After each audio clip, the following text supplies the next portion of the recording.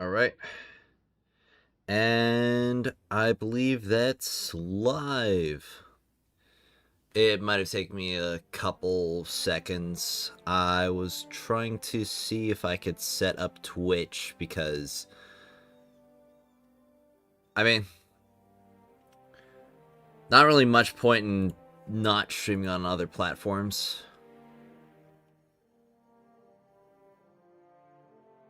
I mean, I don't really like how Twitch runs things, but I mean, it probably beats just having bots in the chat the entire time.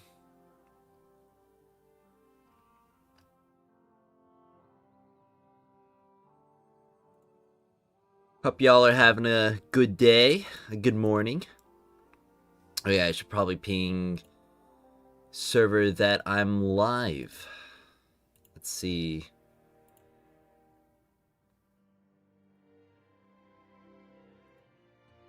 Copy.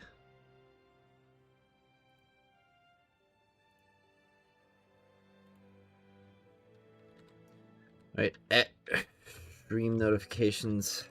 I'm live. There we go.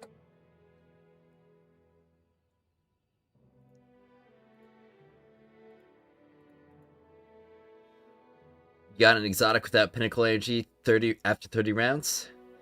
Two-tail fox missile launcher. Garbage but it drops. Yeah. Do you think that they're gonna buff the energy system? I mean, I feel like honestly they're gonna have to buff drops sometime. I mean, I'll go into it a bit later, just like how much it's gonna cost to actually build a unit. But I kind of want to see if I can set up Twitch real quick. Cause I mean, if I want to start streaming on every single platform, I might as well get started as soon as I can. It can wait. It can wait. I'll focus on the stream right now. So you can't do unit story quests unless you have the character? Nope, you can't do the full quest unless you have the character. Double energy? I don't think that double energy is going to fix things because that's just going to extend the playtime. And there's like further issues beyond just energy for how many materials it takes to build a character. Drop the Twitch link, you'll go follow. Yeah, sure, let's see. I'll add the link to my YouTube profile. Let's see, channel. There we go. Copy. And customize channel. Links. Add link. Twitch.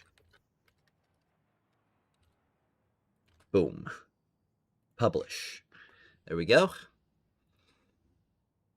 I mean, I could probably just I just put on like the stream key, but I don't have a chat overlay for Twitch yet. It would probably be pretty easy to do that because I can just like click connect to Twitch on Caster Labs, authorize like give it full access to my account because it needs that.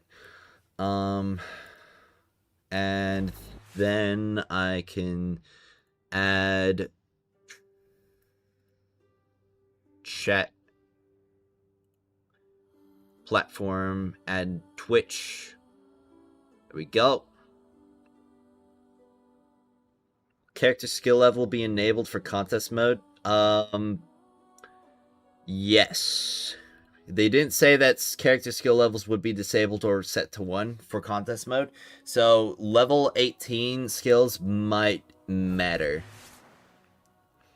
Spent 34 euros on this game. Founder's bonus deluxe pass upgrade. Oh, I just realized that I'm still in the top right.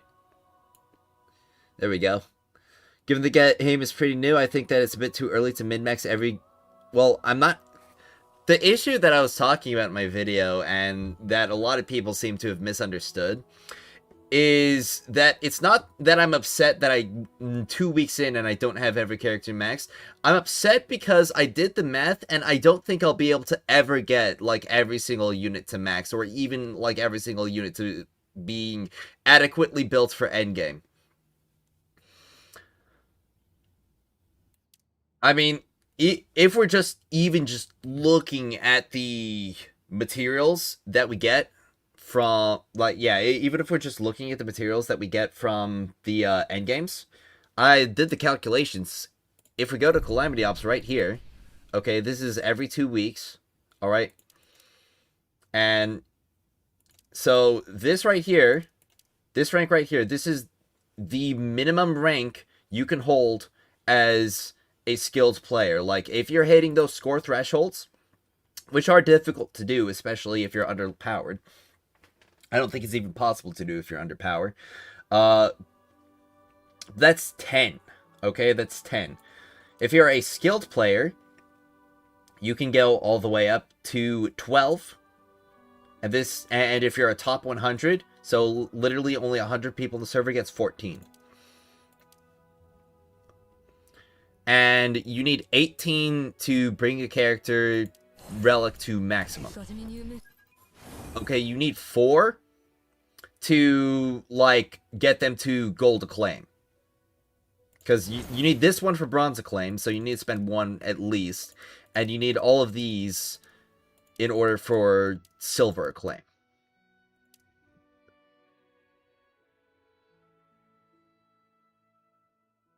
What are the Grandmaster Awards? It's... So, I was able to look at it early. Not because I was, like, leaked or anything, or... it's literally that I unlocked the option for Grandmasters, and it was just like, oh, hey, check out Grandmasters, and I clicked it, and it's like, oh yeah, still not available for until the 15th, but if you take a look at here, okay, this is, like, literally the only extra thing that you get for Grandmasters, and it'll bring you to gear level 85, which is about 200 power, and about an 11% increase to your damage and DPS, so it's not, like, insignificant. And I'm pretty sure it was, like, 3 or 4 per claim with the challenge keys, but that's, like, literally the only difference. Let's see.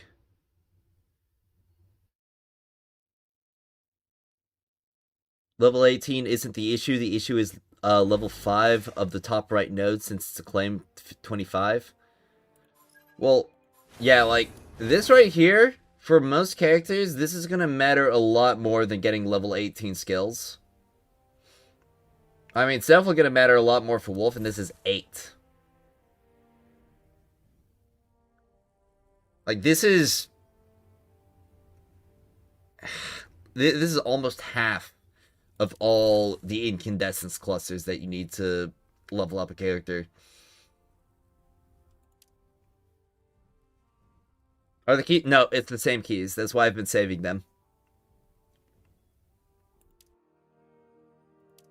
It's why every single time I open up my activity menu, it's like 10 out of 12 here, because I'm anticipating the extra Grandmaster rewards.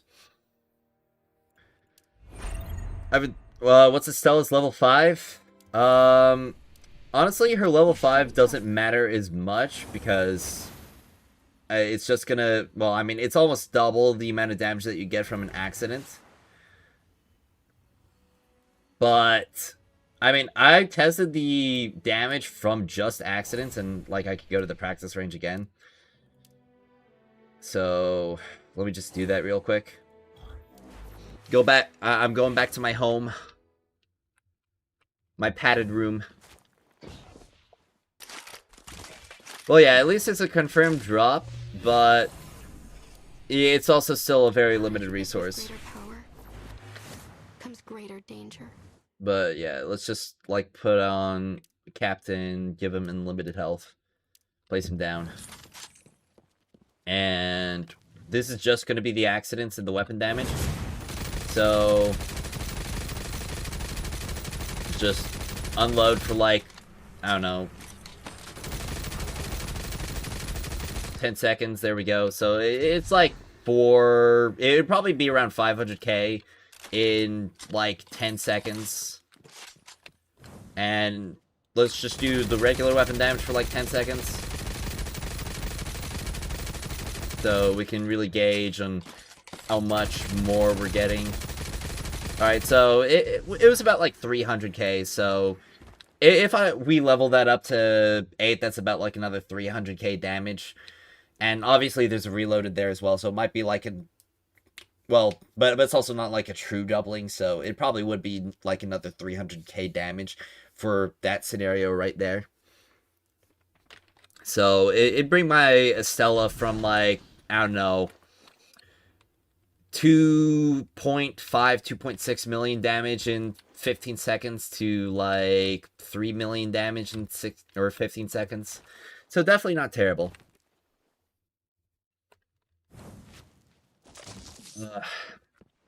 The only thing I can try hard for now is to get 3 copies of the exotics for future proof, yet grinding those activities is boring too. Yeah.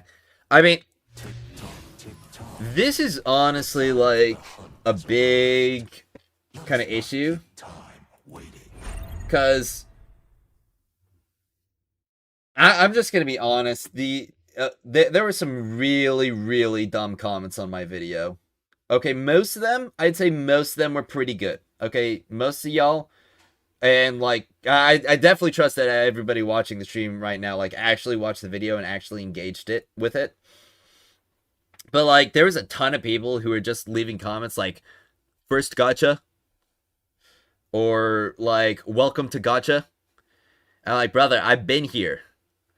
I've been here for 5 years. And, well, technically longer, but I'm not gonna talk about the first gacha game that I played. I'll just say 13-year-old me did not know. And that's all I'm going to say on it. But, like, I've literally played this every single day since it came out.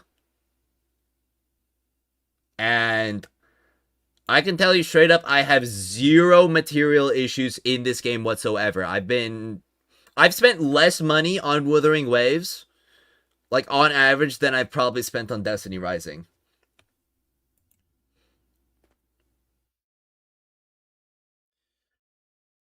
What was it?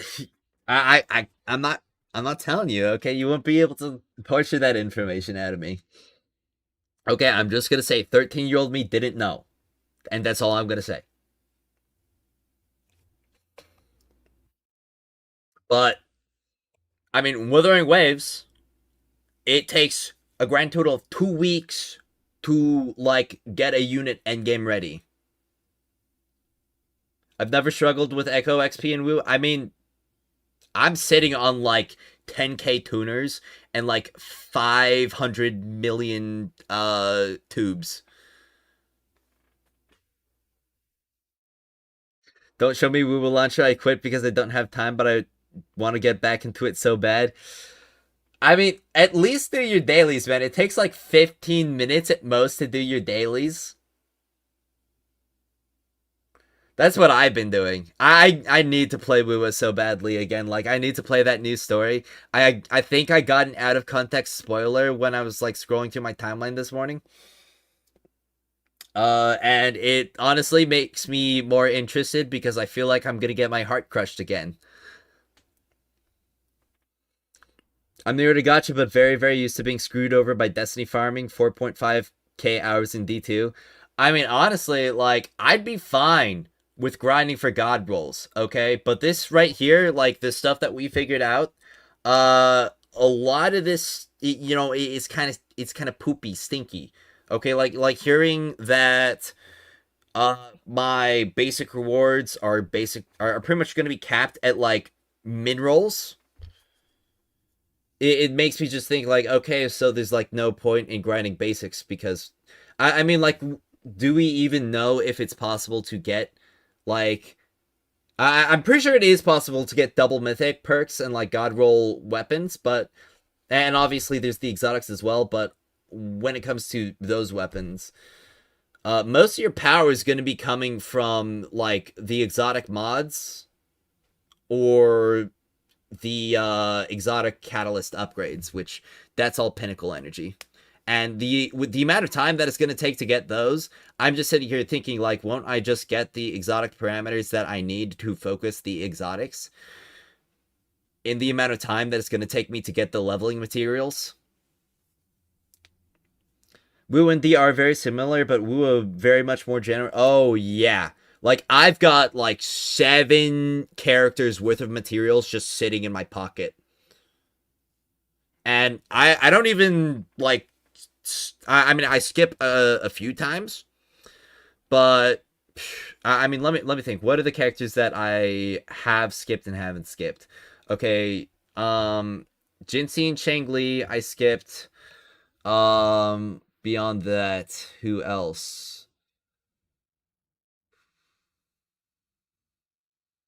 I skipped Brant initially, but I got him now. Cantarella, Chacona, Fleur-de-Lis, and Cardathia, and Frolova. So 6 units. And I'd be able to build every single one of those units with the amount of materials I have in my bag.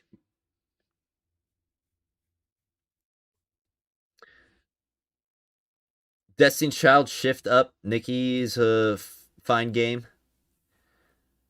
I quit after Brant Banner. We'll wait till next guy comes out. Well, coming very soon. I'm pretty sure just the next update we're getting, like, the Wandering Swordsman. It's fine if only the grind give you actual progress rather than getting materials and then getting gate kept because of other... Yes, exactly. Like, the only thing I can actually grind for, like, infinitely grind for, is getting the right attributes from my artifacts. Okay, which is important. But, I mean, I already showed multiple times just, like, how bad the refactoring can be on stream. Like, going to 12 luck, spending a day's worth of pinnacle claims to get a plus 10 that's, like, 2 extra attributes. And if I need that much to refactor my exotics, like, I'm just gonna get the exotics anyway when I'm grinding. So, like, when I'm grinding for the level up mats. I'd say less so when it comes to the weapons. Like, the weapons, I feel mostly positive about. Like, exotic mods still suck. Like, they still suck. But I'm definitely interested to see or to calculate, like, exactly how much it costs, like the actual cost. Things need to improve in 2 weeks. Yes, they do need to improve. Skip Estella, pulling her. What can SBI coins be used for? The pack coins, and use them in here. You buy the incandescent sheaths, you buy the incandescent clusters, you buy the bright dust, and everything else here is useless. Like, there's not really anything else here worth buying. Like, this, we already spent, like, we already have so little pinnacle energies for so little claims. Like, why would, does it even matter if we can do double claims? I've got, like, 30 or like, 21 of these in my inventory. Alright, you get, like, some prism chests. You get some tufts. All of this is free materials. You don't need pinnacle energy for them, so... And you get the monthly incandescence clusters, the weekly sheaths. Just spent 3 days of saved up energy on expanse for solar artifacts with 360 energy. Between bad rolls and no exotics, you're no further no further forward in gearing. Sucks, man. Yeah, I mean, the rates, especially for pinnacle energy, just suck. And that's like, that's what I was mentioning earlier. It's just in this weird spot where you gotta grind a lot for, like, certain things, like getting the god rolls and stuff, but you can't grind for any of the upgrade materials either. So you're like, you're forced into a casual pace for, like, the material gain, But you can't play at that casual pace if you want the god rolls. So we're like split. It's like the SpongeBob looking at two different pages on the book. It's like grindy game or like casual gacha game. And like you just got to decide. Like cuz we don't get enough of like the good stuff for like the god rolls and the pinnacle energy.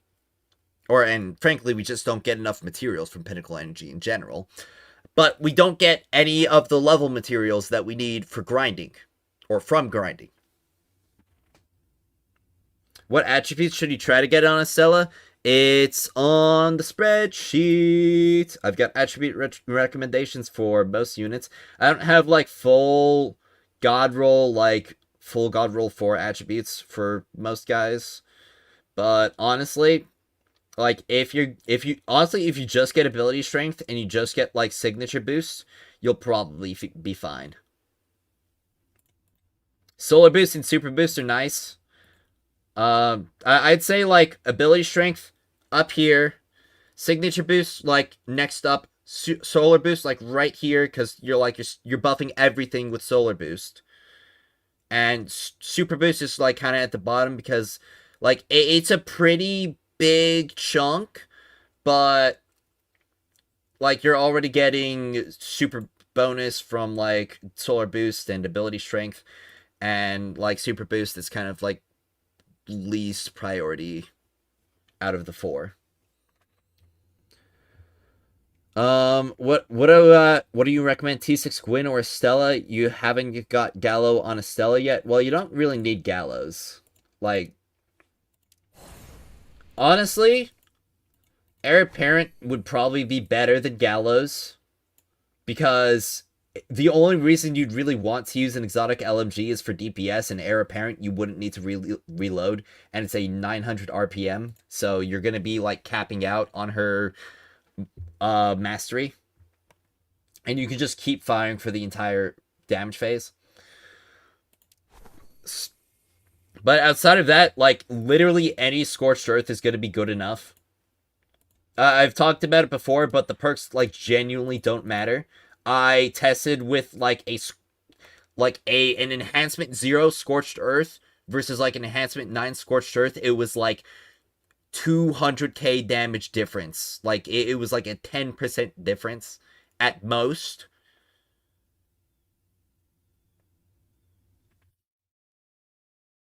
But in terms of like damage. Let's see. But like T6 Gwyn, T6 Estella. So the thing about gachas is that they're gonna always be shilling the most recent units, and what's gonna happen is after the month is over, it's no longer gonna be Impact Void in the end game. Okay, because like if we look here, we look at activities. October 9th, it's gonna swap to Arc Shields, and it's gonna still be Solar Shields. So like Estella is going to be like shield for this month, and it's also going to be like Solar Rapid Fire for the next month. Okay, but we're going to get Arc and something else for the next month as well. But obviously, we do have other options. But it really just depends on which character you like more. Because, like, obviously, if we're talking about longevity, then because after these 2 months, Estella is no longer going to be featured in the endgame. They're going to have different units. They really tried to make the Genshin grind over again and sell it to Destiny players who only grind. LOL, gotta change. I mean, they gotta either pick one thing. Like, we either gotta get everything from Pinnacle Energy, or we either gotta be able to get almost everything from grinding. I'm okay with, like, some lockouts. I mean, like, even in Wuthering Waves, like, we still have the weekly boss mats, and if the weekly boss mats didn't exist, then I'd probably be able to get every single unit, like, regardless. I mean, I honestly, even with weekly boss mats, I can probably get every single unit. They're super generous. Have I gotten all 55s on an artifact? No. Okay. The highest artifacts that I, like, have right now is like, this useless piece of crap. and it's like 3, 8, 14, 15, or no, 17, 19. So it's like 19 stat points away from like max. And this is gonna be if I wanted those 19 stat points. So if we just think like it's gonna be about a day and a half worth of pinnacle energy because I'm gonna be hitting like luck every single time. I don't think I've hit like prior to luck once before or like after we get to like this like 12 or 15 threshold. But it's gonna be like a day and a half worth of energy for every 2 stat points. So that's like half a month to max out an artifact. It's kind of insane, actually. Anybody in chat, have you like actually gotten a decent power bonus for refactors like after you hit like the 0 out of 12 on luck? Like, have you gotten like have you hit before luck and have you hit more than a +10 in power? Like, genuine question. What changes would I make overall? Honestly, that like I think I'll put that in the survey. Like I've got a good list going on, and I'll like make it a section in the survey. When do you possibly think you'll update the list for subset artifacts for Wolf Umeko? I could definitely update it soon. Like I'm like now that I know that grinding is kind of gonna be useless for me, at least like for now. I can spend some time working on things other than like grinding for artifacts because now I know like, oh hey, I should just like spend my pinnacle energy and forget about it. I mean, obviously there are still some benefits. Like you can go for like the best attributes, and you can go for like god rolls and exotic dupes, but that's really it. Like you can do 2 things. I just don't like being forced into that casual pace in the first place. I want to grind, want to sink time, but I want to be rewarded. Yes. Yes, exactly. I did 150 waves of chaos. It took 108 minutes and got only 1 exotic. Yep. I got super and solar on level 7. Guess I'll try farming for better ones. I'm not asking for insane rewards, just give me a chance to earn everything in the game, even if it's 1%. Super boost has felt good during a long boss damage phase, and that's about it. Yeah. That's why I put it at like the lowest priority, because you're going to be getting the super damage boost from other sources, and it's really only helping you in DPS. And everything else is going to help you in DPS as well, because you're going to be putting out your summons. Grind should be rewarded and not be time gated, energy gated. I'm okay with like a little bit of energy gating. Okay, I'm okay with like a little bit. However, the thing is like the energy gating, we get too little stuff. Should I go for Izzy for Umeko or go for Exotic Scout? Well, with the like reload speed buff that Umeko gets, Izzy might be good for DPS with that, but I still have to do more testing and like compare total damages, because obviously if you're able to get the total damage out for both types of snipers, like both mythics and exotic snipers, it really just matters which one has the more total damage. Long story short, pinnacle energy and time gates have to go permanently. I'm not really sure if like there would have to be like some changes like overall, because like even if we just get rid of pinnacle energy, that doesn't like solve the issue of like the gated materials in endgame. Like even with infinite pinnacle energy, like sure I'd be able to get like my units like close to max, but like then I mean honestly, if I was just gated on those like max exotic materials, that would definitely be feeling better, but I feel like it's a bit more of a nuanced fix than just like getting rid of pinnacle energy. Did 100 waves today and only got exotics using pinnacles once for free in the same stage, or 12. Alright, I'm gonna wait for the next limited art character then. IMO Gwyn is too dependent on her arsenal. If she got no ammo on shotgun, equal Dedge. I mean, honestly, next reset, like next month, Ningfei might have a big comeback because it's, well, at least in Calamity Ops, because it's going to be solar and rapid fire still because of Estella, and there's going to be arc shields again. So that like little niche of like arc rapid fire that Ningfei like really cooks in, he's going to be coming back. Still trying to get god rolls on mythics, then roll for exotics. Okay, don't try to get for god roll mythics, okay? Like mythic artifacts are the most cope thing ever. So I even did like some stuff earlier today. Like this is a 54, 50, 45. So this is like almost 50s across the board right here. Okay? So this is like almost the highest you could get when it comes to an artifact on like attributes period. Okay? This right here is still lower power than this bum roll myth or bum roll exotic, okay? It's 44, 44, 47, 51. Okay, and this is a plus 10 and this was a plus 7. Like just give up on the mythic. Like you can get like a good set of mythics if and only if you're using them to like just put on every single unit, but like even then, whenever you build like a solar unit with like full exotic artifacts that are like good rolls, if you're just looking to transfer power to other units to like get a claim level, you could just put like those exotics on them. But yeah, like the mythics, it is so cope. It is so cope. I've hit maybe twice before luck and only got 1 plus 20. Yeah. The refactoring, it's really sus right now. I don't even have good attributes to use refactoring on.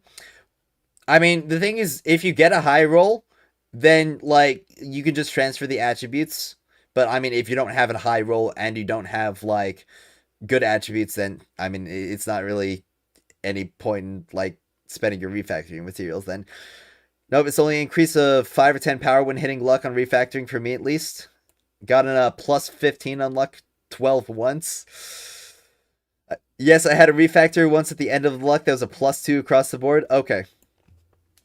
Do you think it's worth buying the Hero's Vault? I mean, you get a good amount of pulls and you get a great amount of materials. Yeah, it's one of the better options to spend on in this game. You're stuck trying to get your wolf to 63, 500. Yeah, it's tough. It'll be a little bit easier once we get a claim level 19 because thankfully in the seasonal update they made it so that we'll be able to upgrade our exotic enhancements on here at least a little bit more. I don't know if like we can level them to max, but also like when it comes to the exotic mods, we'll be okay. No, not the exotic mods. Those still locked till claim 20. What about this? Okay, those are still locked until 20. But at least with the artifacts, you can get a little bit of extra power. Only using Pinnacle on Chaos to get the fruits. You're using Pinnacle on Chaos to get the exotic refactor or the refactor materials and like the better rolled exotics. Should I max Umeko or Gwen? Really stuck on which one to pick. I mean, it just depends on what you need. Like, if you're already building a Tan2, then, like, Umeko's not going to do as much good for you. Because, like, you're going to want an impact character regardless. Did Chaos for an hour and got 6 exotics. Was there a boost, or was you were lucky? That's it. Having a lot of fun hunting for seals. Me too. I've been doing some seal hunting in my off time as well. Every exotic artifact I got yesterday on normal drops was around like 1,500. So what you said the other day looks like it really is true. Yup. The 1% chance for exotic weapon is different from the 1% chance for exotic artifact or mods. There's a little bit of RNG for which weapon you get, but there's a crazy amount for the mod / artifacts. Yup. Removing pinnacle energy will not be a good idea since it'll make the game unbalanced. Watch his most recent video. It's about how stamina consumed materials drop only affects the grinding. I think it would be fair if you could attribute transfer exotic artifacts with mythics. So even if you get an exotic, you still grind for the perfect roll as artifacts are right now. I mean, yeah, but I don't really know how it would work because I mean I guess you could do like a pick two situation, but then it's just like I feel like that's a little bit too deterministic.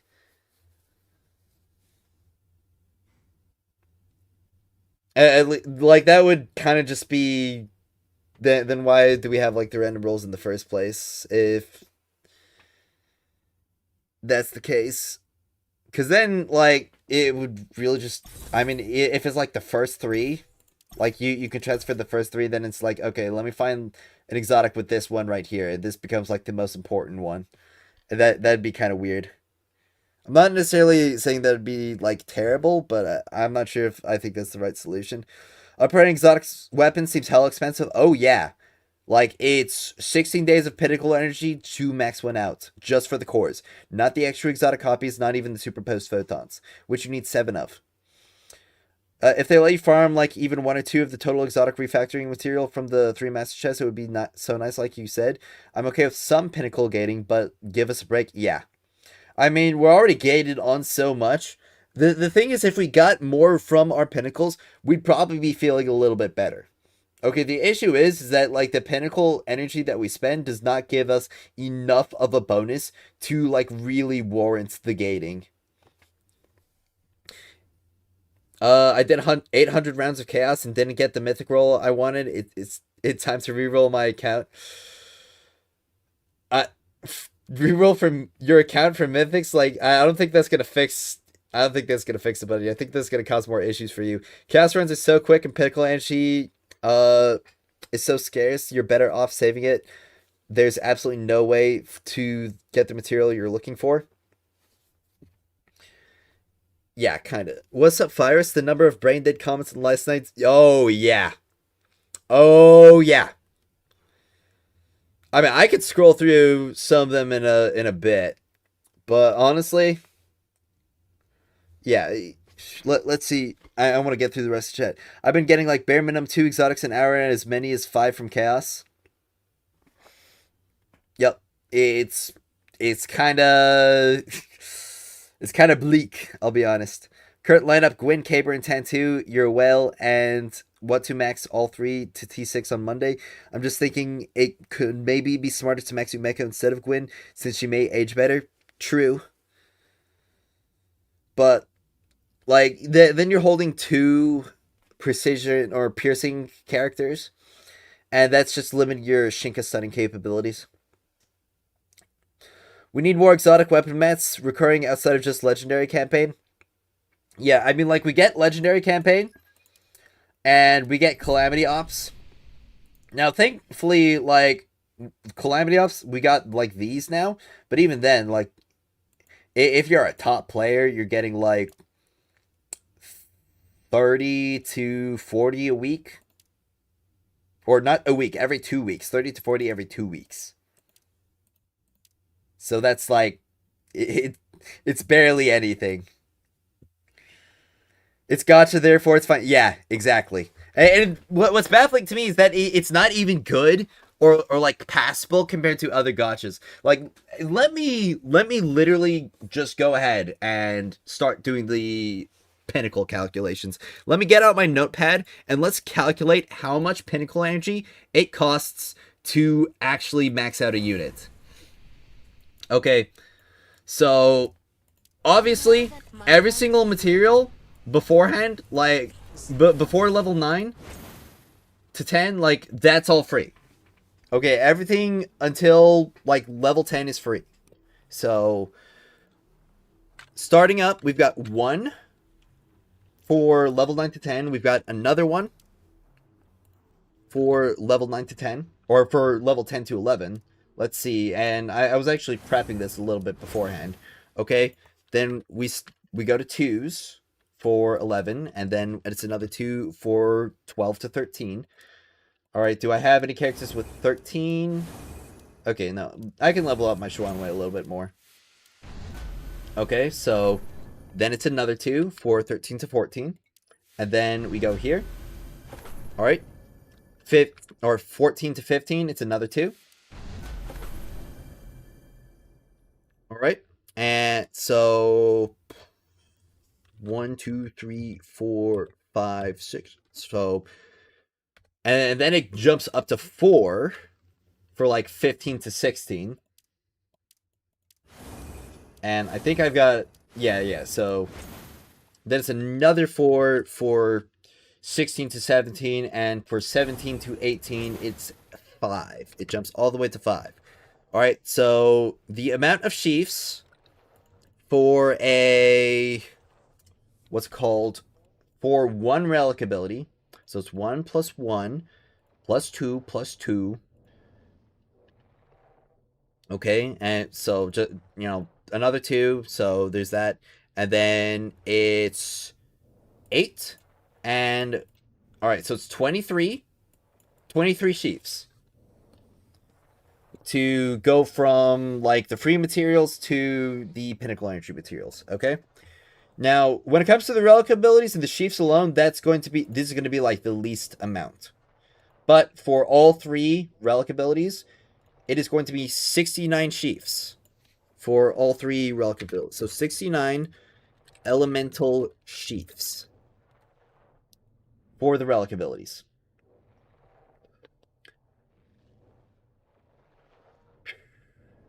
It's made that way by design, Camel. It's not to incentivize grinding / spending to reach.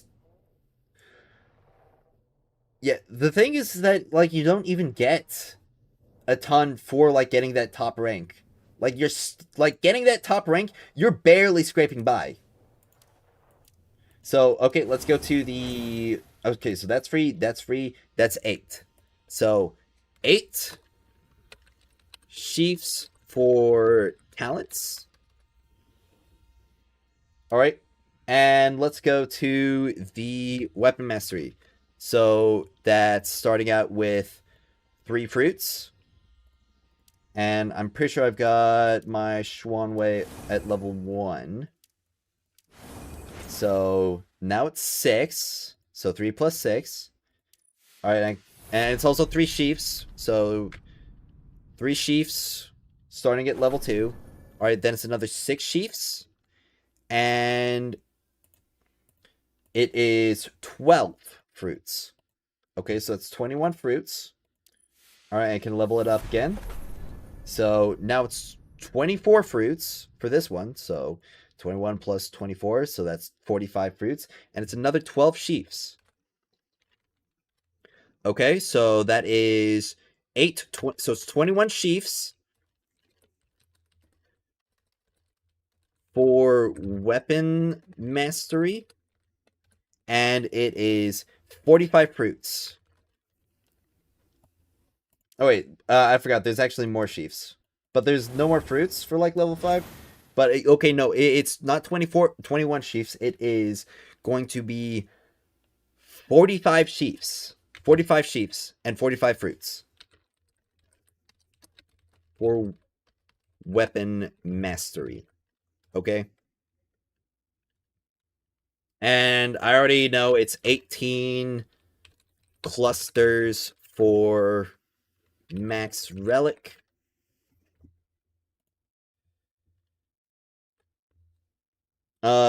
Mobile game gacha design has been cooked like this for years, and any game that has tried to prioritize free-to-play grind ends up doing an EOS speedrun. I mean, the thing is that, like, Wuthering Waves, Wuthering Waves is doing excellent. And you get, like, infinite materials in Wuthering Waves. Like, you have 0 issues grinding materials or, like, getting what you need if you're just, like, keeping up with the game. Umeko is fun? Absolutely. Let's see. I'm going to be missing some chat messages, so I apologize. So because you can farm Echoes and Wua extremely freely with non-crap rates, they're good. Yeah, like Wua's doing excellent. And like that's like really, really good. It's essentially like the only gacha, like the only non-Hoyo gacha, like 3D gacha that's like really broken into scene. Like obviously there's more that are upcoming, and I am definitely like really interested in a lot of them. Like I don't want Wu to be the only one that I play. The resource wall is hitting everyone now, it seems. I mean, the resource wall hasn't hit me yet, okay? But I'm, like, looking ahead. I'm, like, looking at that wall, and I'm like, I don't want to hit that, okay? Like, I'm going to try to do my best to, like, divert the bus or divert the train that we're on so we don't hit that wall. So, like, hopefully we get some good changes in. And that's why I'm, like bringing all of this to light. And I'm testing. So, we've got everything we need for the relic. Okay. So, when it comes to the baseline here, like, I'm going to need more materials to get to a baseline, but you're going to need at least an average of 185 stat points to reach that max perk level. So, that's, like, going to be the goal that I go for. You can spend XP intelligently and not get screwed. In this game, like, you have to spend XP intelligently or you will get screwed. Like, the resource gain feels like on initial viewing, okay? I'm crunching the numbers right now, but the resource material grind seems so high that if you're not, like, fully optimizing, you're gonna get screwed, you're gonna get stuck. So, when it comes to enhancing a weapon, okay, so it's 45 mythic cores and 25 luminite for exotic.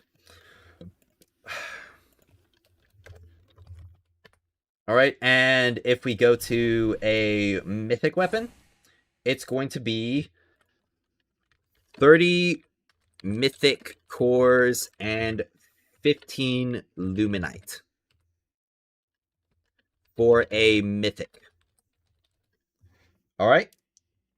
So, got all those materials. Obviously, like, you're gonna need 3 exotic mods for that. And let's go over the exotic mod upgrade materials.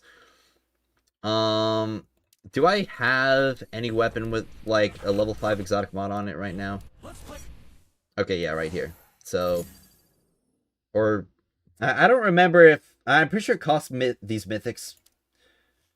I'm gonna have to equip something with, like, a level 0 mod. Well, I know at the very least I'm not gonna go for a syncopation, what's it called? A syncopation LMG anymore.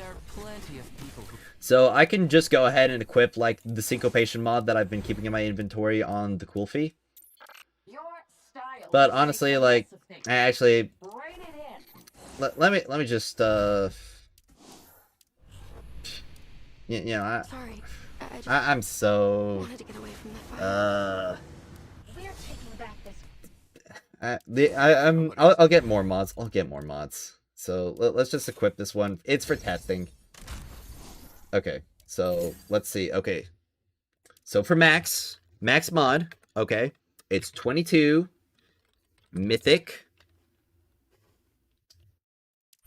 22 mythic mod mats, and four exotic mats. Okay, and this is only, like, level 7. I can't preview. Oh, wait, no, I can preview. Okay, there we go. 40, and 20. Alright, and you need to do that 3 times. So, for the 3 times, it's 120. And it's going to be 60 exotic. So, 120 mythic mods, 60 exotic mod mats. Okay. Let's see. Let me try to make sure that I'm not, like, missing things in chat. Can I ask you if I'm gonna make money for spend money at least for one character? Good, not to regret later. What you suggest? Well, honestly, you're gonna want to pick a unit that is going to have, like, be good, be able to clear, and be able to clear in, like, multiple different scenarios, and that you don't hate playing. I'd say, like, Umeko and Tantu are both going to be pretty versatile. Wolf is also really versatile. The limited units right now, like Estella and Gwyn, both of them are, like, they're strong, but they're limited. in like they're not very versatile. Yolder's versatile, and Ningfei's like the mythic unit or like the limited units where he's not very versatile but very strong. You can't get gold medal unless you get exotic mods, which won't drop a ton of exotic cores, which will be all my pinnacle energy next week. Would I say that Umeko is better than 10-2?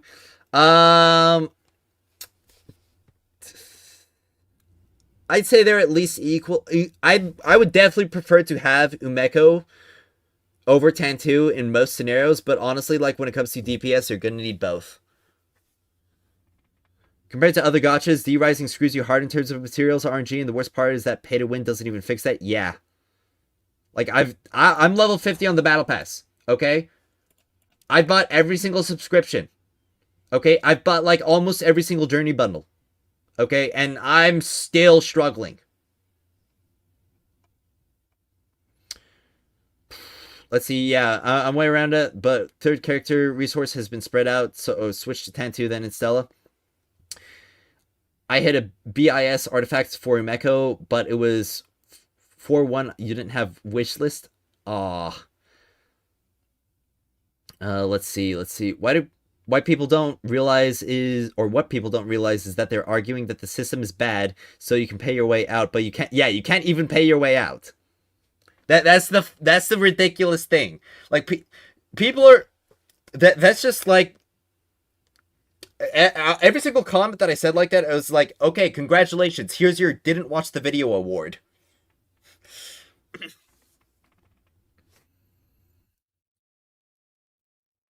You were able to clear stage 30 expanse. Were you able to clear it in under 7? Like, how many people have cleared it under 7 minutes?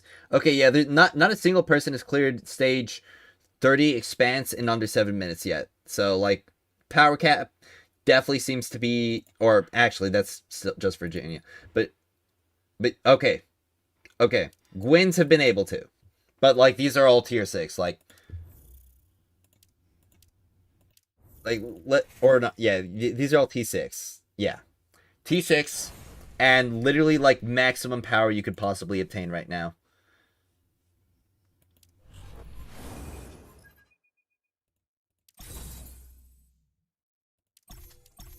Yeah, like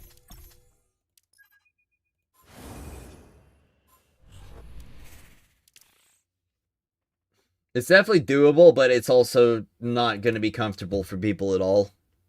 And yeah. 10 solar abilities and phosphorus uptime is hard to beat. Yeah. Let's see. Pang definitely helps you, but you can't. Yeah, you. I'm not going to say that Pang does not help. Okay? But like, the thing is that even the people who are paying are still like having troubles with the material gain, and that should really be saying something. That like even the so people who are paying are having issues with material gain. What do you think this is gonna be like for the free to play and the low spenders? Is it worth to upgrade the Heroes Vault and pay $20? I mean, you'll get some good mats out of it. If you are a spender, that's one of the better things to spend on. Latest string, how's the Umeko testing going so far? It's going good, but we're I'm kind of going on a tangent about like the material gain right now. Even as pay to win, literally everything's stuck at 1 gold medal. Right now, have enough XP to hit 30 acclaim when it unlocks, but can't get all the resources needed if you tried. Haven't even gotten past 14. You don't pay to get screwed. What WTF? Yeah. So if you play here's with T6 Stella and capped at 50k, low spending only get, yeah, exactly. Even T6 expense 30 is rough. These are crazy play. Yes. Like the only people on the lead, like I could probably get a good time on the expanse right now if I like really tried, but I've been a bit focused on like other things like the content and like figuring out more stuff for the community. Yeah, if the whales are struggling, then you know it's cooked. Exactly. Having spent 10 grand, not really worth it. They're making us suffer so they can release pay to win packs to release that tension. Well, the thing is, if they release pay to win packs, then like that's just gonna, honestly, that's just gonna make things worse. That's gonna like ruin the community sentiment, okay? And like, if people stop playing the game, like if it loses that player base, the whales will leave too. Like that's what a lot of people don't understand, is that whales play games because other people also play games.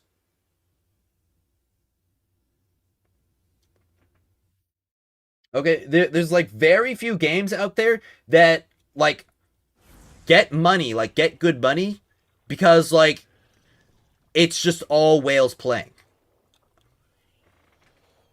Because if it's literally just people who, like a small portion of people who have a lot of money who play, like there's no community. There's like no even like real reason to interact with it. I was vigilant with resource, bought every bundle to start off, and you're 100% right. Usually I can spend up front and carry those resources for a few months minimum. Yeah. Stuck at a claim 14, still haven't decided which exotic to spend your catalyst on, been contemplating Izanagi. I hold off on Izanagi right now. We still haven't like done all the testing for it. Shifty Gates is definitely some of the best resource gains, but yeah, it's a weekly shop. Whales leaving is what kills the game. Well, the thing is, like, the whales will be the people who leave later. But, like, if there is a exodus, okay? Like, the whales will go after. Okay? Because people enjoy playing a game because they can play the game, they can enjoy it, they can talk to their friends about it, and they can play with their friends, and they can interact with, like, the community content.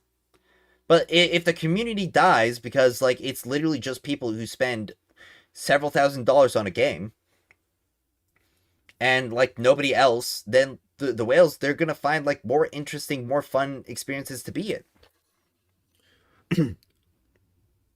Yeah, also, if whales leave, they rarely return to a game if it improves. Just take the Diablo Immortal approach and make it true to pay to win? No, we don't want that.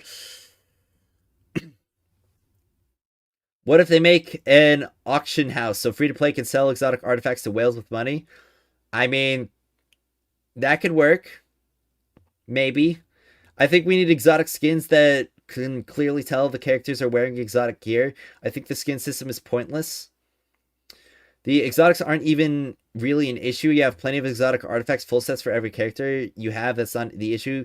The material is, but no one will sell that. Yeah. It's hard enough justifying selling weapon mats for black market coins. Yup. My top spending in this game is going to be $50. Well, I'd say that's healthy. That's definitely healthy. Having trouble deciding if it's worth committing to Borealis Cat or Polaris Cat? I'd hold off on Borealis. The game is fine. You shouldn't be able to pay your way to the top. Okay, I'm not complaining that I can't pay my way to the top.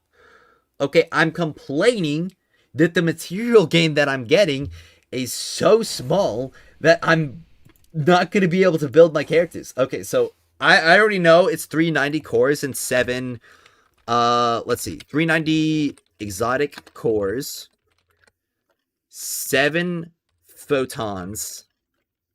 Okay, and since we can get the exotics for free, I won't count those in the pinnacle energy calculation. So, and let's just try to get to the baseline here. So let me go get some refactor materials. Did I not? I didn't charge my headset last night. Hold on. I'm gonna have to plug in my headset.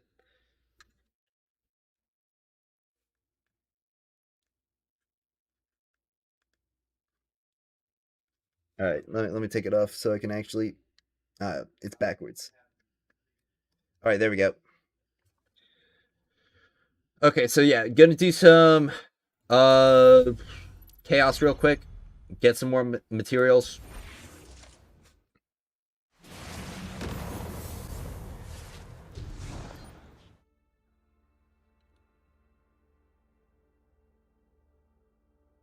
Yeah, nobody wants pay to win, and the thing is that like even like the pay to win isn't even good. So, am I I haven't calculated the guild yet. Good point. Yep, I will have to include gilding. But I do just want to, like, see what a baseline of, like, refactor materials you could, like, really expect to need. So, let's just, like, go through this real quick. Crazy that you need 2 max characters to clear both halves of it. Yeah!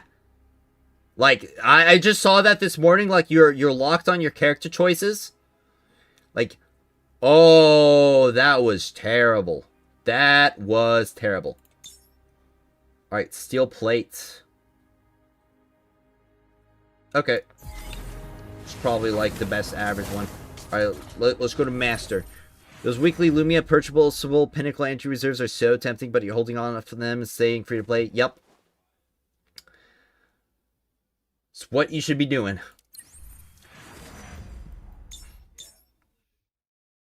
Alright. Let's just put on cleave. Like, cleave is fine. Alright. Quick shot. Ammo recycle. I'm just gonna brute force everything with Ningfei regardless.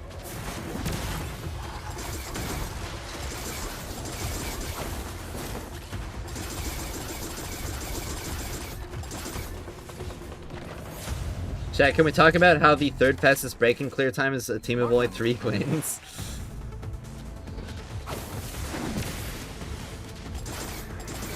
I mean, we could. But we're kind of on a different topic right now. We're kind of like going over the pinnacle energy. Cleared expanse 20 with max T1 Gwyn, but it took a few tries. But you managed to beat it. Yeah, unfortunately, like stage 30, that's the only thing that matters. Like stages 21 to 30, that's the only expanse that matters, truly.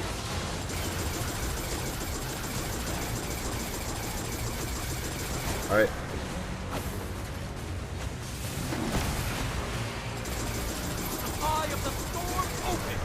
All right, let's go over here.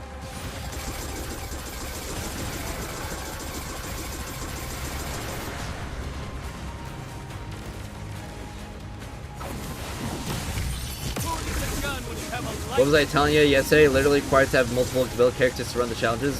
Gotta beat them to get 1 build. Makes it, yeah, exactly.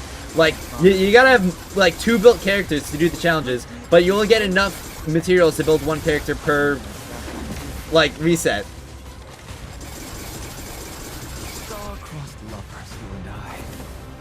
Like, we're gonna have to be running into the end games with, like, not maxed out characters with the kind of materials that we're getting. Alright, well, let's just get this over with quickly. Because all I need is just the refactor materials.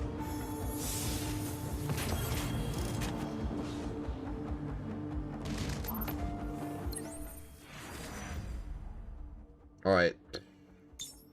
Let's do cleave, I guess. Let's level up cleave. We'll be able to beat it later when we get more of the seasonal artifacts up. This dude, did you see the seasonal artifact? We get like a 5% bonus. Okay, the thing does nothing. Yeah, when you beat the 32, the challenges are locked to each challenge. So you need like everyone built to full to clear efficiently. Yeah. Let's see. Let's go to rapid fire. Alright, concentration. Let's get that extra damage. Alright. Do chained cleave. Let's do laceration. And let's do something else. One other thing. Close quarters. Let's do that. Literally hate fruits after that game. Alright. After I get these next pinnacle claim material, I'll be able to expose the full truth of the pinnacle energy that you need.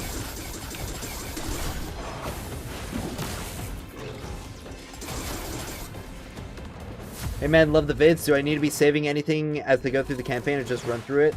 Honestly, like, the mats that you'll be spending to go through the campaign, you won't really need to care about that much, okay? You really only need to start caring about your materials after you clear the campaign. Like, when you get to level 70, that's when you gotta start caring.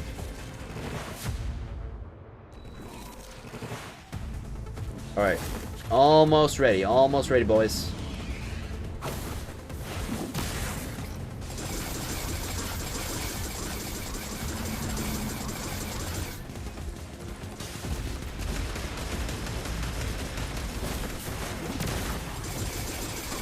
There we go. For the record, I like my steak blood. The party has a Alright. Let's just get this over quickly. Also just want to say, like... Alright, there we go. One exotic artifact. Bellicose. And, 178, because I spent pinnacle energy. Okay. So, now I can kind of... Oh yeah, efforts rewarded.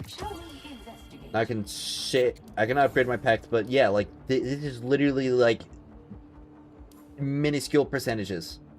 Okay? Like, this is like a rounding error in damage calculations.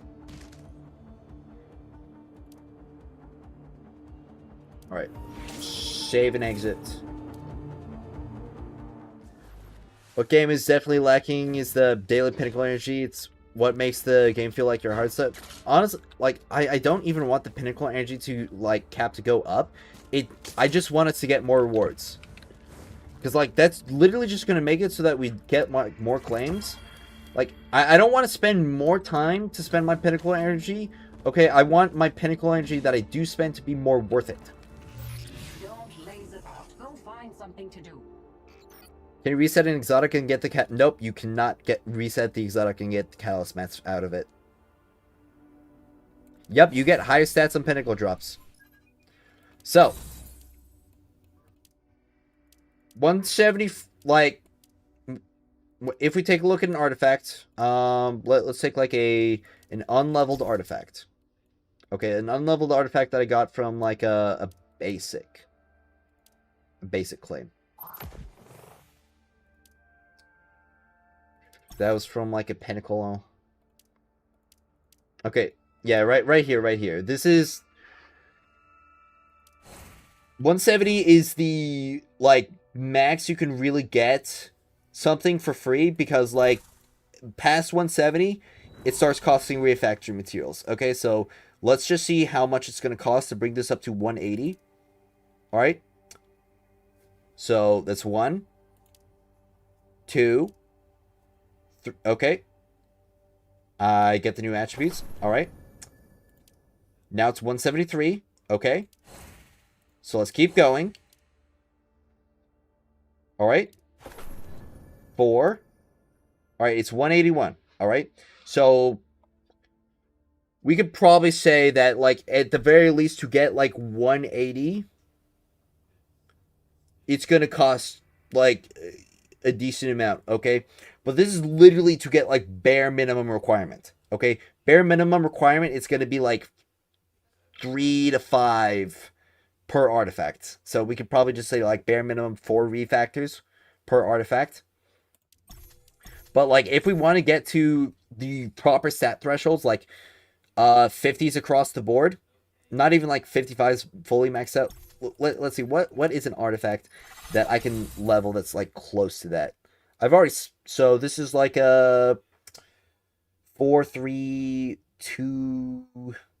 Okay, so I need like 5 extra stat points on this one.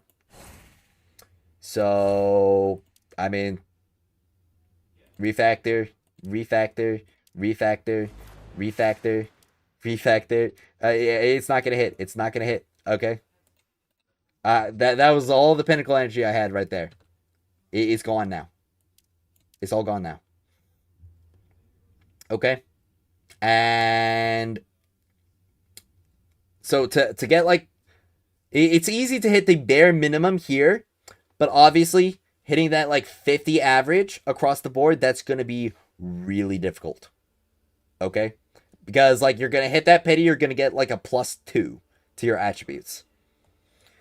So let's see. Do I have one that's like 190? Like 190 base? I think this like turns it up to 9, but like when you get to that like 190, well actually no, I'm pretty sure like 190 base, because this is like like in the 190s. Let me just like add it all together real quick. Like 46 plus 47 plus 48 plus 54. Okay, it's 195. So like the 190s, that's when like you start getting really squeezed. So it's gonna take like 4 days of energy to refactor from like 190 to 200.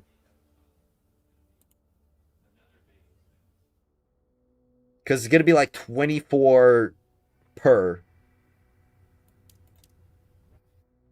And then obviously, like once you get to the 200 average, right here, it gets even crappier. But like just getting to the 200 average, so let's see, like getting to 190 is going to be like relatively cheap.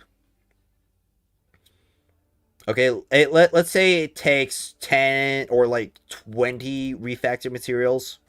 Like let's be generous and assume 20. Cuz like obviously getting to 180, that's like 4. So like getting from 180 to 190, that's going to be like, I don't know, like 10, 15, 20. So let's be really generous here and say like you'll on average get luckier and get up to like that 190 with about 15 refactors.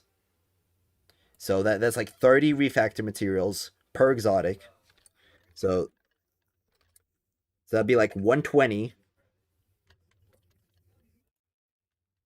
Okay, and that's like a generous, let's say going from 170 to like, well okay, so it'd be like 20 to get like the bare minimum, and it'd be like another 120 to get to like the good average. You'll get one set at a time at a certain point, like you'll start getting +5s. If you provide a clear document showing that, yeah, like this is gonna be, yeah, this is gonna be a full comparison. Yeah, there's no way I just wasted all my material on a trash. Wolf doesn't even use bear. Well, the thing is, like, I can just like change the attributes, okay? But like, the only thing I care about is this recovery boost right here. That's like legitimately the only thing I care about, because I'm already like getting a ton of DR from this combo. So I just want to make sure that I'm like recovering fast, like getting that fast health regen. Alright, like I've spent a ton of pinnacle energy on chaos. Okay, I just spent like my entire day's worth of pinnacle energy on chaos. I got one exotic and I got like not, I got like enough refactor materials to do like one upgrade.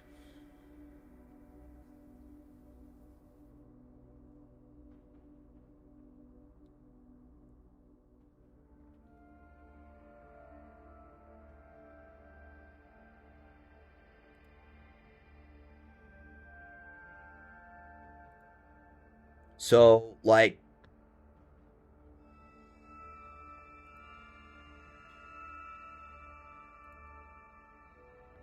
let's see, yeah, so it's gonna be like 120. So it's gonna be 80, and it's gonna be like 480, like 480 refactor materials. That's the generous assumption that I'm working with for the artifacts, getting them to like that good stat average.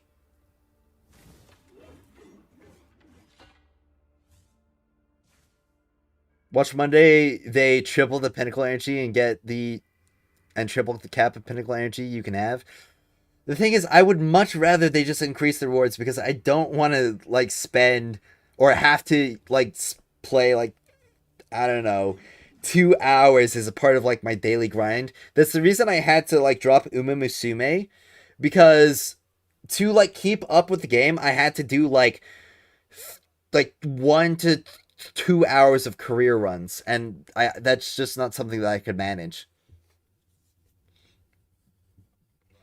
The higher the artifacts get, the lower the incremental increases. It's incredibly scummy, but getting past your level 10 points will probably cost. Yeah. Like, I'm literally saying, like, just trying to get to that 200, okay? Not even, like, the max of 220. Like, just trying to get to, like, 200. It, like, being generous is going to cost, like, 120 refactor materials. And you get, like, 24 a day. So that's like 5 days at least. That's like 5 days at least to go from like 180 to 200 average. All right, and like next up, it's the gilding. We still have. So like let's add everything up together for the gilding. Okay, so thankfully it's gonna be pretty easy because it's like mirrored everywhere. So that's 2. All right, 6, 12. All right, and this is gonna be 18, 24. Okay, and then I multiply it by 3 and add 45. So that's 231 fruit. 231 fruits. Okay, 231 fruits.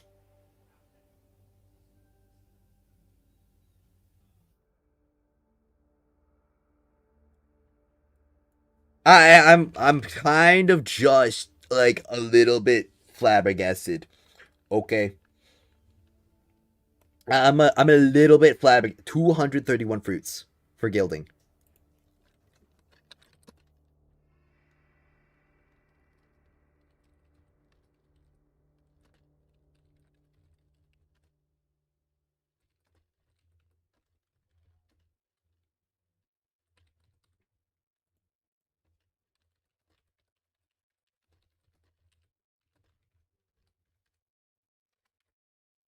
So let's add that to the list, okay? For the artifact gilding. Okay. 231 fruits for gilding. Okay? And like let's just be generous, okay? And say like the bare minimum for a claim. Okay, bare minimum for a claim. So that's going to be, it's going to be 2, 6, 12. All right. 60. So 60 for like all these small nodes. I need one of these, and that's going to be like another 18. So like 78. 78 and 2 clusters.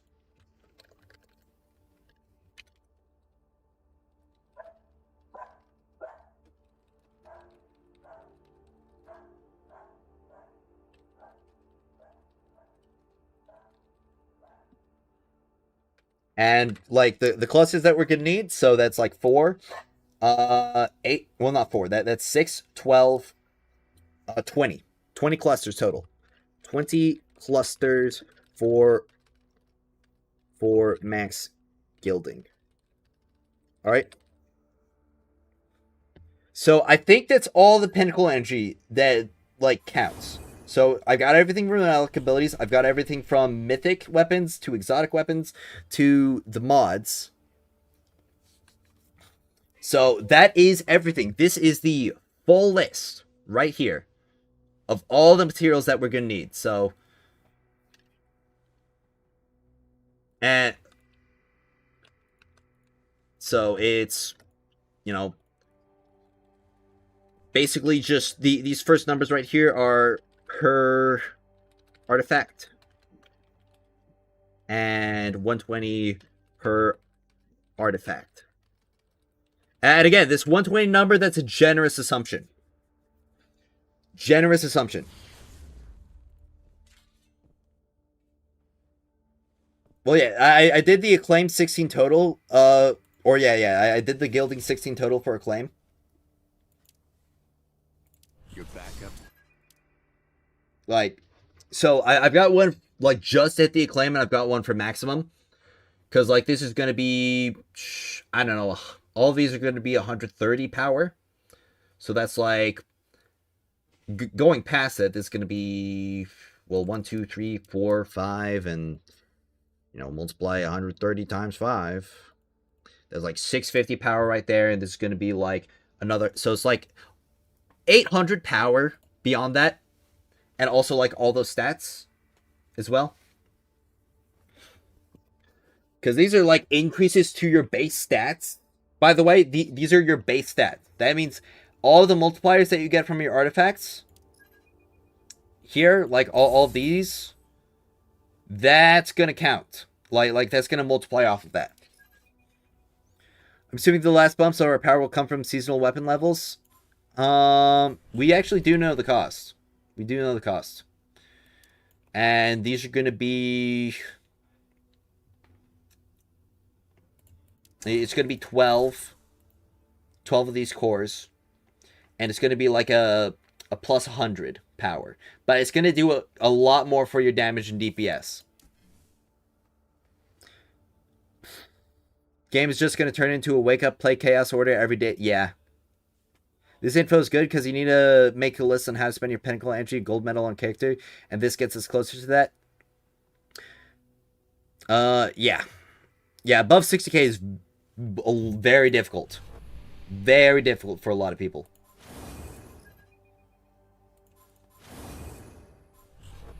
Oh, yeah, I guess I should level up the exotic mod that I have on here.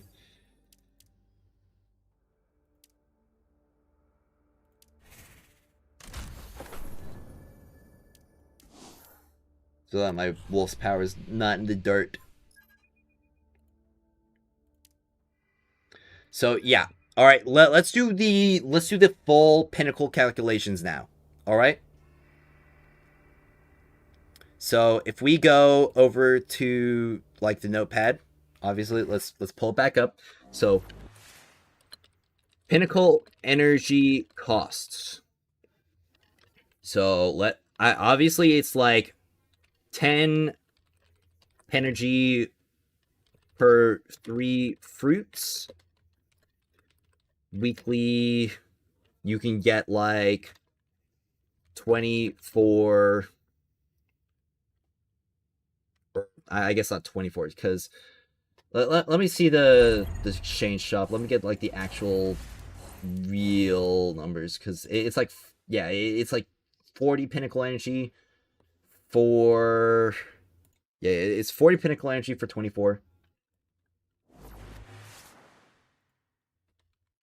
So, there we go. Luminites. You can get 10 for 20 energy. So, for the weekly. So, let's get everything for sheafs. Alright, sheafs. Luminite. Mythic. Infusion. Exotic. Infusion. Superposed photons. Let's get... I already got the fruits. And the mod materials. Mythic mod mats. And then we've got like the weekly lockouts. So we've got exotic mod mats. Incandescent clusters. And artifactual clusters. And I think that's it for the lockout mats. Yeah, it's all set upgrades each level, and we know from let's see, go to artifact screen right now, click modify, and tell me how much you gain from going to +8. First, I'm not even taking into account the RNG with Luminite and fruits. So, yeah, like, obviously, I'm trying to steel man this. I'm being generous, okay? Because obviously, if I'm being generous and it still looks bad, that's gonna look even worse. Okay? So, elemental sheath. Alright. So,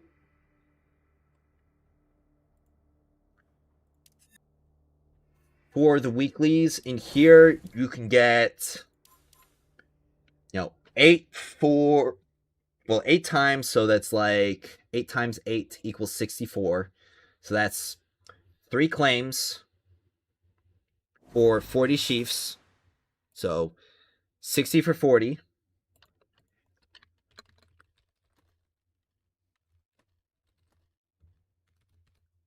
And we can also get some for free through the pack shop. And that's going to be 5. 5 for free in the pack shop. 5 free in pack shop. Alright, Mythic Infusion cores. So, can go back to Shifting Gates Exchange up here. So, this is 5 for, like, it's going to be 30, 60, 75. So, that's like 3 claims. So, that's 60 for 50. So, Mythic Infusions, weekly 60 for 50. Luminite, weekly 20 for 10.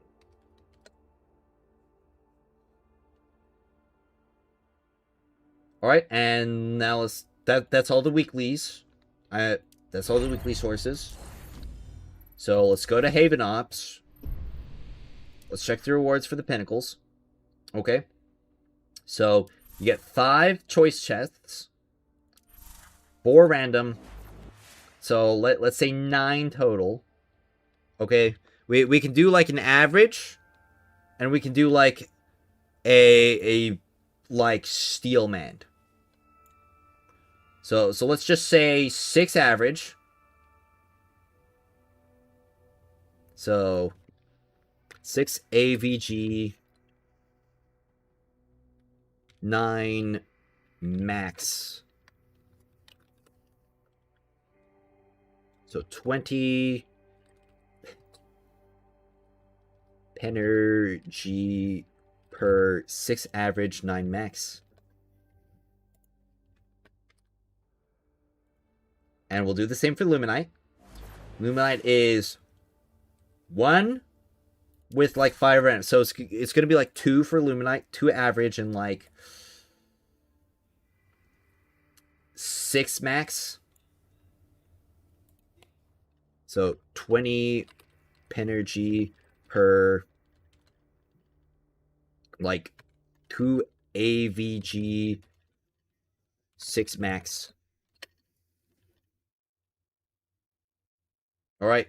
And obviously, when it comes to like both of these materials, so I can separate them out because you'll get the Luminite and the Mythic Infusions at the same time.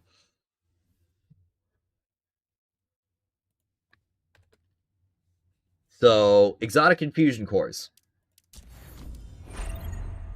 So obviously we get 30 per 30 weekly. So 60 for 30 weekly. And it's 20 energy for 4. And superposed photons extremely rare.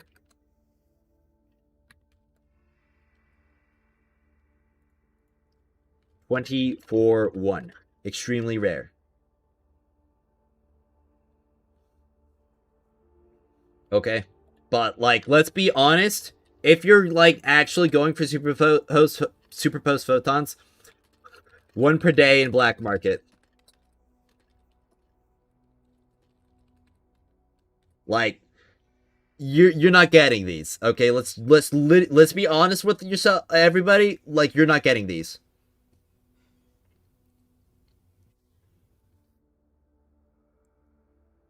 What should we be using our pinnacle energy for? For whatever upgrades that you need. Like, that's really it. Also, I just remembered.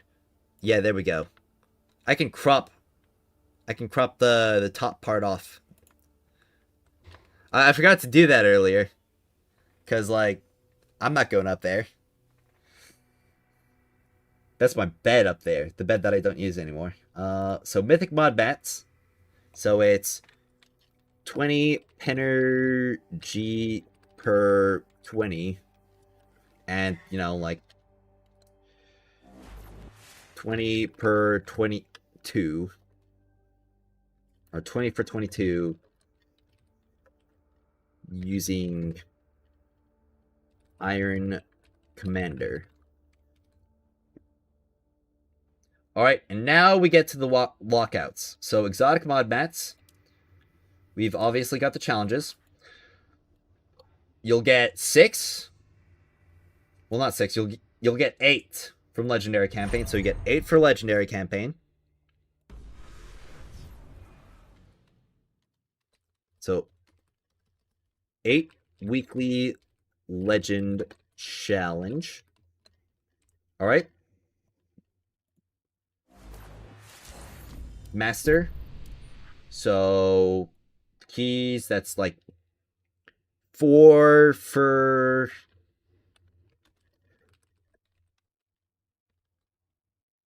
4 weekly challenge keys. 2 claims.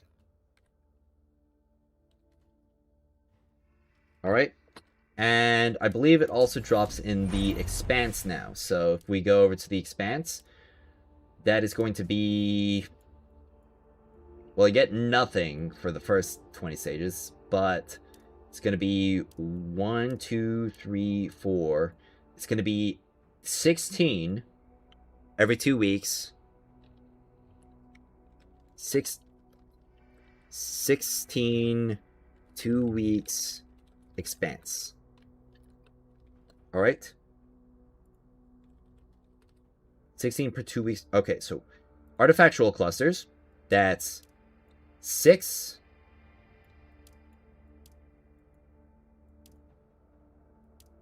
8.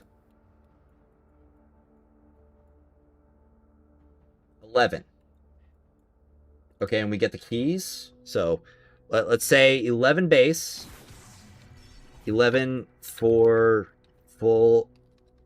clearing. And if we take a look at the treasure haul, this is where you get... So the thing about, like, these keys is, in the beta this was a random, but I think it's guaranteed that you get this stuff. So let's count the amount of treasure keys that we get. Okay, so you don't get anything for, unless you do the challenge rewards. So that's like 10 for the challenge rewards. So you get like another 20 clusters for full challenge. 20 for full clear or full challenge clear.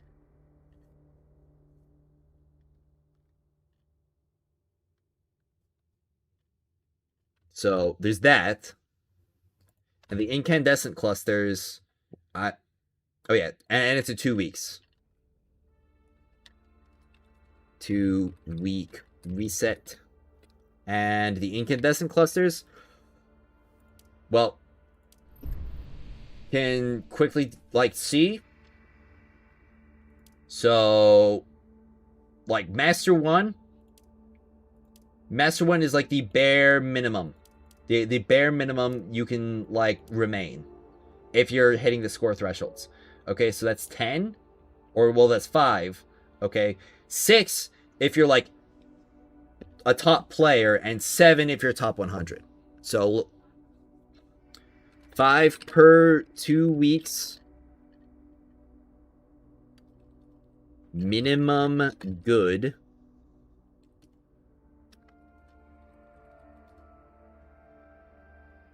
Six per 2 weeks. Top player. 7 per 2 weeks. Top 100. All right. So that should be everything.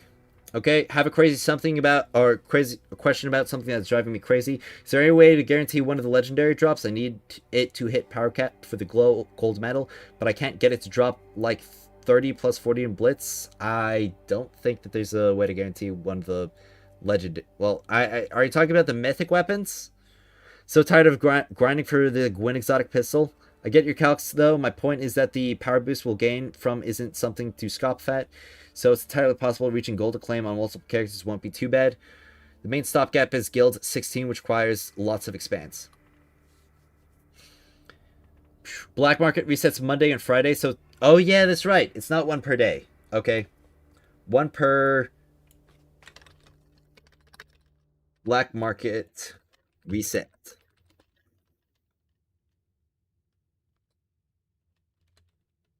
Twice a week. Okay. I mean, you could also use, like, 4 of your reset tokens.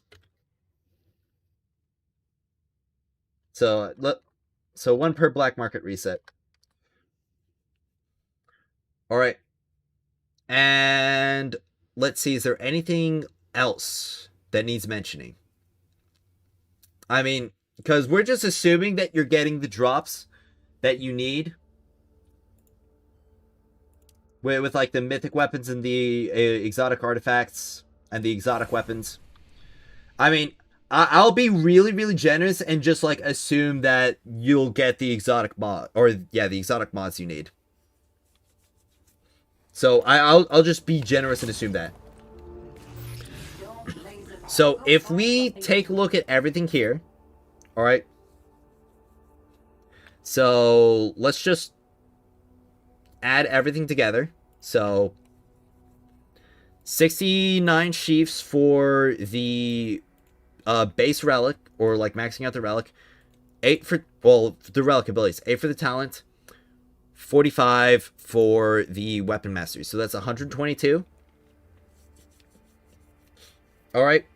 And let's do it over like 2 weeks. Okay, let's give everything 2 weeks. Because that's like the reward gain for a reset. So, Elemental Sheaths is going to be 60 for 40. With 5 free in the pack shop. So, like, let's do 2 weeks. So, you can get 10 for free. So, we can subtract 10 from the total. So, it's 112. And for the... what's it called? So then you could get 80 from the, what's it called, exchange. So that's like, you'd need like 30 more. So the sheaths, I didn't even calculate the sheath, but it's like 7. You get 7. So 20 per... Oh, oops, I have insert on. 20 per 7 elemental sheaths. So, to make up that, like, last 30 that you need... Yeah, actually, let's do a whole month. Let's do a whole month, okay? Let's see with a whole month of, like, regular resources. Because, like, we already know that you need a month for the, what's it called? This stuff. You need at least a month for this stuff. So let's give everything a month. Alright, so that means you get 20 free, so you need 100 sheaths. So you can do the exchanges in shifting gates for the every single time. So that's like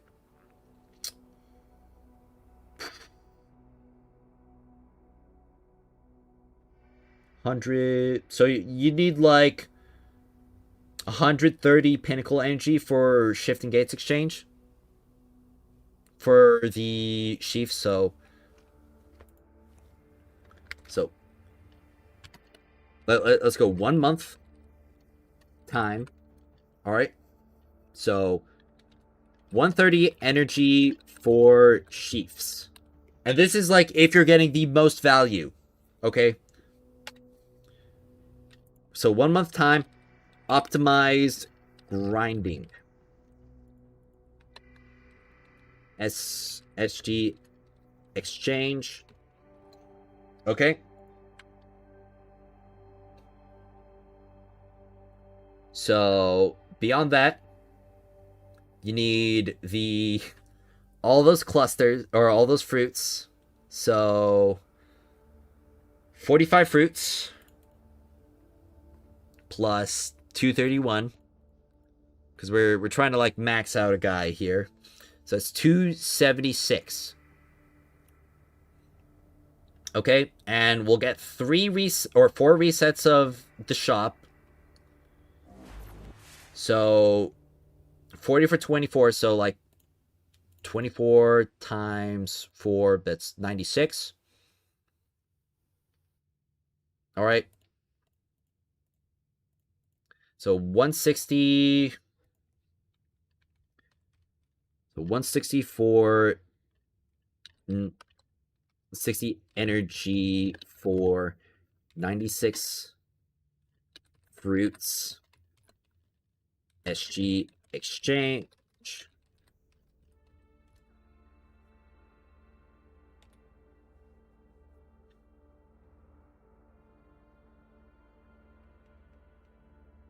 All right, so we're getting closer,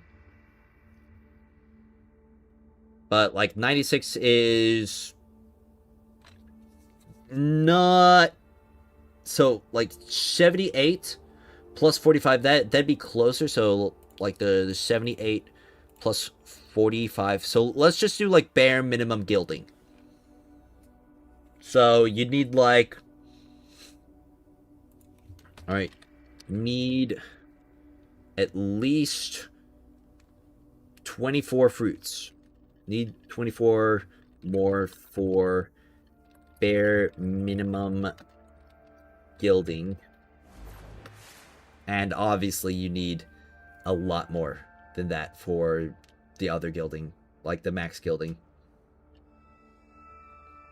Because it'd be 231 plus 45 and, you know, subtract 96 from that.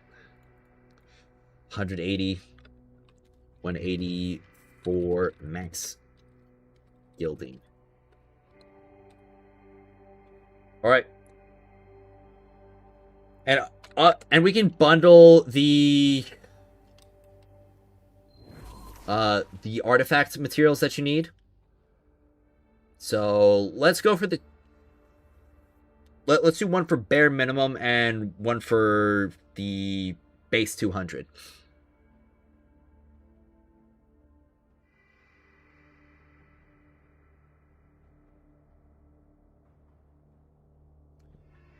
Let's see. 120, so you need that 480, and you get 2 per claim. But like let's say 80 for the bare minimum. So 40 claims, and you get 2. So yeah, 40 claims, so that's 400 pinnacle energy. 400 energy for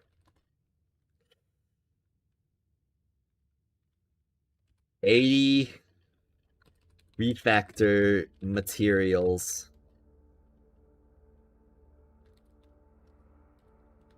bare minimum 180 stats.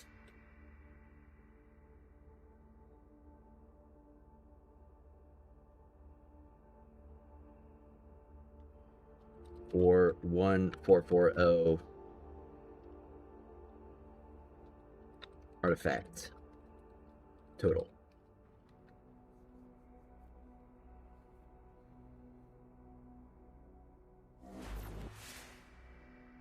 Oh wait, no, it wasn't like it was eight. Wait, no, it was like it wasn't like 80 for all. Okay, so it'd be like I forgot. I already.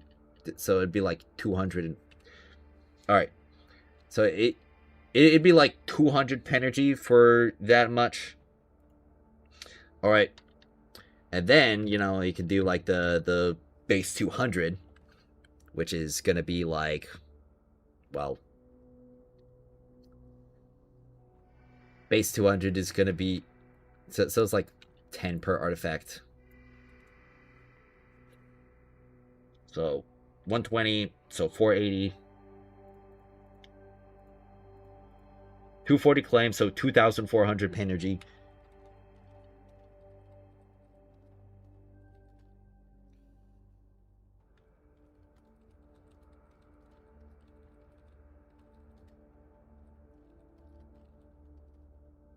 Base 200 stat artifacts.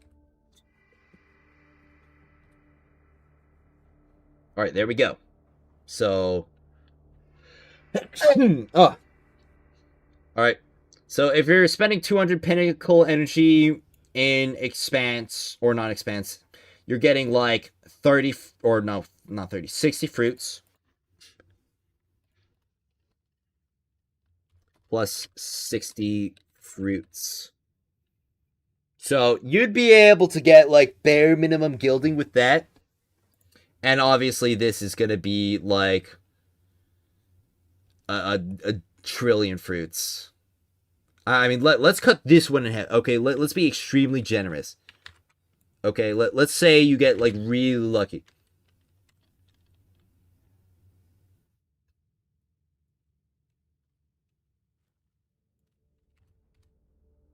Generous assumption for so let's be extremely generous with our assumptions.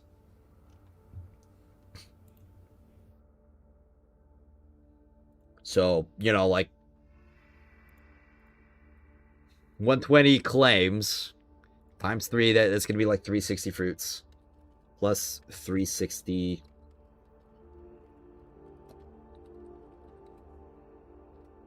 So, like, just getting the artifact refactor materials, you'd probably get enough of the fruits.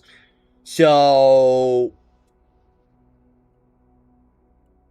at least if you're, like, going for, like, bare minimum. So, like, bare minimum's, like, 360. But, like, beyond that, you're probably going to be spending, like, 1,400 pinnacle energy. So, fruits, like, 360 minimum, like 1,300 maxed.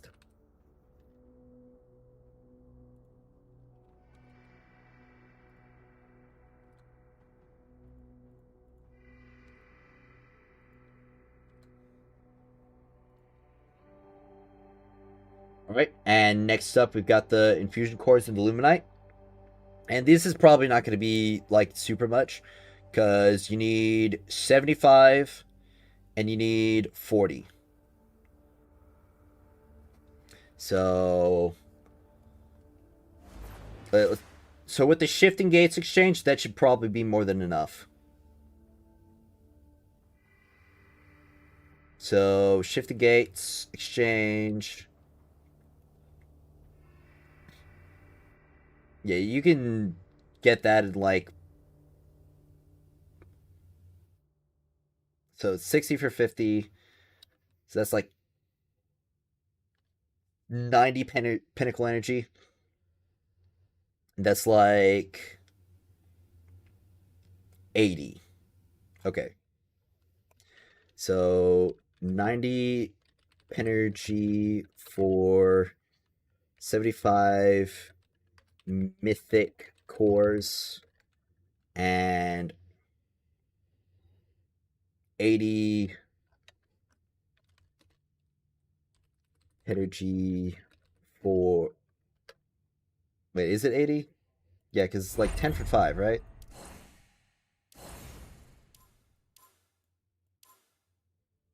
Yeah, okay. So yeah, it's gonna be like 80 energy for 40 Luminites. And these are both from the S Shifting Gates Exchange. So boop, boop.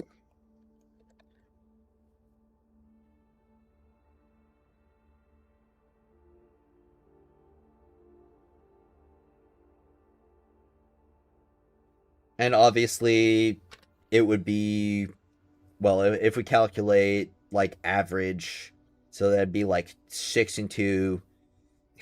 You need 70, so like, or 75. 75 divided by 6. It's 12 claims for the mythic. Well, 12 and a half claims, so let's just say 13 claims. And 13 claims would give you 26 Luminites. So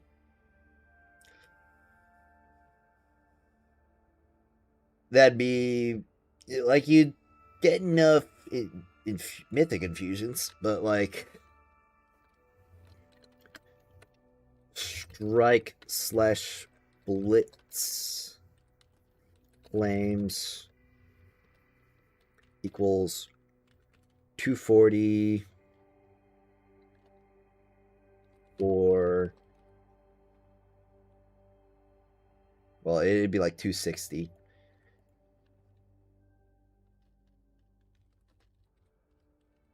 $75 mythic cores.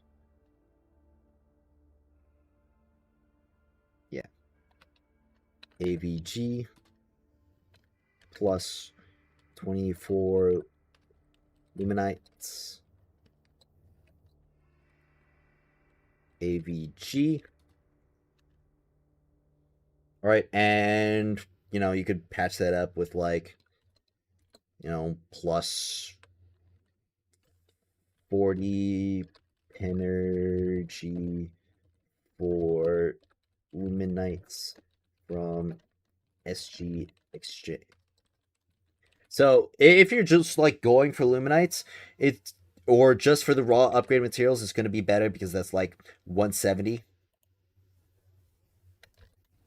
But like the Blitz claims, that's going to be like 260 and like 300 if you patch it up with the claims from SG. So enhancement cores, let's say 170 energy slash like 300 energy. All right, now this is where things start getting a little bit crazy. Okay, so obviously we were giving it 4 weeks. So the exotic infusion cores, and let's include like the 20 from the resets as well. Exotic infusion cores. Okay, so 20. So we're just gonna assume that you are like actually in like the master rank. So that's gonna be like 30. Yeah, let's just say 30. Let's assume 30 average. But like 30 plus cores for master 1 rank minimum. So let's say 60 plus cores for master rank 1 minimum.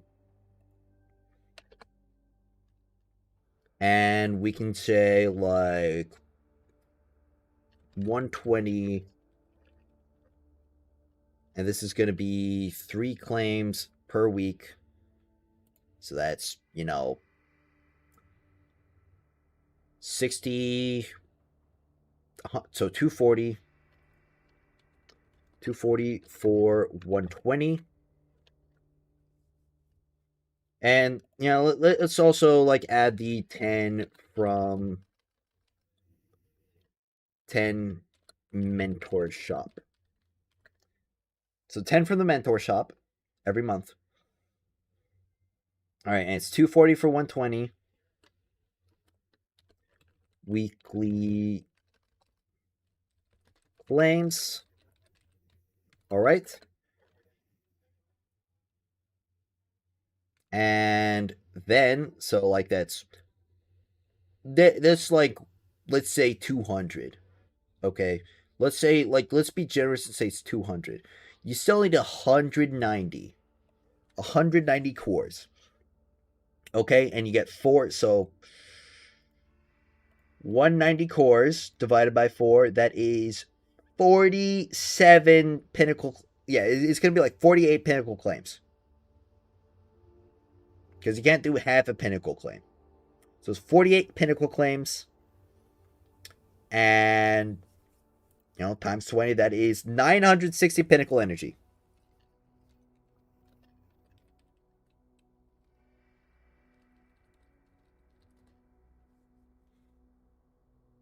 So 960 pinnacle energy for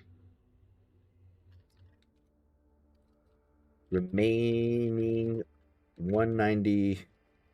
Yeah, let's just say 200.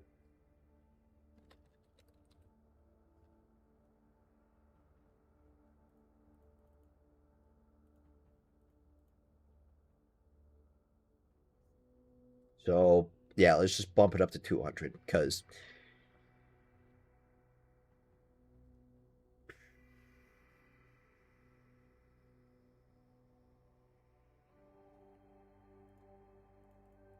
so it's 1,000 pinnacle energy.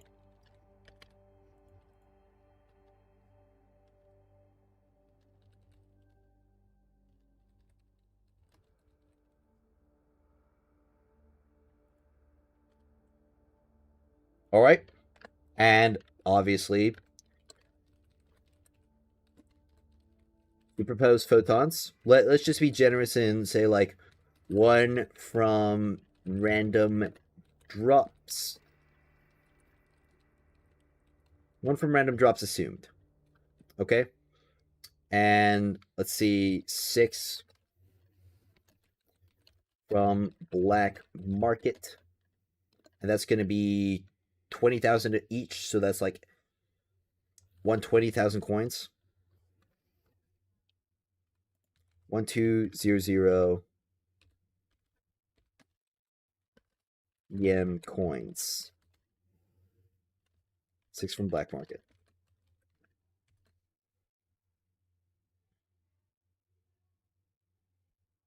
Now, I think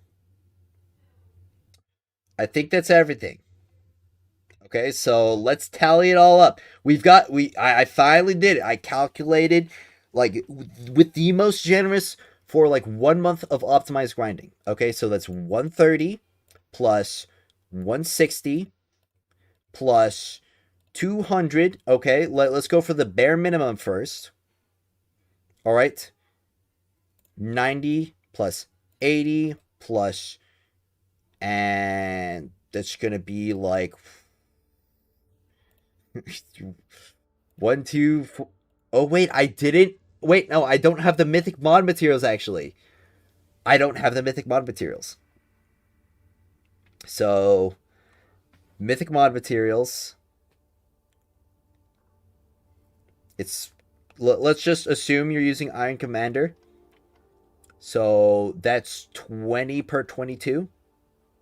And you need 120 total.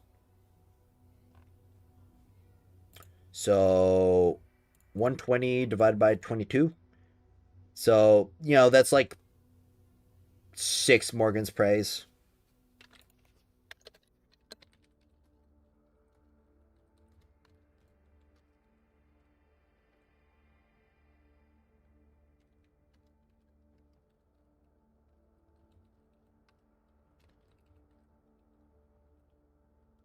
So that's like 120 energy in Morgan's Praise. So there we go. Well, back to adding everything together. So let's see. I was like right after the Luminites. Yep.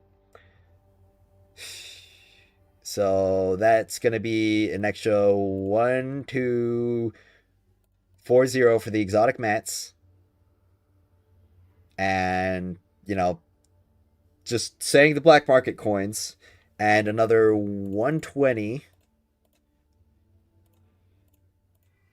from or for the mythic mod materials, because those don't really drop in other spots. I mean, you can get some from regular resources, but like this is just assuming how like pinnacle energy. And the grand total is 2020 for the bare minimum. For like bare minimum acclaim, maxed out exotic, okay? And like you're sweating every single resource, and like you don't have to spend extra because you got unlucky. Or you got like incredibly unlucky. All right, if we go for like the absolute maximum, all right. So let me subtract like the minimum assumptions. So that's the 200 there. Well, actually, I can just add another 1,000. So like going for like a maxed out everything, it'd be like another 1,000. So like 3,000 pinnacle. But like this right here. So let's divide by 120. Okay. Wait, 16 days. 16.8 days.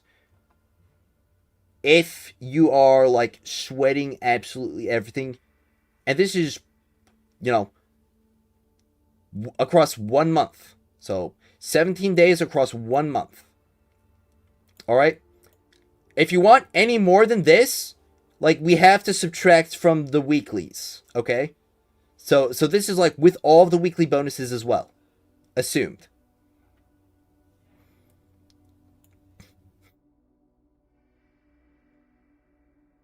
It's impossible to max exotic arties without chaos. Yeah, it's literally impossible to max them.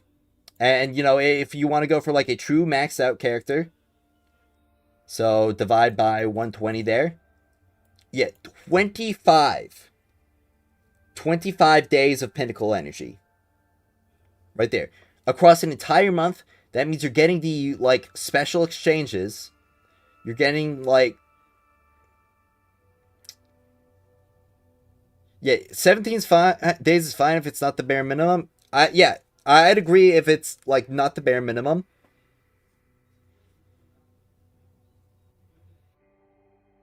But like this is with trash art, so it's 17 days for trash artifacts and like bare minimum. What's it called? And this isn't even counting the lockout materials. Okay, this isn't even counting the lockout materials. So like let's see with the lockout materials, because we need 60 of these. All right. And we also need the clusters. So it's 20 clusters, and it's also, 18. So let's see. The weekly lockouts here are 8 for their 4. So 8 weekly, 4 weekly. So let's do 12 times 4. So it's 48. And 16 from the expanse. So for the exotic level up materials, you get barely enough for 1 weapon. You get barely enough exotic level up materials for like 3 mods. Barely enough for 3 mods. Incandescence clusters, you get barely enough for 1 character. Like barely more than enough. And the artifactual clusters, you get 31. Okay? So, like, that one you could argue is, like, slightly better. But again, this is, like, 1 unit a month. So, full calcs, 17 days for bare minimum. All right. All right, 17 days energy for bare minimum. 16 gilding plus 180 base artifacts. All right. And like right here, 25 days energy for maxed out and in parentheses generous RNG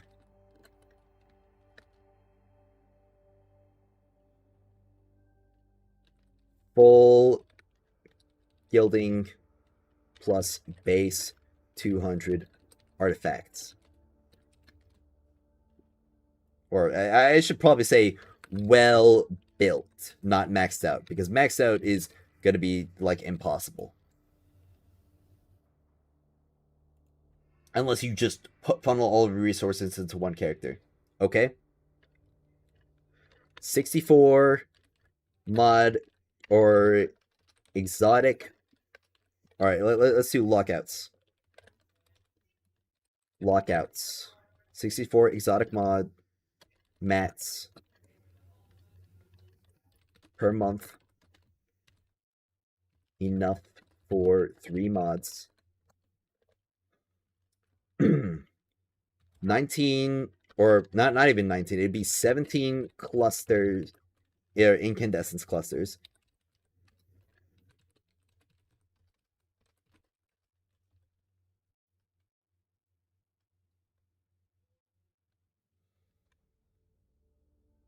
Well, incandescence clusters, 17 master 1, 19 master 2,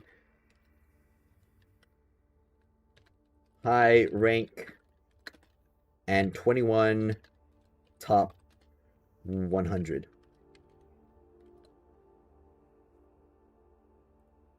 All right.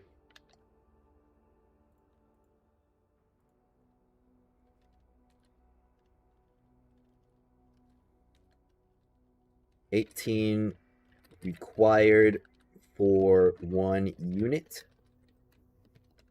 And there we go. And the last lockout, obviously, is the artifactual essences.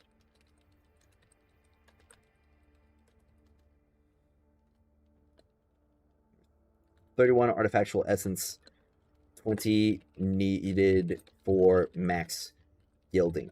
All right, there we go. There we go. So these are the full numbers of everything that costs energy and all the lockouts.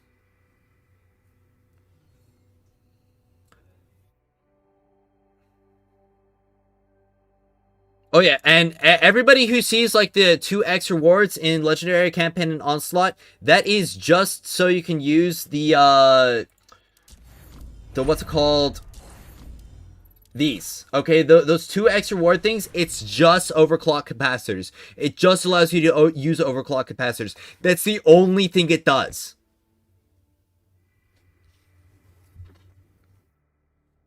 Yeah.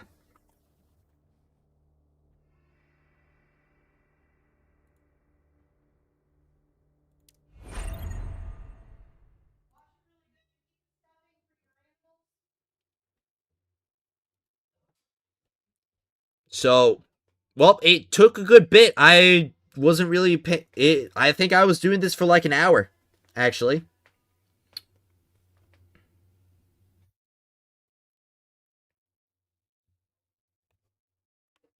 Hold on, I'm gonna drink some more gamer subs.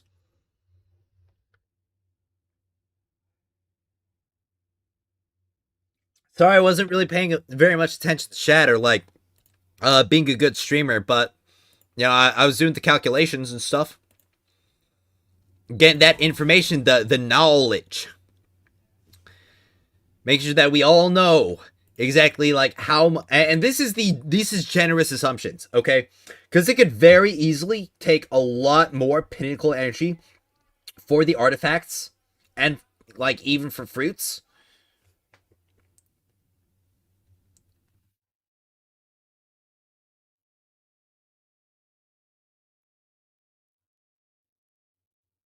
Yeah, and I'm even being like honestly assuming one drop of a superposed photon, even that's generous.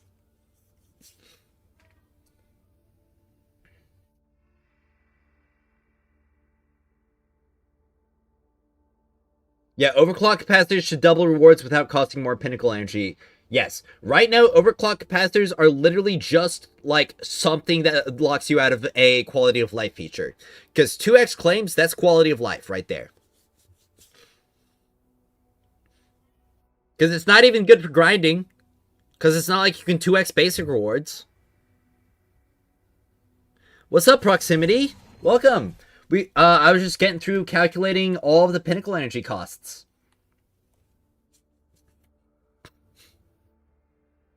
So yeah, with the full calculations, it's 17 days of energy for, and I'm gonna put like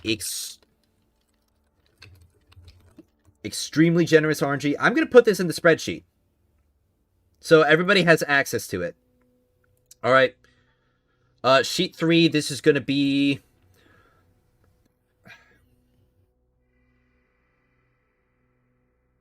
All right. Let's rename this.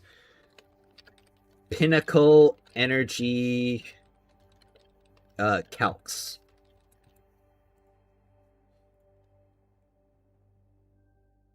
So relic. And you need Wuthering Waves jump scare. So 69 elemental sheaths for all three abilities.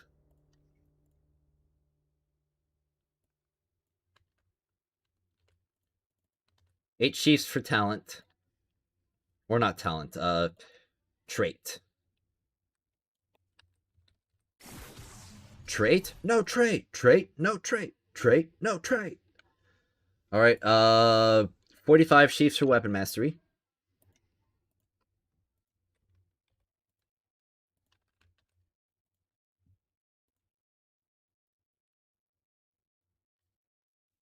Alright.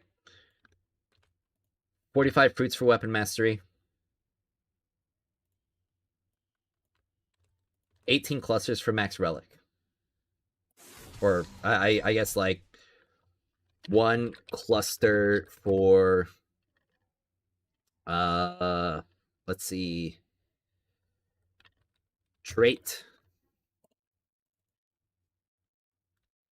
9 clusters for all three abilities. 8 clusters for weapon mastery. So full cost will be, I should have written down the full costs. Let me just add them together again. So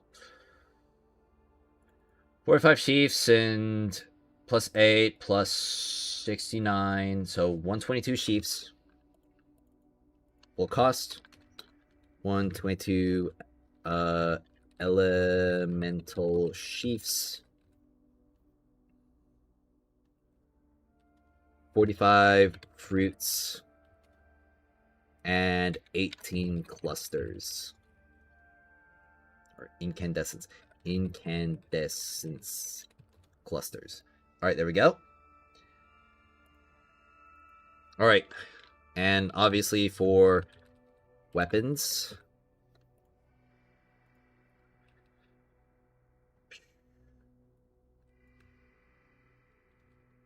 So 45 mythic cores, 25 luminite for exotic, 30 mythics, and 15 luminite for mythic. Right?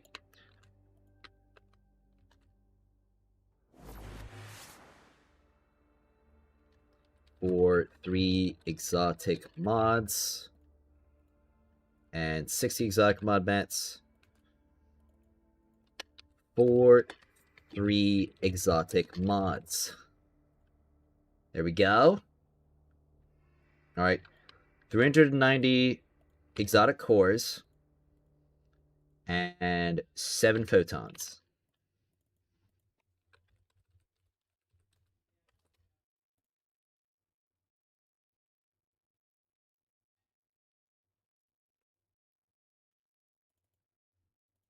So I can actually just like shift this down there and I can do like full cost for both 75 mythic cores, 40 luminite. All right, and artifacts. And I will put a big ol' disclaimer. Artifact RNG can heavily influence the total cost of refactor materials required for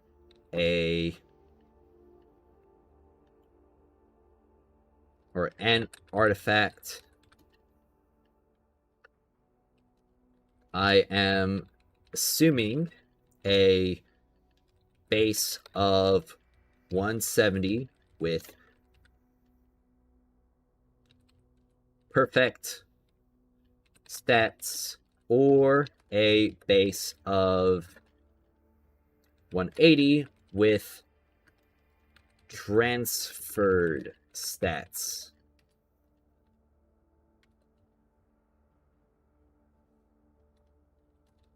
Additionally, I am...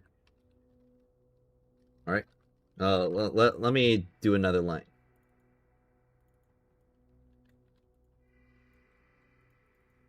Alright. I am assuming generous RNG with refactors from 180 to 200. It is very common to hit 12 pity and receive a +2 attribute 10 power. I probably don't need like a parenthesis here.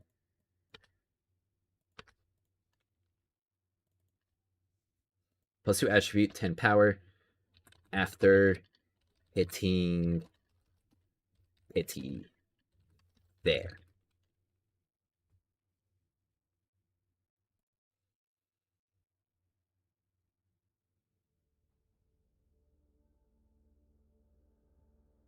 Or with, I should say perfect attributes.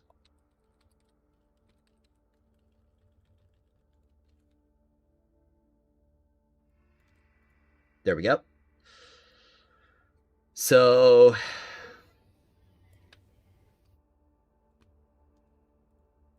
$10 per artifact. And, you know...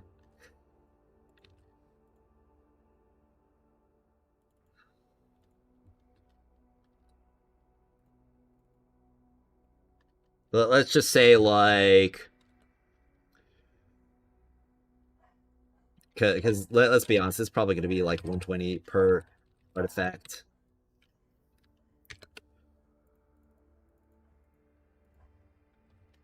For 80 with average RNG for base 200 stats. There we go.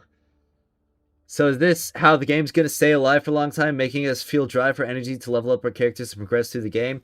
I mean, I think that's what they assume. Also, thank you for the spreadsheets. It's really helpful. I subbed and keeping up with your videos. Thanks. I really wanted to put out a video this morning, but I'm just honest, I didn't have the energy to. And like, my mind was just on all of this stuff right here with, like, the pinnacle energy. And I mean, like, I've been so focused on it that I've just been, like, ignoring chat. And I, honestly, I really apologize. Yeah, 18 clusters for max is wild. Yeah, new day, new math. Gotta say, be just an impression, but Yolder feels less tanky overall. Oh, yup. She's definitely gonna feel less tanky overall without, like, the Ringa conversion. Worked out the superposed photons mathematically with the three first boosted characters included. You need 62 chances for you to be guaranteed to drop. That's 11 days of pinnacle energy. That's one drop, by the way. Yeah, that's like one drop. Thanks for the math, Josh Harris. Yeah, 62 claims for like an average of one drop. That's insane for the photons. And that's why I only assumed one random drop. And even assuming one random drop is pretty generous. Let's see. What are these called? The refactor materials. You know, this stream could use some background music, I feel. Y'all want some background music? We've just been listening to, like, the Realms of the Nine ambience. Let's see.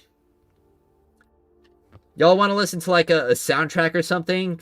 Like a Destiny soundtrack or Wooba or something else?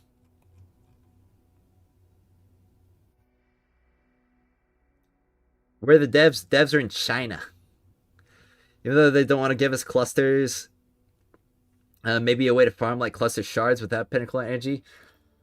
I mean, we just need, like, a pretty big overhaul. Deep Stone Lullaby? Okay, yeah. Deep Stone Lullaby. Alright, and let's do extended. Extended. Alright. Listening to Deep Stone Lullaby beats to listen to while you write spreadsheets and calculate pinnacle energy.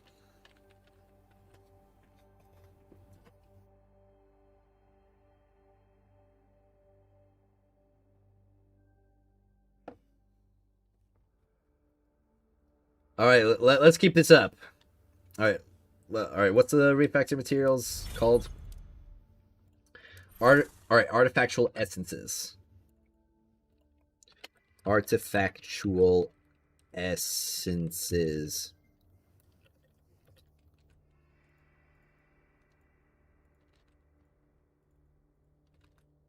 Alright, there we go.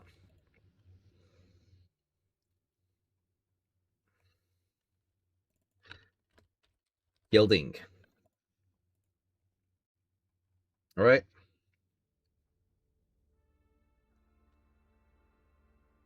So 78 fruits, or it's not 2 clusters, it's 1 cluster for, wait, no, it is 2 clusters, but it's 1 node. Artifactual clusters.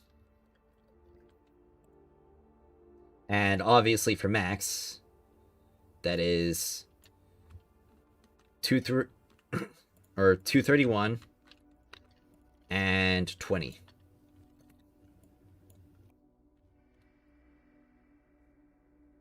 Or for maximum claim. Or for maximum gilding. Okay, and obviously, so I've got the mod mats.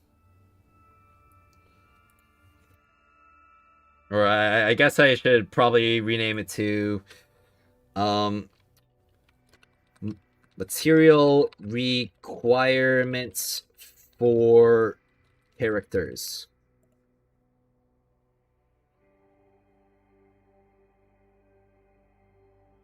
All right. And what's next?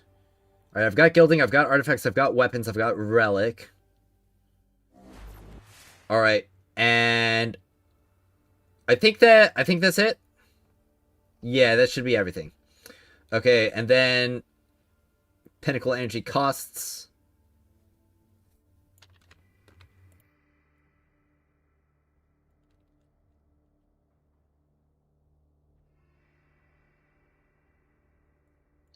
So let's put pinnacle energy costs down here.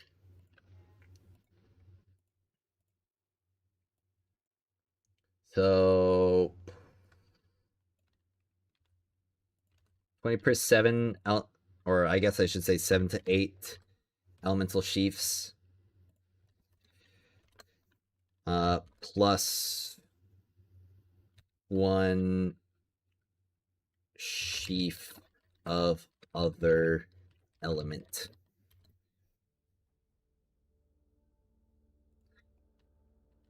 SG, or there we SG exchange. Buy free in the pack shop. All right.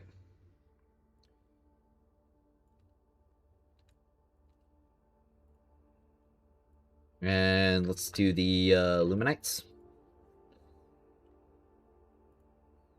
And the exotic infusion cores.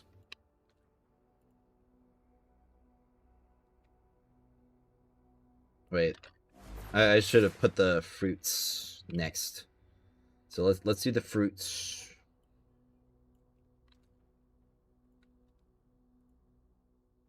Three fruits.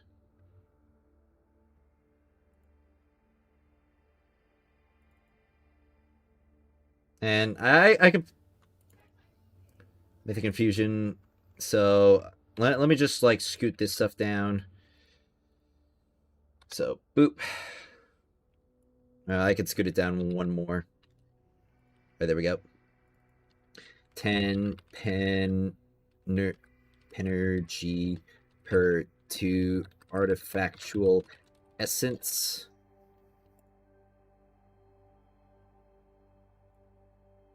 And so keep this stuff paired together.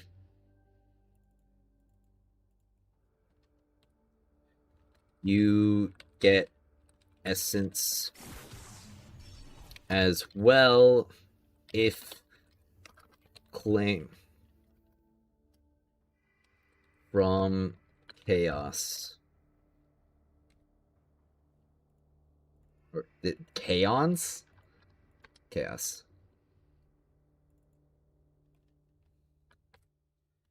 You get fruits as well from chaos.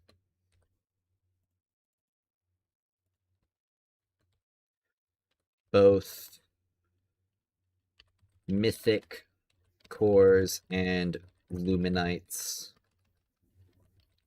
are gained at the same time from strikes / blitz. All right, and the exotic infusion cores. All right, and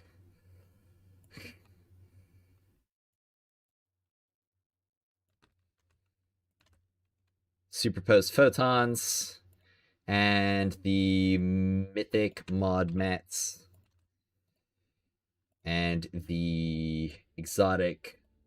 All right, so lockout materials.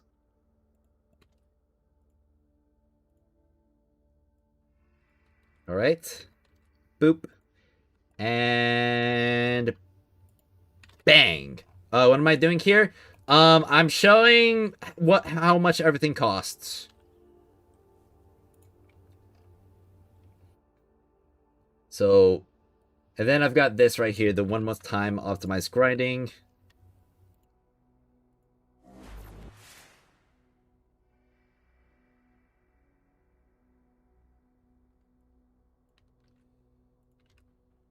And let me just do the, like, average RNG calculation as well. Because, like, I only did the assumed good RNG. Like, the assumed really generous RNG. And, you know, let's be honest. Is this generous RNG in the room with us right now? So, let's go to the artifacts again. So, obviously, you know, I had it at like 480 because that's probably what you're going to have to spend for like a base 200 at least. So, you know, 480 divided by 2, so it's 240 claims. So it's 2,400 pinnacle energy. And back here, yeah, the 2020. So I add, so 2,200. So that'd be 35 days with, you know, like realistic RNG to like get base 200 artifacts. So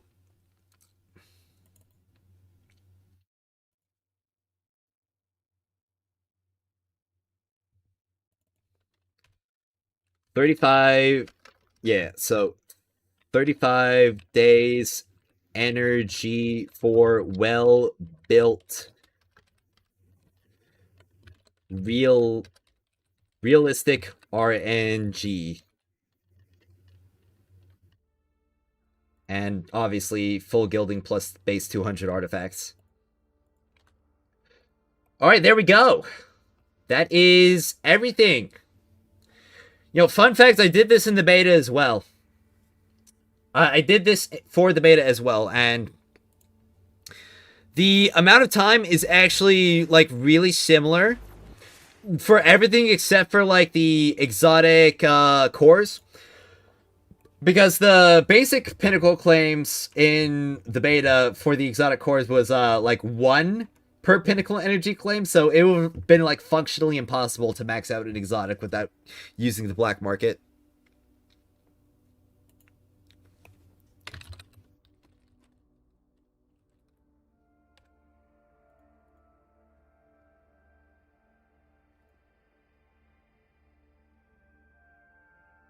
What the heck?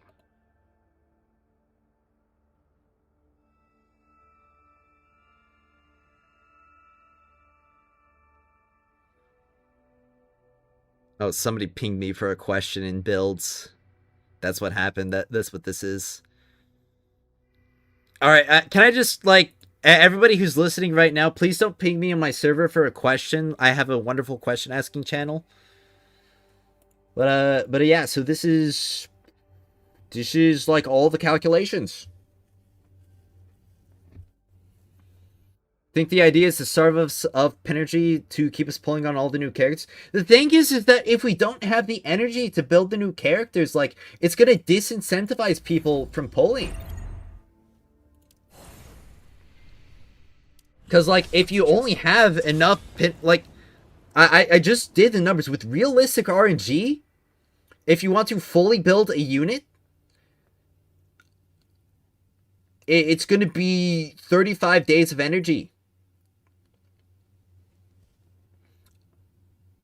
Like, and most of that's just the artifacts. I mean, like, going from extremely generous RNG, and I mean, like, you're, like, so generous that you're literally having the amount of refactoring materials that you're gonna have to spend on average. Like, that generous RNG, like, sheds 10 days. Yeah, why pull if you can't even use said character? Has anyone even...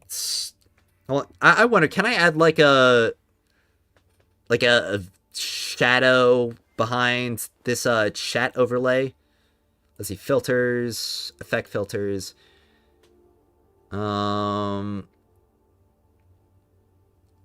Maybe in Caster Labs. So like events, no, message style. Let's see, animation, none. Oh, text shadow. Let's increase that. Okay, that doesn't make it anymore. Can I add an outline, actually?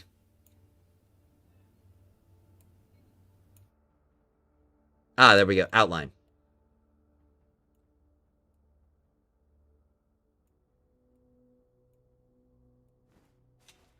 All right, I think that's enough of an outline. Let me tune down the shadow because there we go. That looks a lot better. Actually, no, it still looks kind of dirty. All right, I think the outline without the shadow, I think that's the way to go. All right, there we go. Awesome. I mean, that was kind of like a necessary thing to do if I was gonna be on a white spreadsheet. White text, white background moment. Has anyone seen more than 2 artifactual dusts from basic drop? I think I've seen 3, like, once. New character each month, only able to max 1 character, little under a month. No point to pull new characters if you can't use them. Yup.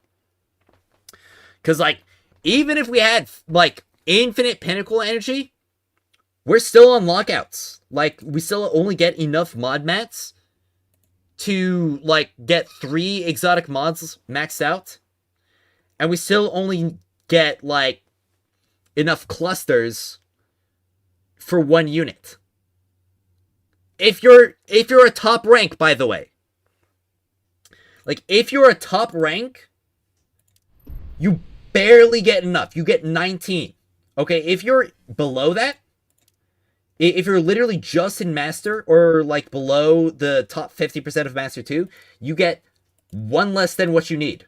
Which means you are required to get any and all remaining from events. And we do not know exactly what the future events in Destiny Rising are going to look like. Because right now, the only, like, non-launch event right now that we have is this. And it's literally just a cosmetic event that you spend silver to, like, get a discount and get more cosmetics for your what's her face, Estella. Like, efforts rewarded. This is a pretty good, you know, it's a decent material event. Like, you get a guaranteed photon, you get 3 clusters, but like this is for an entire month. Okay, this is an entire month long event.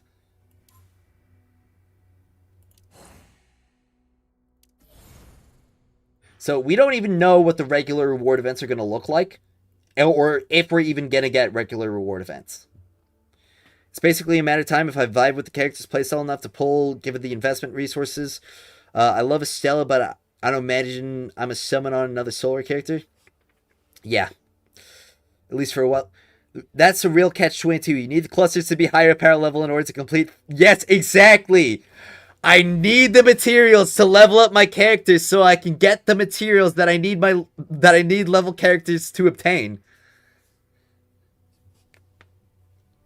That's the insane deal. Like, if we literally didn't have reward events that would have given us resources to boost us forward, we just would be, like, waiting weeks of being, like, outpowered by stuff. They sell clusters before adding more resources. I quit. I mean, there is a lot of people. A lot of people will do that. I mean, we already saw that in, like, the journey bundles, at least. They did sell, like, some...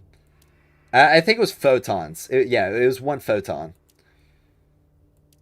I do like that there isn't very much advantage beyond, like, the pulls that you get for spending. Because, like, it's 30 artifactual essence that you get right here. This is what? 15 claims?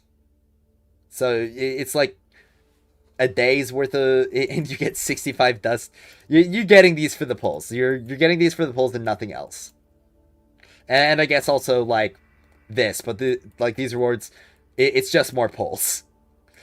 Like more pulls or more things that are just worth pulls. Like, you get the coins, but like those are gonna go away so fast. And especially because, like, you're oftentimes only going to be spending these black market coins to patch up the fact that you're, like, literally never going to get a random drop photon.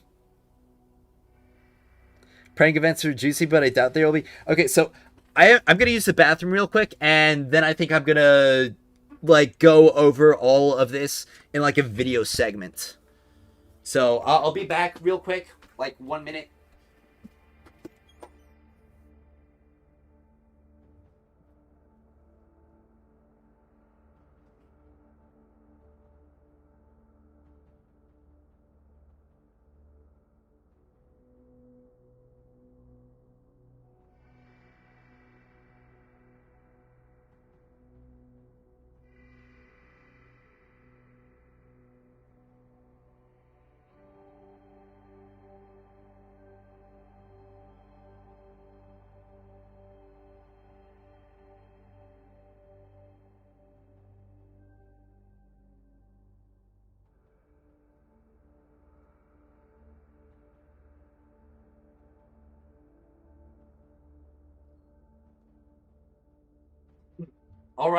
All right, I'm back. Okay, so before we go any further, I'm just gonna say, like, I am looking for a video editor. Like, anybody who has done editing for streamers before, like, if you got any experience, just go ahead and reach out to me on Discord. But I'm basically just looking for somebody who can do simple edits, who can, like, cut out dead space, and, you know, for a stream segment turning into a video segment, add some background music and, like, maybe zoom in for focus or for emphasis. That's really it. Just, like, multiple times a day, being able to edit a video like that, that's mostly what I'm looking for. So if you are somebody or know somebody who fits that kind of bill, you know, has enough time to do this multiple times a day while I'm streaming, like, point them to me or reach out to me. So, yep, I'm gonna quickly get ready.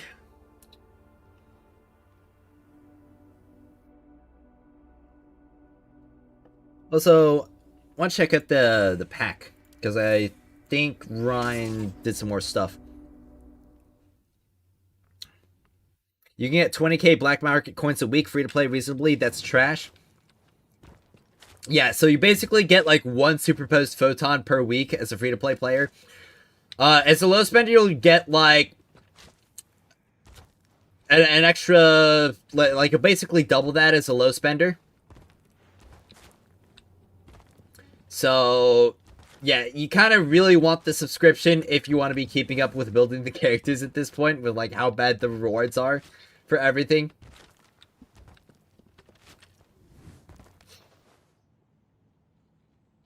Do you need to level up all the characters? So leveling up all your characters, that is going to be a fool's errand, okay? Because I literally just went through everything. But the biggest, like, resource sinks, like pinnacle energy resource sinks that you're going to be hitting are going to be your exotic weapons, your fruit, well, like, your artifacts and your exotic weapons. Those are going to be the two biggest pinnacle energy sinks. I'm here. Your backups just arrived. So, if you're looking to level up your acclaim, here is how, like, you're going to want to do it as efficiently as possible. Okay, so, you know the characters that you have, like, these exotic artifacts built on?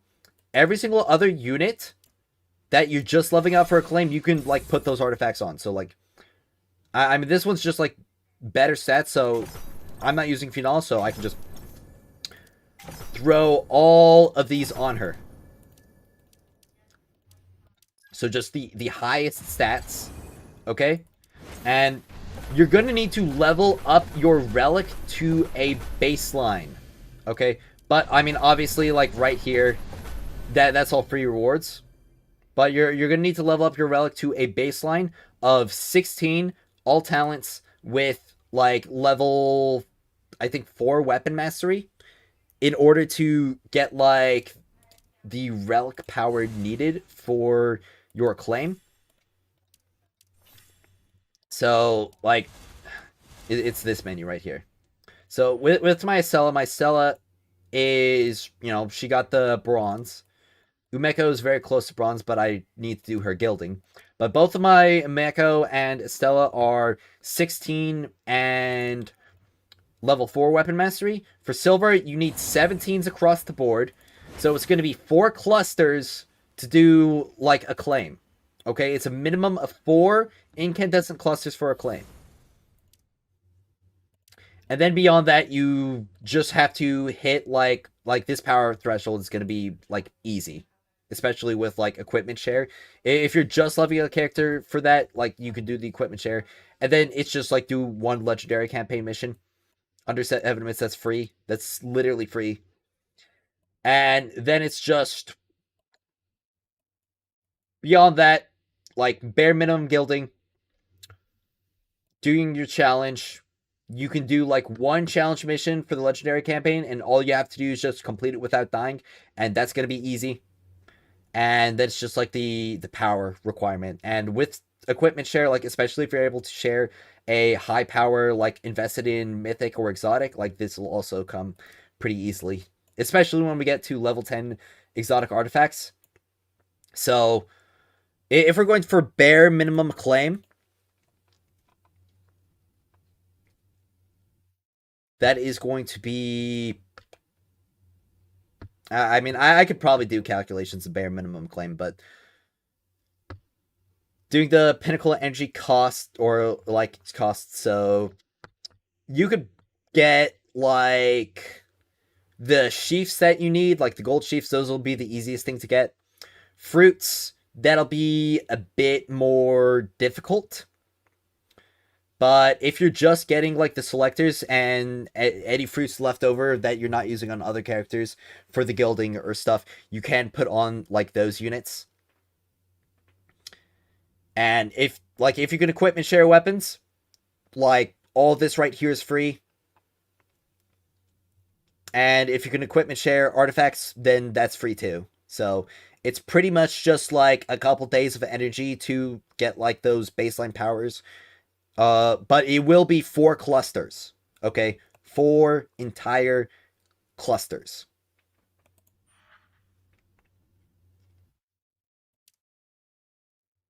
The silver to black market coin conversion rate is actually super mid. Yes. Yeah, black market coins are so bad for pulls as a free to play. Yolder no longer benefits from ring of... Yeah. No longer benefits from ring of conversion, which has definitely hindered her a lot. What should I spend my claim medals on? Well, honestly, just, like, get the boosted drops. Iron Commander token, or you can get these if you want. I mean, I'm going to be able to get them because I've got the bronze. But, like, the drops and the Lightning Companion, that's basically the only thing that's super important to get. Iron Commander, I'd say, is also worth it. But only after you've gotten these 3. And, you know, you're going to want to spend all of your golds here. Well, because it's the only place that you can spend your golds here. But, yeah, these are, like, the other worth it things. Like, but these, I'd say, aren't worth it at all.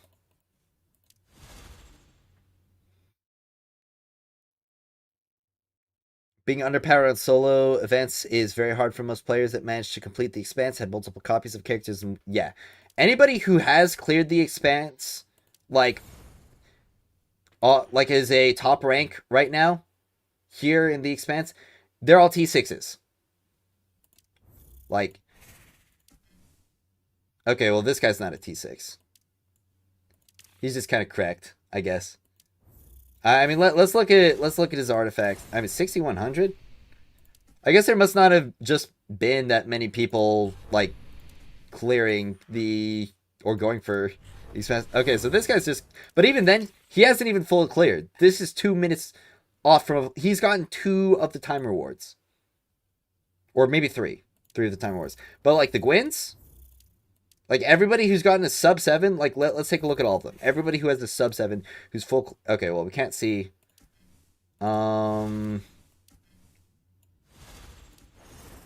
But they've got the skin, so obviously a spender at the very least. All right, tier 6 or talent 6. Talent 6.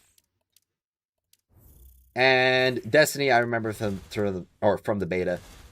Like Destiny's got a talent 6, okay?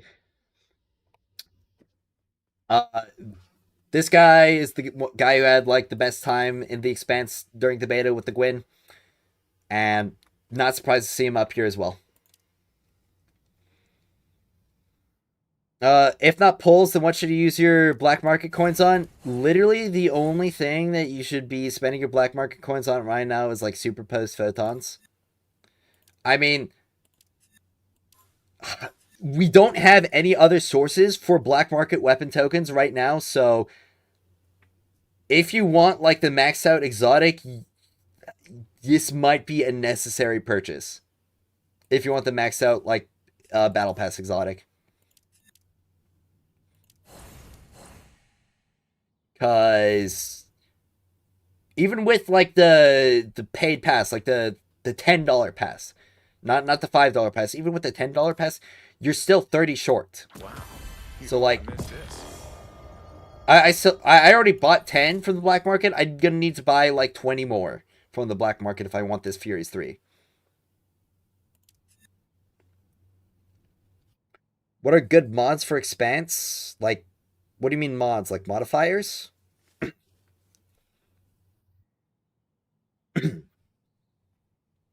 All right. Well,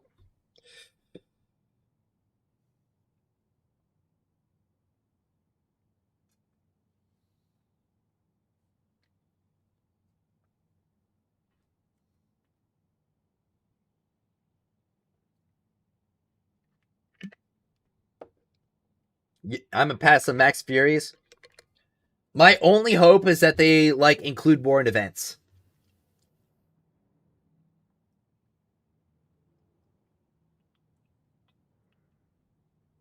But obviously, we haven't seen those events. The only other source that we've seen is the black market.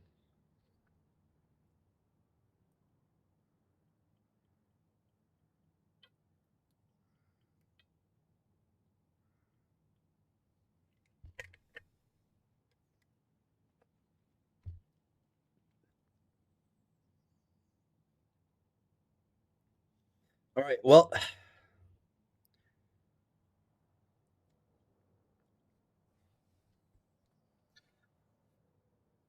start recording. Oh, okay. So yeah, it's looking like it's pretty much functionally impossible to level up multiple characters on a regular basis, or I mean, it seems barely possible to even level up one character on a regular basis. I did the full calculations of every single piece of pinnacle energy or every single piece of level up that we need pinnacle energy for, and it's all on the spreadsheet right now. So I've updated the spreadsheet to have this, and I've got the full costs for everything that we need. I've excluded the costs for all the materials that we can get for free on a regular or infinite basis. And I mean, artifacts were definitely like one of the more difficult things to calculate, but I kind of like generalize, and I like even the average RNG is probably more generous than what you'll you might even end up getting. But I've tallied up all the materials that you need, as well as the Pinnacle Energy like expenditures, including weekly exchanges. So I did the full calculations for every single material that you would need, and I was generous in what you could get because I did it over the course of an entire month. So you're getting all of the materials, or all the best materials from the weekly exchanges across those months. And I'm just calculating the essentially bare minimum energy with optimized spending, like optimized Pinnacle Energy spending. So this is essentially like you're getting absolutely everything that you need from like base stuff. And I didn't even like calculate what it would be like to get an exotic mod that you like really need, because I think it would be functionally impossible to push for that. Maybe not functionally impossible, but it's going to be really difficult to push for like the all of the right exotic mods. But even then, like we'll see later that even if you get more exotic mods that you would want, you won't even be able to level them all. So for 1 month of time with optimized Pinnacle Energy spending, you need 180 Pinnacle Energy for the sheaths that you would need for your relic, and you would be able to get all of them from the Shifting Gates Exchange and the pack shop. Alright, fruits, you would need 360 Pinnacle Energy minimum. Okay, well, not necessarily for the fruits, but for your artifacts and the fruits, since you'd get the artifact materials and the fruits, you would need 360 for minimum, and by minimum, I'm referring to the bare minimum that you would need for your relic or your artifact gilding. And it's essentially just these first nodes and one of these nodes right here. So this right here is what a bare minimum gilding would look like to me. And this is just for gilding level 16 on, on the Acclaim. Alright? And for bare minimum stats on artifacts, I'm assuming a 180 base, because you would need a 180 base across every single artifact in order to get that 1440 perk level 5. And 180 base isn't even like great if you wanted to get like the full effects, or not even the full effects, just like the most effective effects for your stats. You would need a 200 base, which is going to be significantly more expensive. Because after you go past like the 180 to 190 threshold, you're gonna start spending your refactor materials. Okay? And you're gonna be hitting this 12 luck multiple times. Okay? And it's gonna give you like +2 attributes points across like your whole thing. And that's just what's gonna be. So you, like with average RNG, you're gonna have to like really buckle down. It's gonna cost a ton. It's like a day's worth of Pinnacle Energy per +2 attribute points here. So like for the full calculations, I assumed, okay, so I've got like 3 different assumptions. Okay, I've got bare minimum for the 180 base, I've got the generous assumption for the base 200 stats, and I've got the like what you're likely going to be hitting, or like likely going to be a lot closer to. And even then, like this 120 per artifact is probably lowballing it for the base 200 stats. So, you know, back to the 1 month of optimized grinding, you know, the fruits, it's going to be like 360 for the base, like bare minimum, and about 1,300 for the maxed at, you know, like assumed good RNG. And I can like put in another row below. And, you know, just like 2400 Penergy for average RNG. Alright, and enhancement cores, you're gonna need, it's gonna cost you about like 170 if you use the Shifting Gates Exchange, and 300 if you just get them from strikes with Shifting Gates Exchange. exotic infusion cores, you're gonna get some for, and I'm assuming you're gonna be at like Master 1 or like higher, because that's like the bare, like the, if you're hitting the score thresholds, Master 1 is the lowest you can be. But even then, if you want to get like more than this, you're only gonna get like maybe 10 more or 20 more if you're in like the top ranks. And this is for 2 resets of Calamity Offs, because we're going through an entire month of resources. And I guess, yeah. You get 10 from the Mentor Shop for an entire month's resources. You get another 120 from the weekly claims in Legendary Campaign. And then you would take another 1,000 Pinnacle Energy for the remaining 200 cores that you would need for the Pinnacle claims. And any extra that you get from like the, what's it called, from the rank rewards on the resets for Calamity Ops, any extra that you get that's going to take like, I don't know, at most 100 Pinnacle Energy off of this, which, I mean, that's like saving a day, but that's like a drop in the, it's a drop in the pond. Like you've got like this big pool and you're taking like 1 cup of water out, and I'm like, that's super nice. And you still got this giant flood.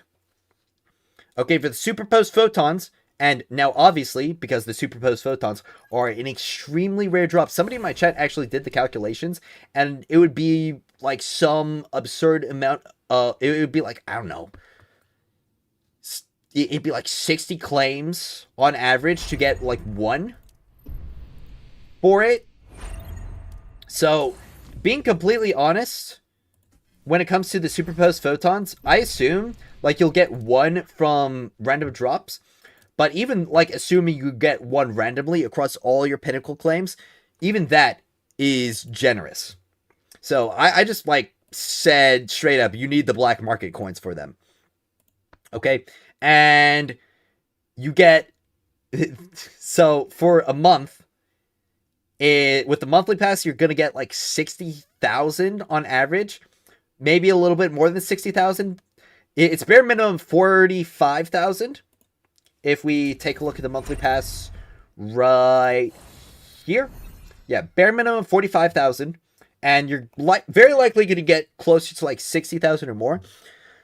And the free-to-play stuff, I'm pretty sure it's about like, well, I mean, we can just take a quick look at the store. And obviously, if you're like getting all the exchanges here, that's going to be costing Pinnacle Energy as well. But let me just scroll up a jet. Who was the guy who said that calculated the free-to-play Pinnacle or free-to-play black market coins? Let's see. I wish I could do like a Control F, or like I could search through chat. But I remember it was somewhere around like 40,000 for a month with free-to-plays. Oh yeah, 62 Pinnacle. Yeah. The calculations for the superposed photons was like 62 claims for like an average of 1. So even then, like assuming 1 random drop is very generous. Also, spreadsheet is linked in the description. All right, mythic mod materials, you'd need 120, and it would be about 120 Pinnacle Energy for Morgan Praise. So the full calculations for the bare minimum. So this is a maxed out exotic, a maxed out mythic weapon, plus 10 artifacts at 180 base stats, 16 gilding, and a maxed out relic. So this is the bare minimum, essentially, that for like this calculation, like bare minimum build for the power requirements and the acclaim. And it's 17 days, okay? So your character's, like, I wouldn't even really consider this like fully built or well built. Like, this is essentially like functional for your purposes. Okay? And then it jumps all the way up to 25 days for a well-built character with extremely generous RNG assumptions. Okay, with average RNG assumptions, you're looking at 35 days of pinnacle energy for a well-built character with full gilding and 200 artifacts. And that's not even mentioning the weekly lockout materials. Okay, for the exotic mod mats, for like the lockout materials, so exotic mod mats, incandescence clusters, and artifactual essences, for an entire month, you would get 64 mod mats, which is just barely enough to rank up 3 exotic mods to maximum. If we like look at the if we look at the mod mats up here,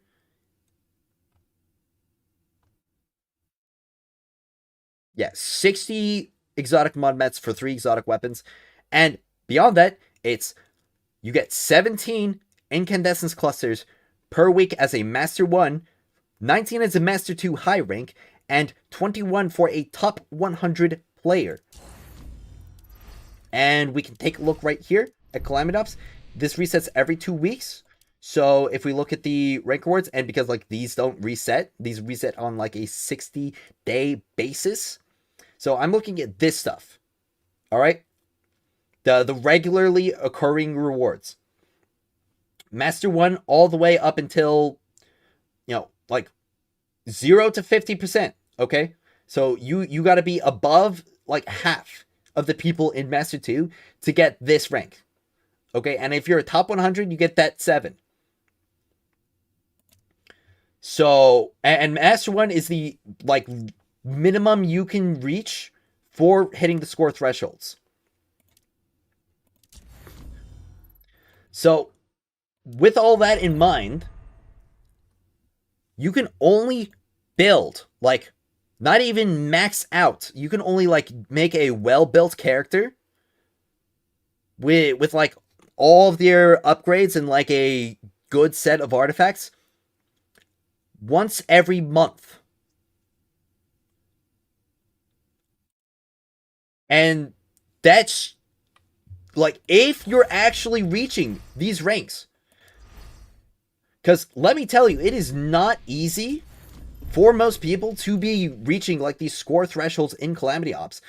I'm like one of the few people who actually got into Expert 2 from Expert 1 on the previous reset.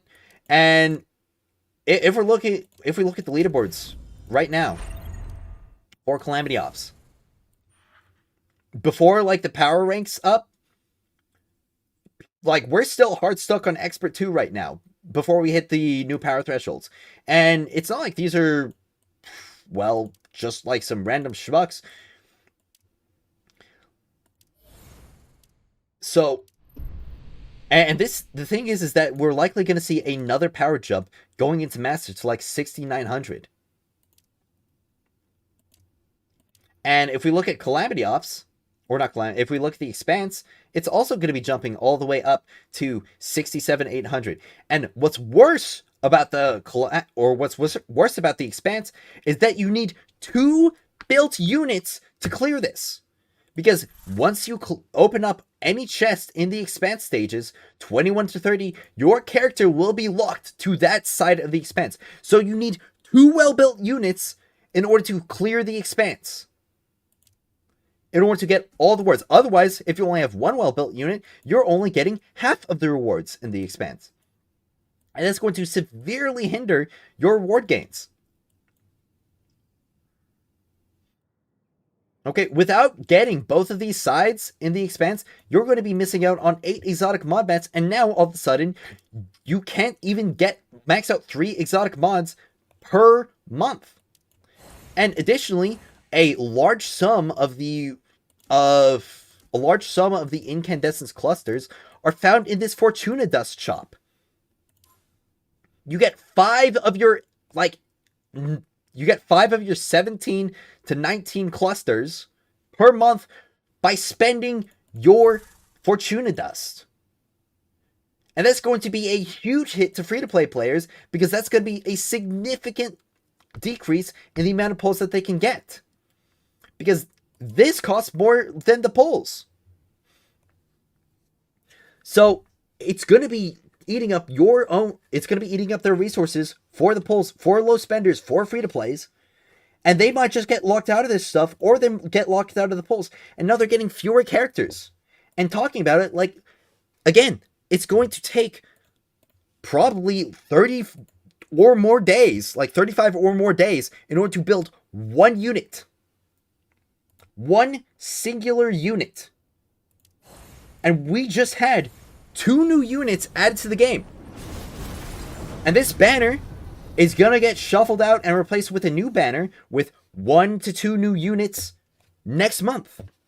So with the current rewards that we're getting, like from the weekly lockout reward or weekly or monthly lockout rewards alone, even if we had infinite pinnacle energy, we would still be getting only enough for 1 unit.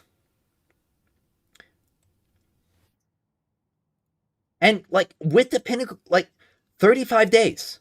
Okay? 35 days. With, this is still generous RNG, like, probably above average. For those base 200 artifacts. Okay, so this is definitely outside, and I definitely know that there's going to be even more people watching this video right now who are going to be saying, like, first welcome to gacha. There was a load of them on the previous video who were just saying, like, oh yeah, this is just the way it is. I've been playing gachas for over 5 years, okay? I've been playing them regularly for over 5 years. Okay, this is one of my favorite games, okay? Right here. And do you want to know how long it takes to build a unit in Withering Waves for endgame? It takes, like, 2 weeks. And that's, like, to get them to their 90% potential. And it takes, like, 1 more week to get them from 90 to, like, 98%. And they release a character, like, once every 3.5 weeks. It's like, what? How many days do banners typically last in WoWa again? Let's see, because, like, updates are on, like, a 7-week schedule. Yeah, that's right. Usually on a 7-week schedule.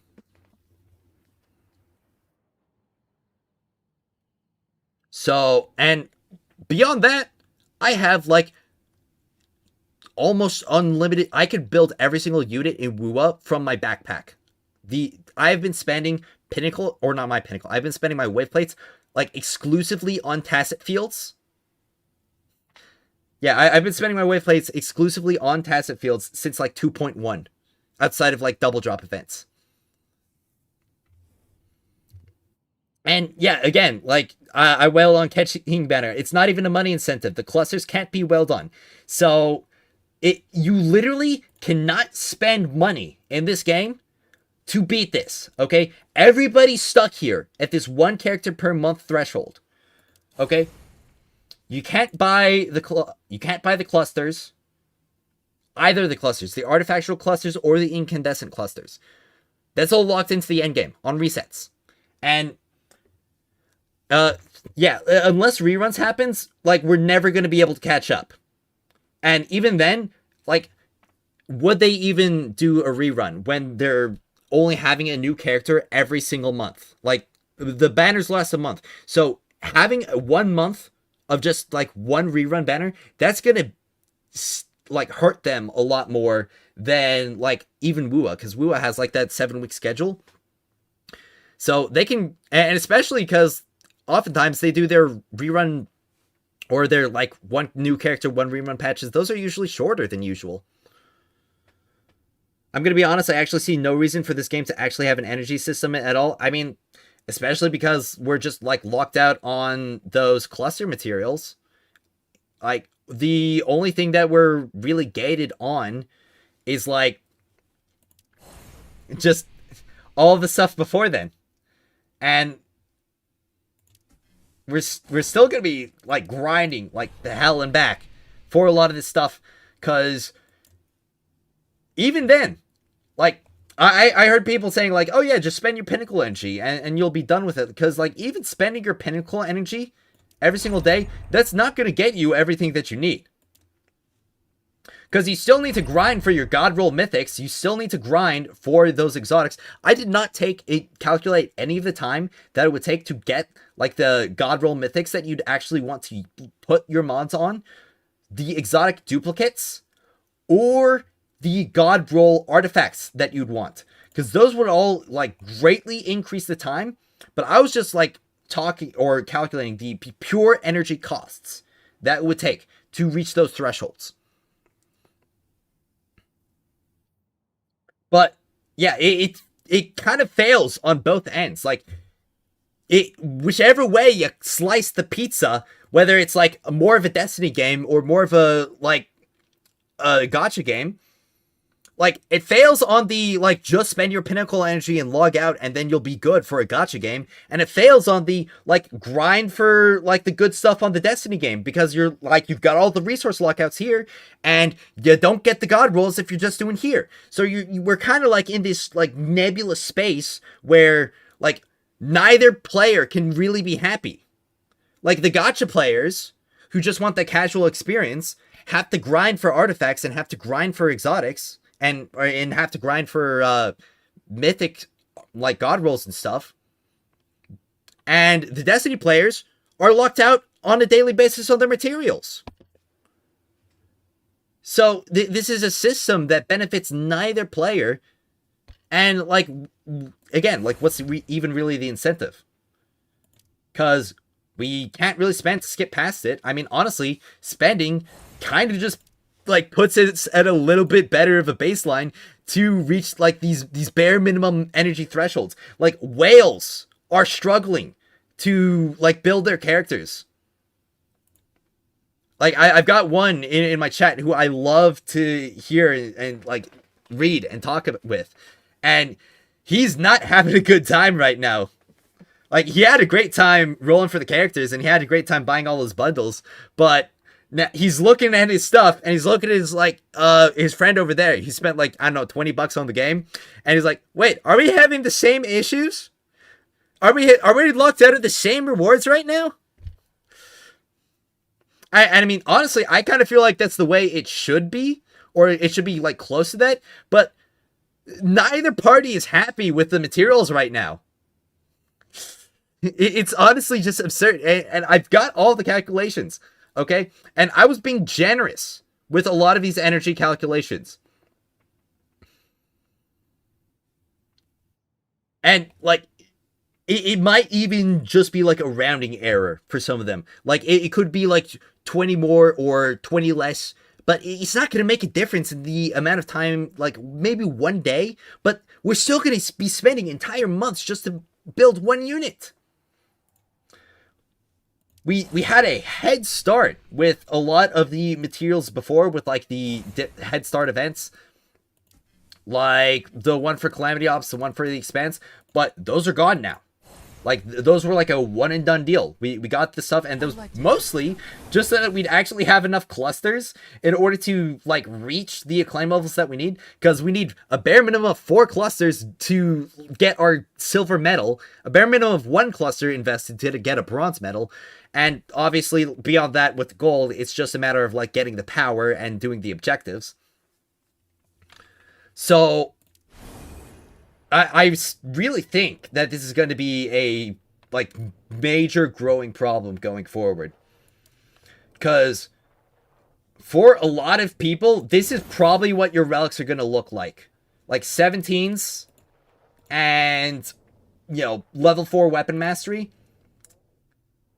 Because we're not going to have the materials to go far beyond that. I mean, maybe like a maxed out weapon mastery, but honestly, like these level 18 skills, these are going to be like such... They're not going to give you enough. So honestly, for most people, you're probably going to want to keep your levels, like your stuff at 17, until they improve the rewards. And gilding, like, just spend as little here as you possibly can. Because, again, there's going to be the lockouts. And it's not going to give you a ton of power for the resource investment. But, again, like, even if you save on those 2 fronts, the vast majority of the pinnacle energy that you are going to spend and are going to need are going to be for your exotic and your artifacts. like the amount of pinnacle energy that you would need for like those 35 days, for those 25 days, like like 2,000 to 3,000 of the pinnacle energy in these different calculations are just like your exotic and your artifacts. Everything else is just like minuscule in comparison. So, well, that's really it for this update on the pinnacle energy situation. If you're enjoying my coverage of Destiny Rising and would like to keep up to date on everything, including guides, builds, and news for all future things regarding this game, subscribing to my channel is the best way to do that. Let me know if you're having any struggles with the pinnacle energy or your resources in the comments below, or if you're even somehow like having a good time right now. I'd love to hear it. Also, anybody who says like first gacha or like welcome to gacha or like this is typical, like here is your hold on, I've got like a gold coin right here. Here's your didn't watch the video award for everybody who comments like first gacha or this is typical. All right. Thank you all so much for watching, and as always, I will see you next time. All right, well, that's that video segment recorded.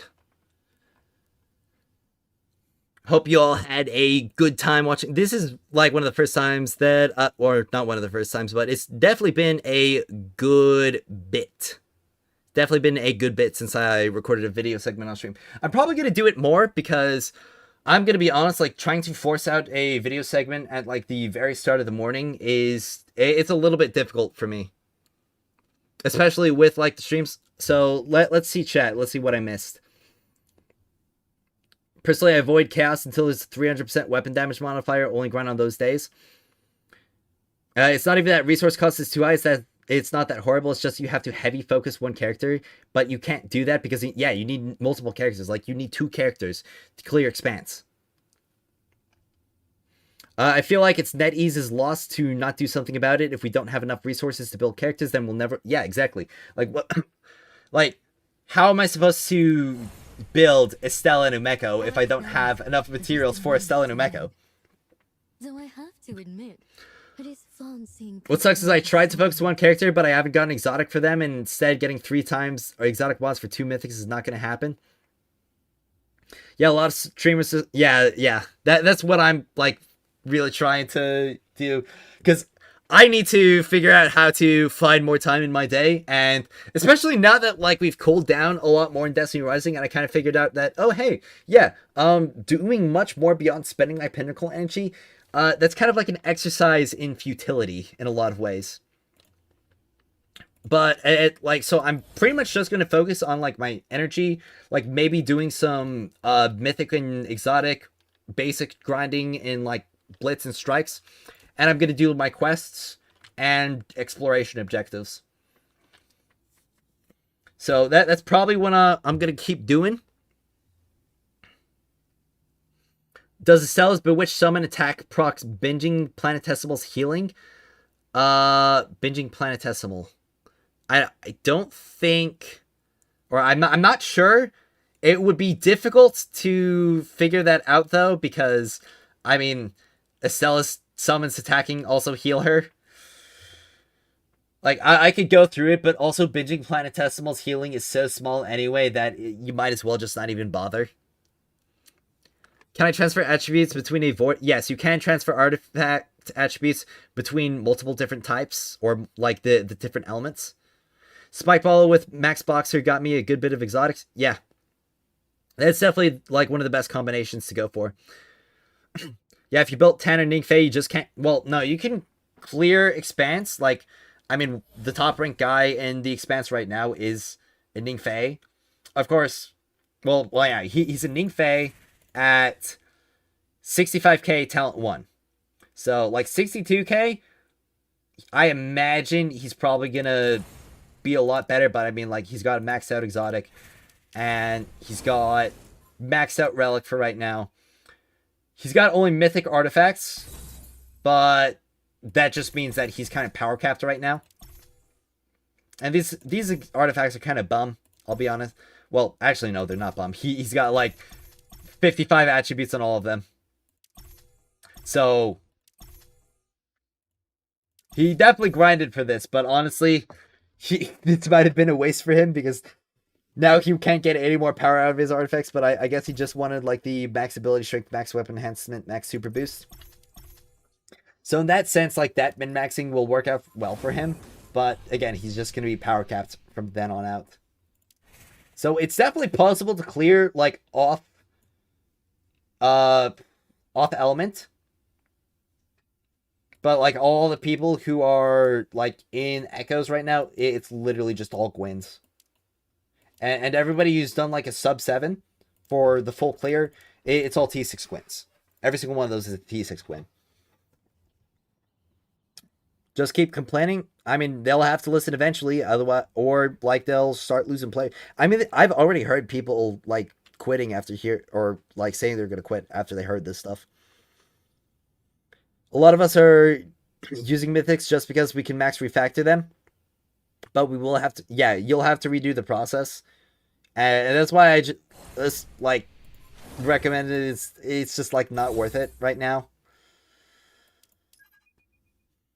What's the max attribute score in exotics? Max attribute score is going to be 220. So that's the maximum. Okay? And it's going to be like... It's going to be rather... It's going to cost way too much. I'll just be honest. Like, getting a max attribute exotic is going to be an insane amount of pinnacle energy. What mythic scout rifle is the best for PvE and boss damage? It is... this one right here. Total lockdown with allocation vector, okay? None of the other perks really matter too much. It's not going to make a giant difference so long as you have allocation vector. Where can you grind mods without pinnacle? You can't grind mythic or exotic mods without pinnacle.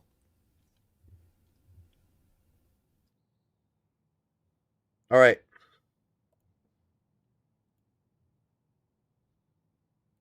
Have I had any... No, nobody's messaged me about being an editor.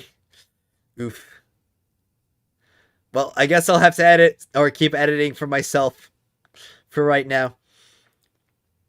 So, should I edit and read chat or should I save the video for later? What do y'all think? I'll put a poll. I'll put a poll. All right. Edit and read chat. Play some Rising. All right, let's make a poll. There we go. Edit a video and read chat or play some more Rising. What about legendaries? You can infinitely grind legendaries, but like legendary mods are so not worth it right now. With greater power. Like they're never gonna be worth it. Like let me show you the difference. Okay, so this is a plus 10. It gives 520. A mythic artifact. Okay, it's gonna give like slightly less, but this is a plus 5. It's gonna be much higher. So yeah, it's just it's literally not worth it to like grind purple mods.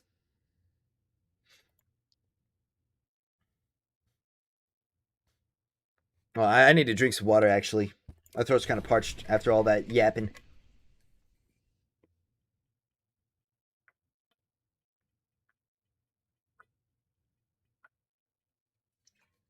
All right, it looks like most people are wanting me to play some Rising.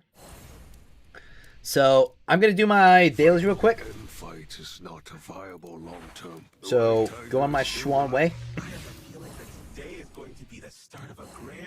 That's right. Got to go to the Jingxi Metro to do these quests.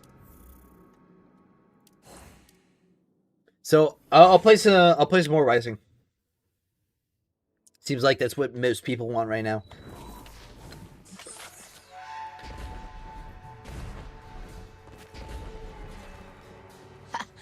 One shot, 2 kills. All right, accept commissions. unironically out of Glimmer from refactoring. I mean, yeah, I've been hit. Like, my Glimmer's been taking hits as well.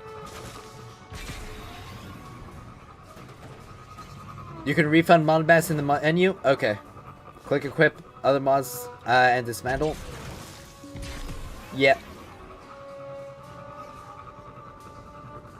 Alright, let's see. Got the daily quest.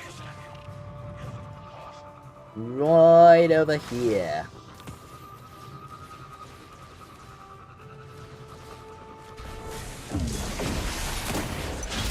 Alright, gotta defeat this high servitor.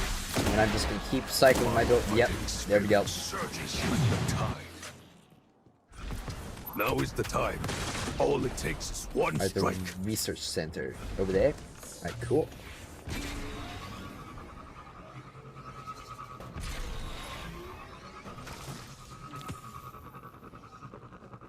You know, I guess from here on out, it's gonna be like kind of a shift from where I've been, or the way I've been doing like my streams before. Because I was like, really focused on just like the game primarily. But it's gonna be kind of funny because like I'm gonna be streaming and I'm gonna be like streaming while I'll have the game open. I'll do some game stuff, and I'll be talking with chat. And I'll be like updating the spreadsheet, doing testing, and like do my quests and dailies. So I guess it probably wouldn't be that much different from like any of the other gachas that I could play.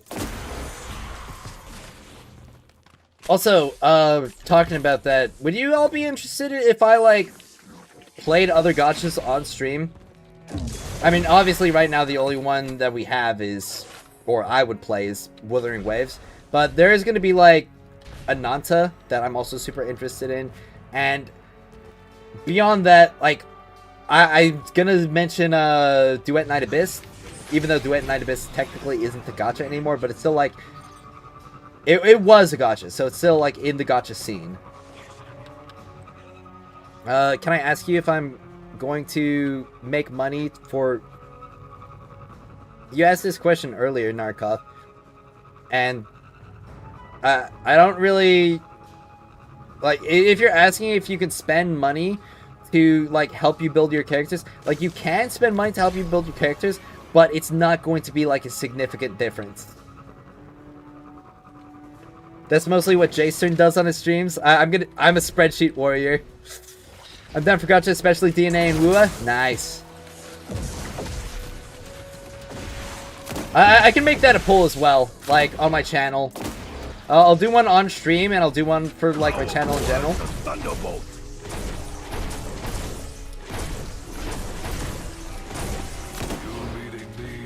Was your gravest mistake. All right.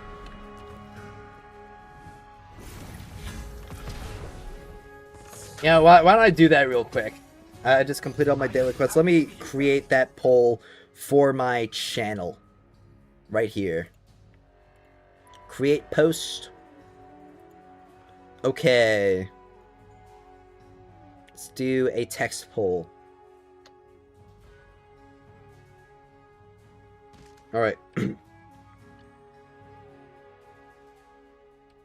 If I were to cover other games than Destiny Rising, would you be interested?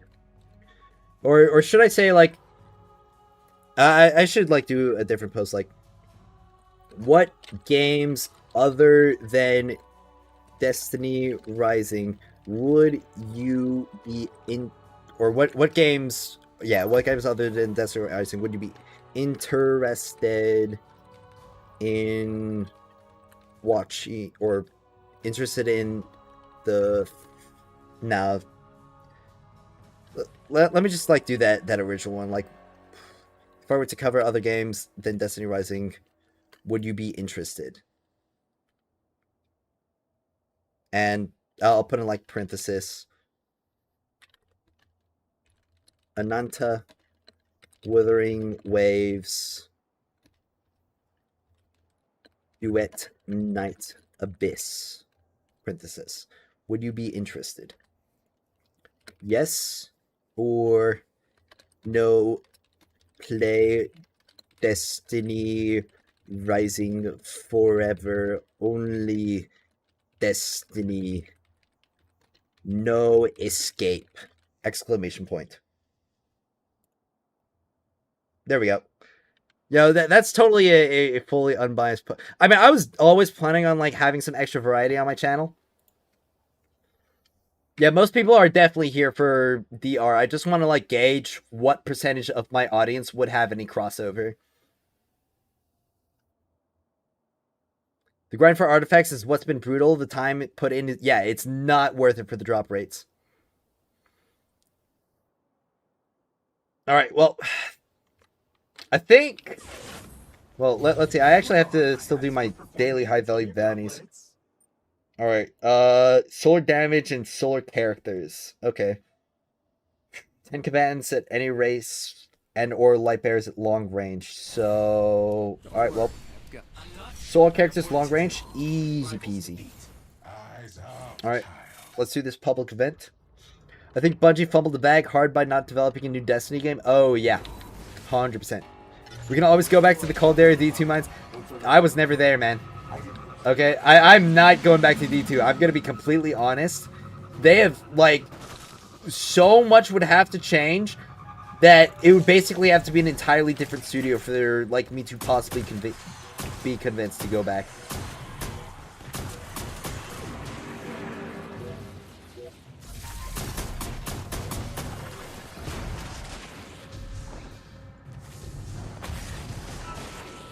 Eyes up. All right. Hive seeder incoming. Light it up, light bearer. Place explosives.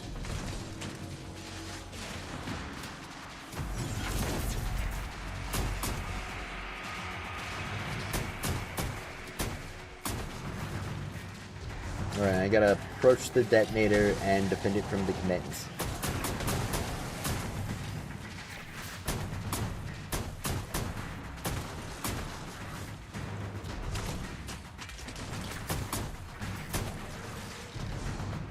Oh, do I have to, like, stand on them? Oh, I do have to, I do have to stand on a plate. Yes! Dirty Cajun Rice, you are my hero! Thank you for saving me from having to do all 3 plates. What is shield? How do I beat you? Oh, you need Crow's Blade and... Okay, I get it.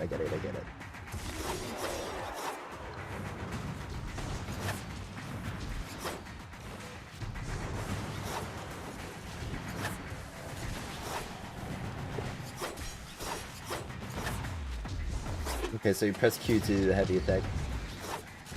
Alright. I want a new raid / strike in Destiny Rising or Destiny 2?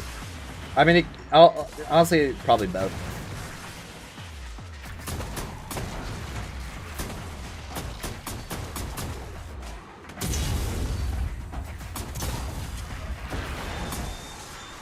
You got 2 token in blue? Yeah. 2 artifactual clusters and a gold and an orange. Or not cluster. Two freaking, what's it called? 2 dusts. 2 artifactual dusts and a orange. 2 dusts and an orange. That's what we got. That'll teach him to there we go. their trash and artifacts. It took a little bit, but I got there. Alright, well, I need one more long range fatality and got all of these.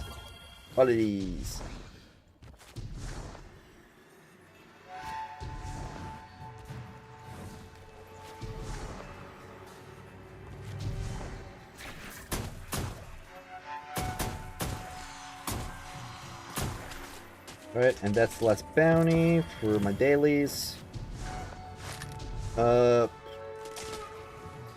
Why is it showing the heroic event requirement? Okay. Have I tested Umeko yet? Not yet, actually. I could get to doing that. Blue Engram dropped for me in the game today and chuckled. How do you get your buffs to show on the left side like that? I think it's a UI setting. It was like this for PC, but I'm pretty sure for like other control inputs, they'll appear like over here. Will I run out of Lumia Leaf to farm from open world chests? Yeah, the open world chests that you'll claim, like the gold ones, you'll run out of those. Why does everyone play first person, third person so much fun? Because I prefer first person. I mean, we just have our different preferences. I prefer first person, you prefer third person.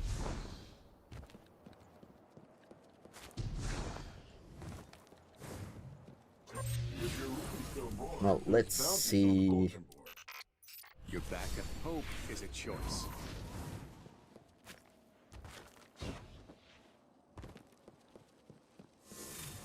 No, what the? Why am I being fast traveled to an objective? I've got too many quests in my inventory. Like, every single quest is trying to kidnap me. I can do, like, some quests. Because I've got a few ready, like, primed and ready. Like, I can do Gwyn's. I've got enough proficiency for that. I could do Wu Ming's, and I'm almost certain that I've got enough for Tantu as well. So, let me just check real quick. Like, Tantu.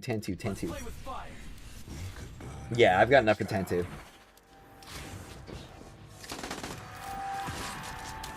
So, I think I'm going to spend the rest of my Pinnacle energy on exotic mats from Legendary Campaign. So, what's going to be, like, the fastest one to do? I know I need, like, the sub 7 for, Umeko. So, why don't I just do that real quick? Get that sub 7 on Umeko. And also on Estella. If we get summer skins in DR, you'll play third person. True. Farm Gauntlet Blitzer Strikes. Yeah, that's what you need to do for the weapons. I wonder if the Battle Pass tokens will transfer between seasons. Don't know.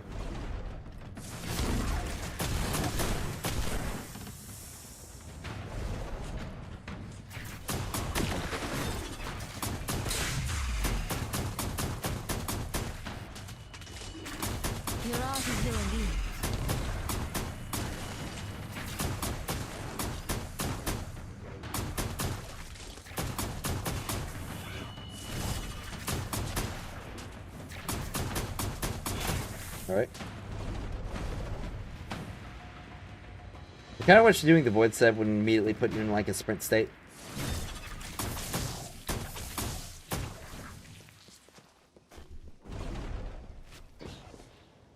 Alright, and I can dash again.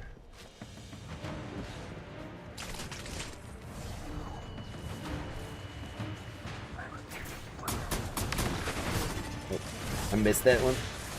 Alright.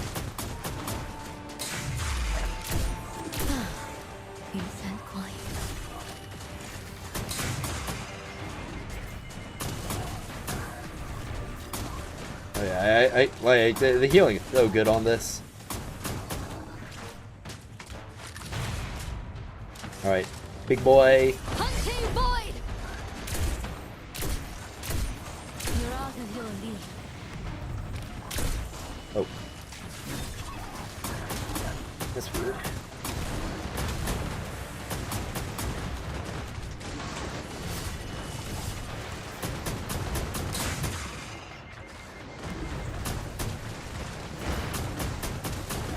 This is not like top tier Umeko gameplay you're seeing right here. Moonscape looks so different. Got to stage 28 on Estella at 57k power was not fun. Ooh. Not even imagine doing that at 57k. Alright. For some reason this game in third person always giving motion sickness and you play Fortnite for 3k hours. Hey, left chat, how long did the calculations come out to max characters? It's on the spreadsheet, but for like a maxed out character, we're looking at like 25 days. Okay, with like really, really good RNG, and I mean like probably impossibly good RNG, and like 35 days for like probably still generous RNG, but a lot more reasonable. Like you're probably gonna be a lot closer to that 35 than you're gonna be to the 25, or even longer than the 35. Like if we're being completely honest.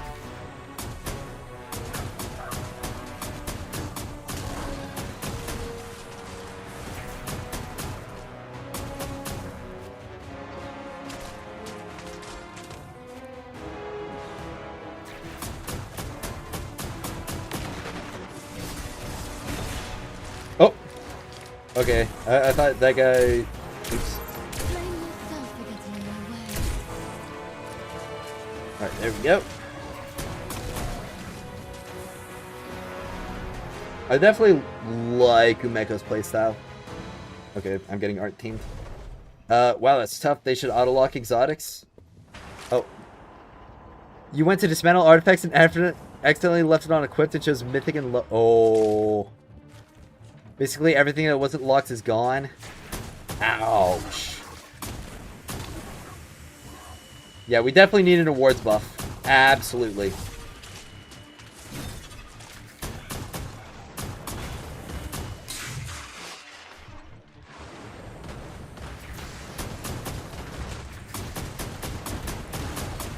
Alright.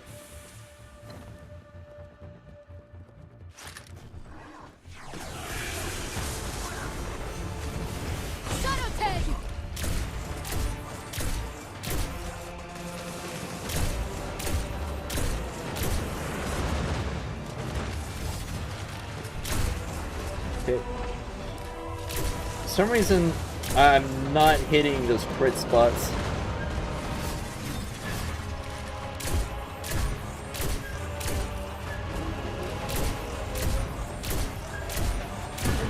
Oh, do I not have like the right one on? Oh my gosh, it auto equips this one. No wonder I was doing so much less damage. All right. Easy. Well, that was an easy completion. Oh, there's still some enemies spawning. That's funny.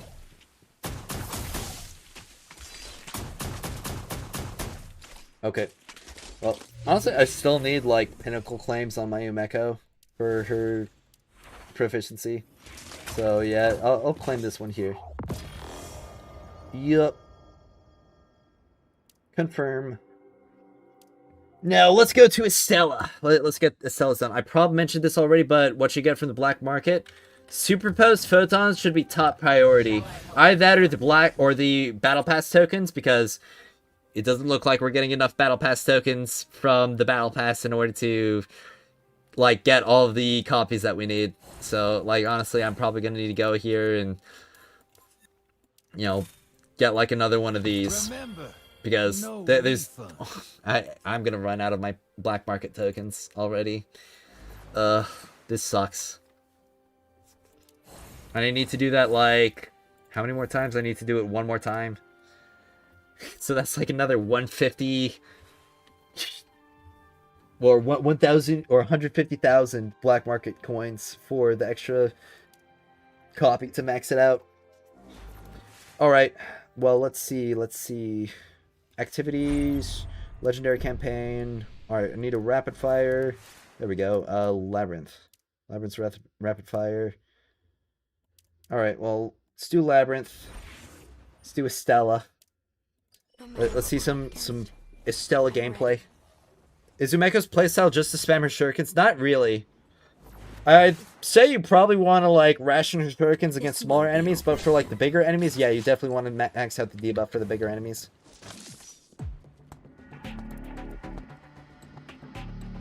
I feel so naked without Wolf's mobility.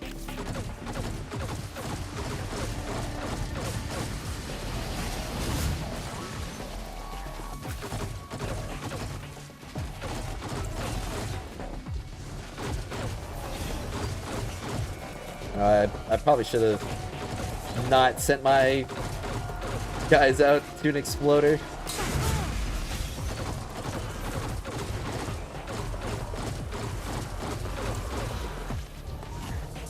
All right. The obstacle is gone.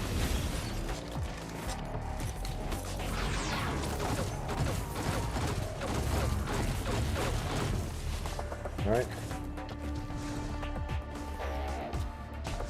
Good morning. I'm watching you from a phone, working the shiny Chi-Yu terror rate. Oh, okay. Well, hope you have some good luck with that, Ryan. Naked Estella? Mm-hmm. I mean... Oh, you mean like that? I thought you meant like pretty much unbuilt.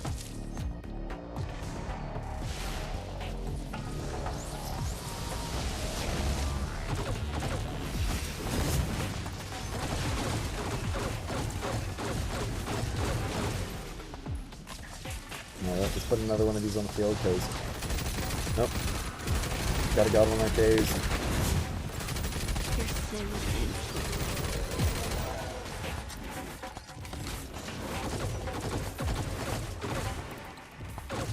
Alright. Oh, time to move on forward. Mission.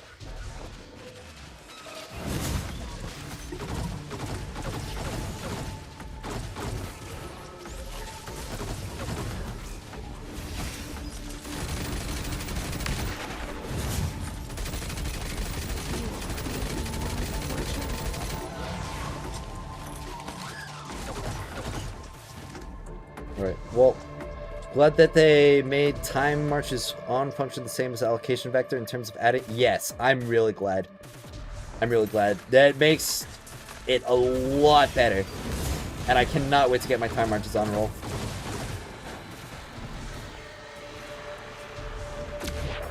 Is Fraternity slash Aspirant good on the LMG? This one, like,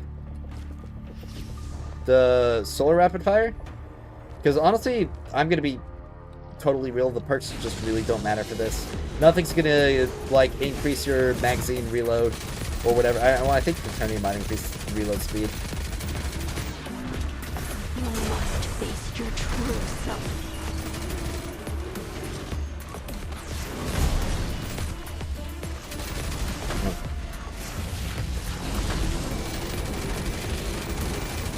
Wow. Honestly, wow, that's kind of like crazy damage. Wait, no, not no cows. I'm gonna do a menu claim. When the violence and slaughter ends, Ignore. a brief respite finally arrives. Is Umeko better than Gwen? They do different things. Gwen, like, Umeko can't stun impact and Gwen can't stun, like, precision.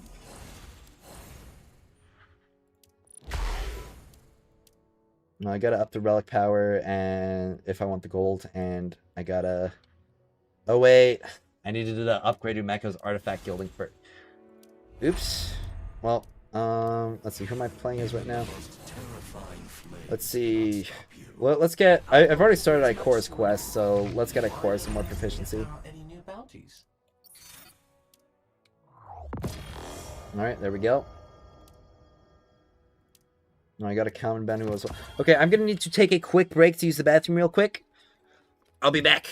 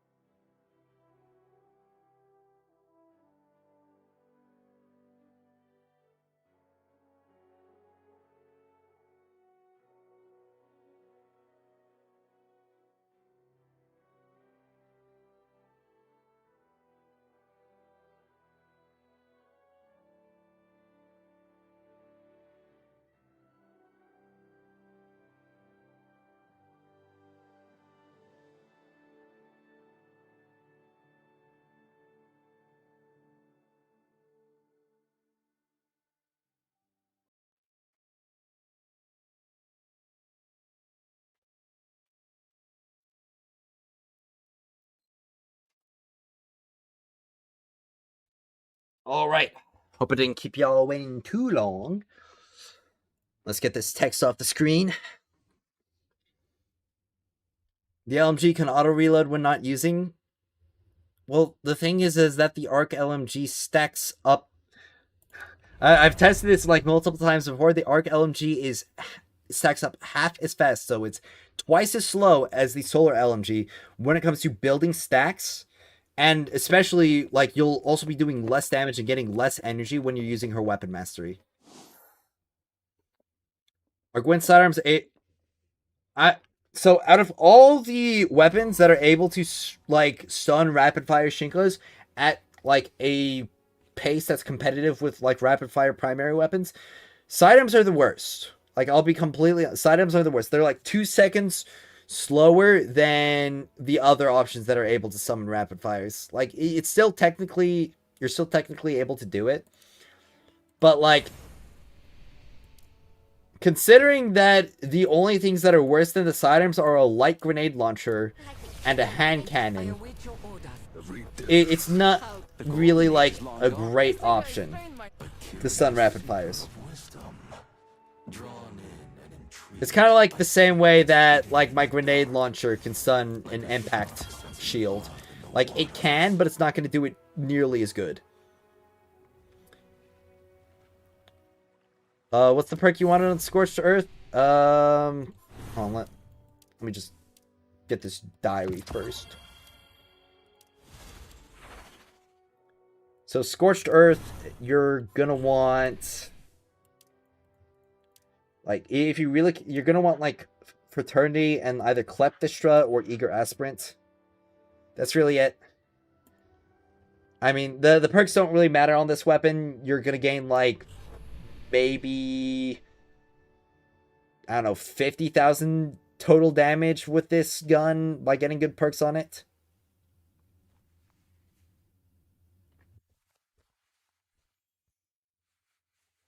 Yeah, like, Gwyn can help stun, but you can't really rely on her to be a primary stunner. I didn't say Voodoo. Okay, Voodoo's one of the bad ones. You shouldn't try. Like, body shots deal precision damage to combatants below 30% health. This thing's garbage. This perk is garbage. It's got a health requirement, so, like, if you were to use something that's like a health requirement, Annihilation would just straight up be better. Because you would actually be doing more damage.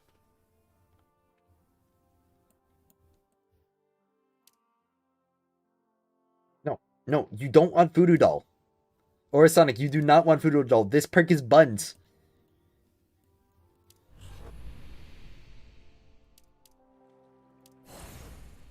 Alright, let's see. Well, I suppose I need to level up my Umeko's gilding if I want to do her bronze medal. Do I don't even have the fruits to, like, justify gilding. Ugh. Alright. Well, I think I should do the Umeko guide about now.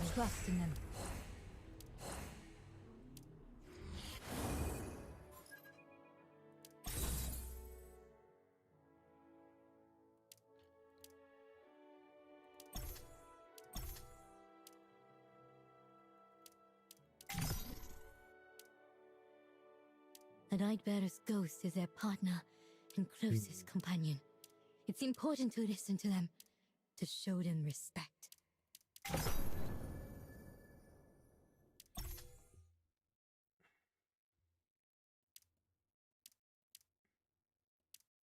I'm thinking. I mean, obviously... We'll never attack yeah. our own, will we? Don't worry, Kara. I know which path I've chosen to achieve my own dreams. Alright. Here's today's agenda. Well, let's go to the practice range. Don't really understand how so many people have characters over 52k. You played every day since the game started and you can't get everyone over 52k. You're claim 14, trying to get 18. Shall I help you? You might be... Artifacts might be a problem for you. That's like my biggest assumption. Either that or you're not really doing the mods too well. Morning, Agent. Whenever you get down to do some seal grinding, you know who to call. Yep, I do.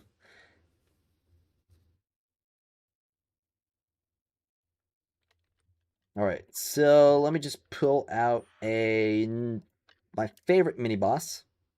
Give it unlimited health. Careful, Umeko. Umeko. Here's today's agenda. All right.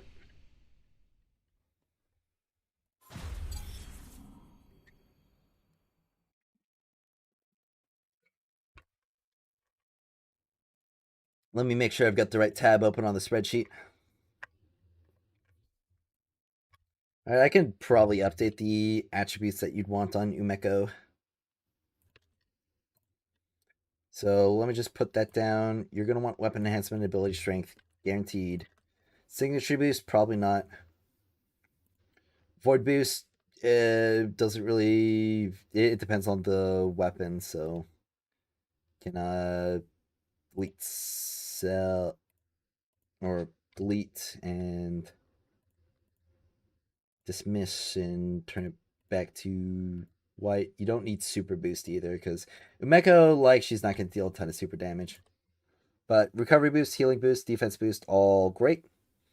Weapon enhancement, ability strength. And honestly, like, I could just start out Wolf with this right here as well.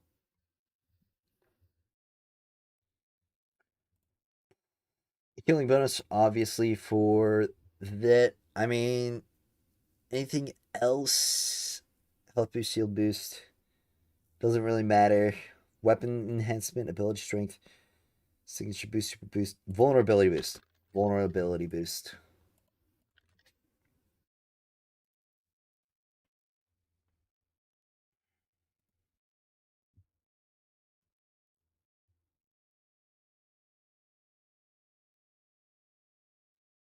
All right. And honestly, I should probably give or put arc boost on Wolf's recommended attributes. There we go. And probably overshield boost for Wolf. There we go. And what else would I don't really have any other recommended artifacts. Elemental boost matching heavy weapon. All right.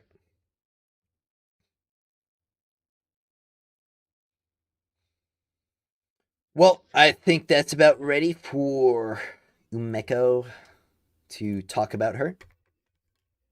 Does equipping all exotic artifacts give you a power bonus? Yeah. I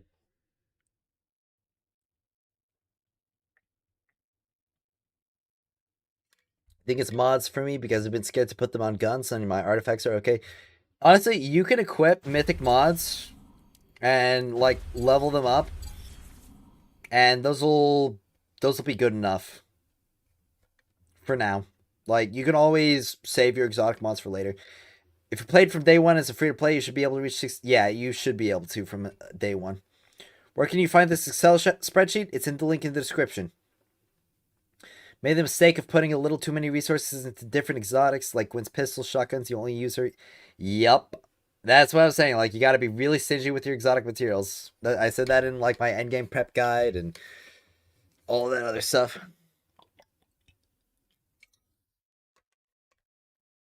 Did the same on Ningfei. That's rough. That's really rough.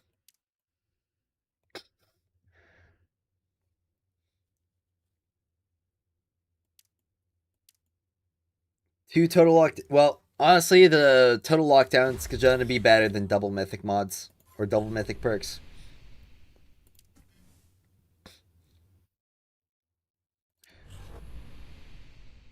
Let's see. Do I have enough Luminites? I'm at 10 out of 15.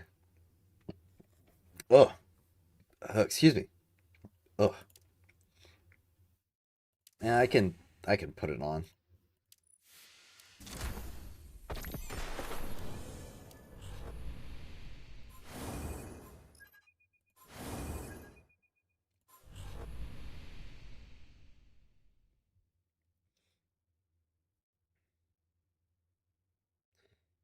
Being able to drop arc boost on a solar exotic artifact should be illegal.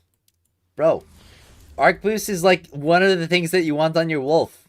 Like, if they made it so that you couldn't get arc boost on a solar artifact, then how's he gonna power up his smart bomb more?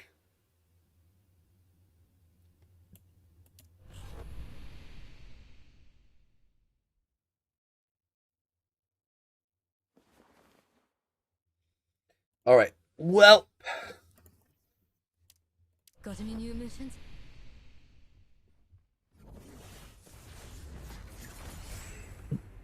We'll drink a little bit more water and then I'll get into the Umeko section.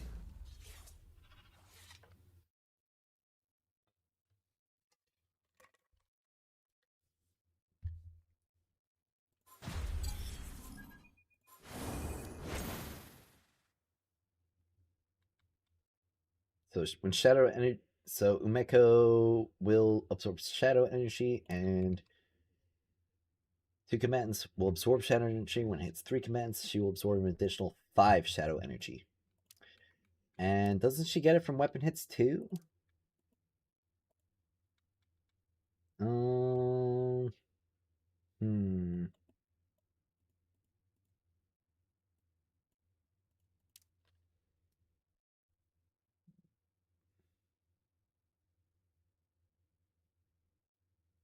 Oh, weapon or weapon mastery damage she absorbs based on the damage dealt.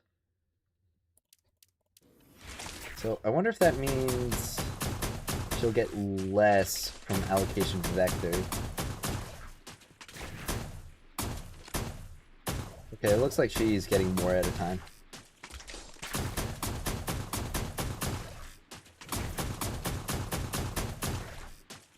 Alright. Obviously I can do that and it'll debuff him and give me the charge back. Okay. Alright, well, I hope everybody's ready to figure out some stuff about Umeko. So, Umeko is one of the other characters that we have received or got let me restart that. That was terrible. So, Umeko is one of the first... Why am I stumbling over my intro? That's kind of embarrassing.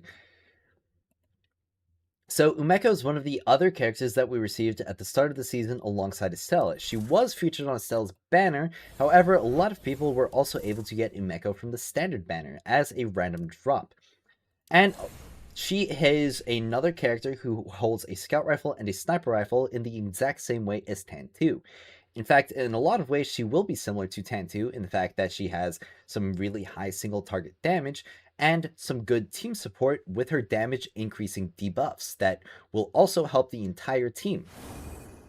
So I'll be going over Umeko's kit and some ways that you can get the most out of her with her builds, weapon choices, and playstyle.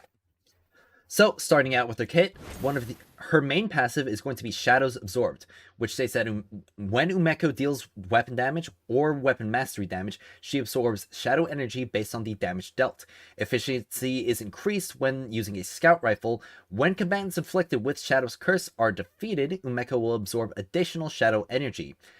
When shadow energy reaches a max of 100 and shadow shuriken charges aren't full, Umeko will consume all shadow energy to gain 1 charge of shadow shuriken. So that means if you have a max bar of shadow energy with all of your shurikens, you will instantly gain another charge of your shurikens upon using one and lose all of your shadow energy as it will be consumed. Additionally, while in the Void Step state, Umeko will absorb shadow energy with 25% greater efficiency. When shadow energy overflows, a portion of it will be converted into recharge for Void Step up to 25% per instance. So, going on to her abilities, her first ability, which is her signature, is going to be the aforementioned Shadow Shurikens. And this states that Umeko will throw a shuriken up to 70 meters forward over penetrating targets and slicing combatants within a 2-meter radius. Hit combatants are inflicted with 1 stack of Shadow's Curse for 8 seconds and take 340 void damage. So this won't really do much damage at all. However, the main focus is obviously the Shadow's Curse. When Shadow Shuriken deals damage to a combatant, it will, with at least 3 stacks of Shadow's Curse, it also deals 340 void damage to all other targets inflicted with Shadow's Curse within a 2 or 20 meter radius. If the shuriken hits terrain or other objects, it will ricochet up to 1 time, but its max flight distance will remain unchanged, and she starts with 3 charges. Alright, and this will be its effectiveness will be increased by her traits or talents, which I have her currently at talent level 3. And I'll go over the talents later. But talking about the Shadow's Curse debuff, it states that combatants take increased damage from the fire team equal to 7.73, and this will increase with the Shadow Shuriken's level. So if I can't really showcase the level up yet because I don't have it at a higher level, but do keep in mind this will increase per level. The maximum number of stacks that Shadow Shuriken can apply is increased to 3, and the maximum number stacks that Singularity Shuriken can apply is increased to 4. When Shadow's Curse reaches 2 stacks or more, afflicted combatants are slowed by 50%. When it reaches 3 or more, they will become confined, which means they cannot move at all. Her other ability, which was mentioned in her passive, is Void Step, which will be a dash skill, and it will activate a void healing ability while in the Void Step state. And Void Step will instantly grant Umeko invisibility and gain 40% acceleration.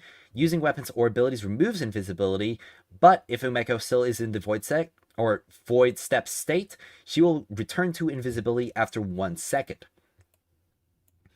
so long as she's not firing or using her abilities. When Umeko is in the array, she gains Void Healing, restoring 92 health per second, and this will increase as you level up the skill. Allies who touch the array will also gain Void Healing, but they recover 30% of what Umeko herself recovers. Void Healing lasts for as long as the array does. While the array is active, dealing damage or being in the Void Step invisibility state stores energy to increase Void Healing's healing efficiency up to a maximum of 600%. Entering the Void Step state randomly generates 1 Tangled Void on the weak spots of 1 random combatant within the attack's range, prioritizing those within Umeko's line of sight for 2 seconds. So, when entering the Void Step, you will get one of these Tangled Voids, which is a part, which I believe is a, no, it's not a part of the Weapon Mastery. But if we take a look at what the Tangled Void, the Tangled Void does, weapon hits can break the Tangled Void, causing afflicted targets to take precision damage. Breaking Tangled Void instantly increases the healing efficiency of Umeko's own Void Healing to its maximum and makes her invisible. Shadow Shuriken hits can also break Tangled Void. So, being aggressive with the Void Step ability and hitting that target and breaking it will also help you with the healing for yourself and your allies. Moving on to her super, Singularity Shuriken, this is a 120 second cooldown, so it's a long cooldown super, 2 minutes.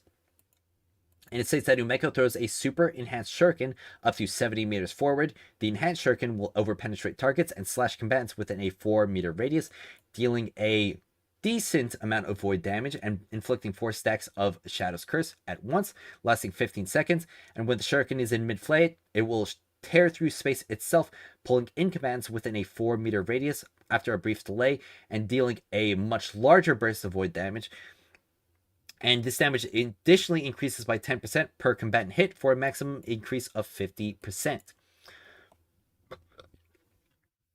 If the shuriken hits terrain or other objects, it will ricochet 1 time, but the max flight distance will remain unchanged. Now moving on to the relic talents.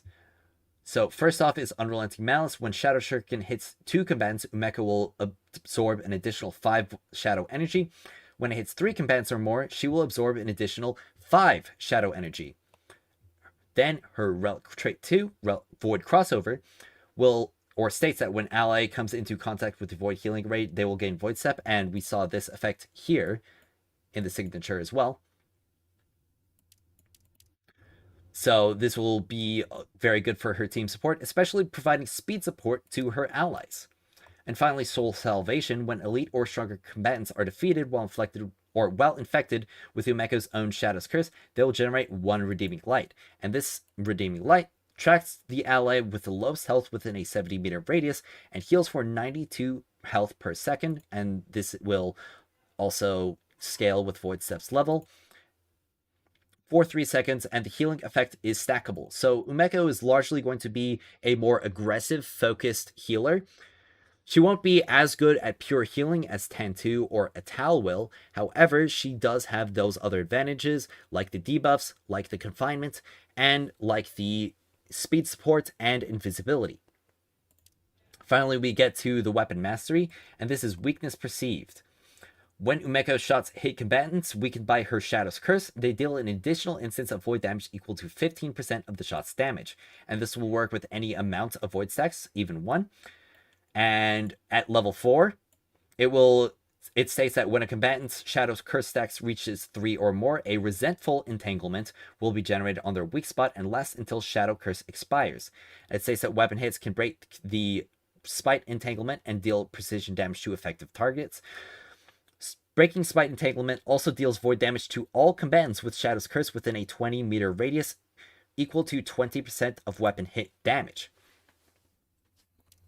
So, this is a way for Umeko to spread out her single target damage among multiple targets, so long as they're able to hit her debuffs on those crowds with the over penetration and the ricochet. That will be a lot easier for you to do, especially in tight corridors. Moving on to her weapon choices, the best scout rifle for her by far is going to be the Total Lockdown Scout Rifle. It's the same exact way for Tantu, and it's the same exact way for her. For the first column perks, they largely won't matter as much so long as you have Allocation Vector. Allocation Vector, above all else, this perk is one of the best perks in the entire game, and will make this scout rifle perform significantly better than all of the other options. You can use Bullseye Rebate for some extra ammo reloading by hitting precision hits, which you should be doing, or Fraternity for extra damage and also some extra reload speed. As for sniper rifles, the Magoichi and the Sidereal Year are going to be largely equivalent in terms of DPS and total damage. The Sidereal Year may be able to do slightly more with a God roll, however, the Magoichi is going to be better with a less than God roll. For the Magoichi, you're going to want Pranayama as the main perk in column 2, Pranayama over all else. Beyond that, you want Statue's Heart for increasing the DPS, and Triple Tap for giving some extra total damage. For the Sidereal Year, you're going to want Searing Mark plus Fraternity. None of the other perks are going to give you much better increases based on, or much better damage increases. And for the Sidereal Year, especially with the Searing Mark trait, something very important that you're going to want to get is a magazine increase. Now, when it comes to the Magoichi, you will not want a magazine increase outside of Triple Tap, because with the Pranayama perk, it will only proc for every 4 shots, or every 3 shots. So, if you do not have Triple Tap, you will not want a magazine increase because you'll have 5 bullets in the magazine, and you'll have to reload anyway in order to reactivate Pranayama, otherwise you will be wasting ammo. When it comes to the exotic options, we still have yet to do some really good testing, but the mythic options are vastly outperforming the exotic options at low investment. And by low investment, I mean the first and even second catalyst bands for the Borealis and the Izanagi's Burden. Though, I will say, with Umeko's enhanced reload speed while in her Void Step state, which is not mentioned in her kit, but it is an effect that she gets, she will be able to vastly increase the Izanagi's Burden DPS. However, the total damage of Izanagi's Burden will still be lower than the Magoichi at lower refinements, at least from the reports and testings that I've received from my trusted friends. I don't have access to Polaris Lance. However, I do believe Polaris Lance would be slightly better for DPS, or primary DPS, than the Total Lockdown Scout Rifle, especially at higher advancements. However, something that I'm not sure that the Polaris Lance will be able to do, that the Total Lockdown is able to do, is Don't stun underestimate them. rapid fire Shinkas effectively. Because with the allocation vector perk, this allows scout rifles to, or this allows this scout rifle to stun Shinka servitors at a very quick rate. So as you can see here with the reload cancels, it is able to stun it in under 5 seconds. And this is faster than a scout, or this is faster than an auto rifle without perfect perks. So that is very, very much a good reason to run the Total Lockdown Scout Rifle over other options, including exotic options. But if I go ahead and show off some of her damage, now single target, she is going to be very, very good at single target because of her Scout Rifle. Well, actually first, I forgot. First, we should talk about the artifacts. Now, when it comes to artifacts, she's going to want the same kinds of artifacts in a similar way to Tantu, at least for the damaging artifacts. If we take a look at the spreadsheet right here for my artifact recommendations, Calming Token is going to be the best for DPS and total damage. Inverted Fury is going to be better for passive, but if you're able to stand still, especially during the DPS phase, Calming Token is going to be the best option for Umeko. The Bellicose Planetesimal is going to be a very consistent option. However, Illuminated Ground is going to give a slightly increased damage, or it will give you slightly increased damage compared to the Bellicose, though it's not as much of a difference between Inverted Fury and Calming Token. Beyond that, I am recommending you use a damage resistance combo with Unrelenting Ground or Unrelenting Subgravity. Unrelenting Ground will combo very well with Calming Token because you'll be standing still a lot and reprocking the damage resistance effect, and therefore constantly giving you stacks on Unrelenting Evolution, which will give you even more damage resistance, which is very important for characters like Umeko. If we take a look at the Ring of Conversion right here, and the perk level is going to remain the exact same at perk level 4. With her Void Step healing, it is going to be a very, very slim amount of passive healing that you will receive for the whole Void Step duration. It's going to only give you about that much, though you will be able to increase it if you are able to hit those special points. And obviously, we can see right here, it's going to greatly increase the amount of healing that you receive. But again, you will still have to, or you still will have lower uptime on it in comparison to another character like Tantu, who will be able to have infinite uptime on the Overshield gain. And we can see here that even if I do it off cooldown, you know, I'll still be like right here, but with this, you'll be losing out on the massive DR gains from the artifact, which I feel like, because of Umeko's more limited healing in comparison to Tantu, she will benefit from a lot more than the Ring of Conversion. However, the Ring of Conversion is a popular option, so it does bear mentioning.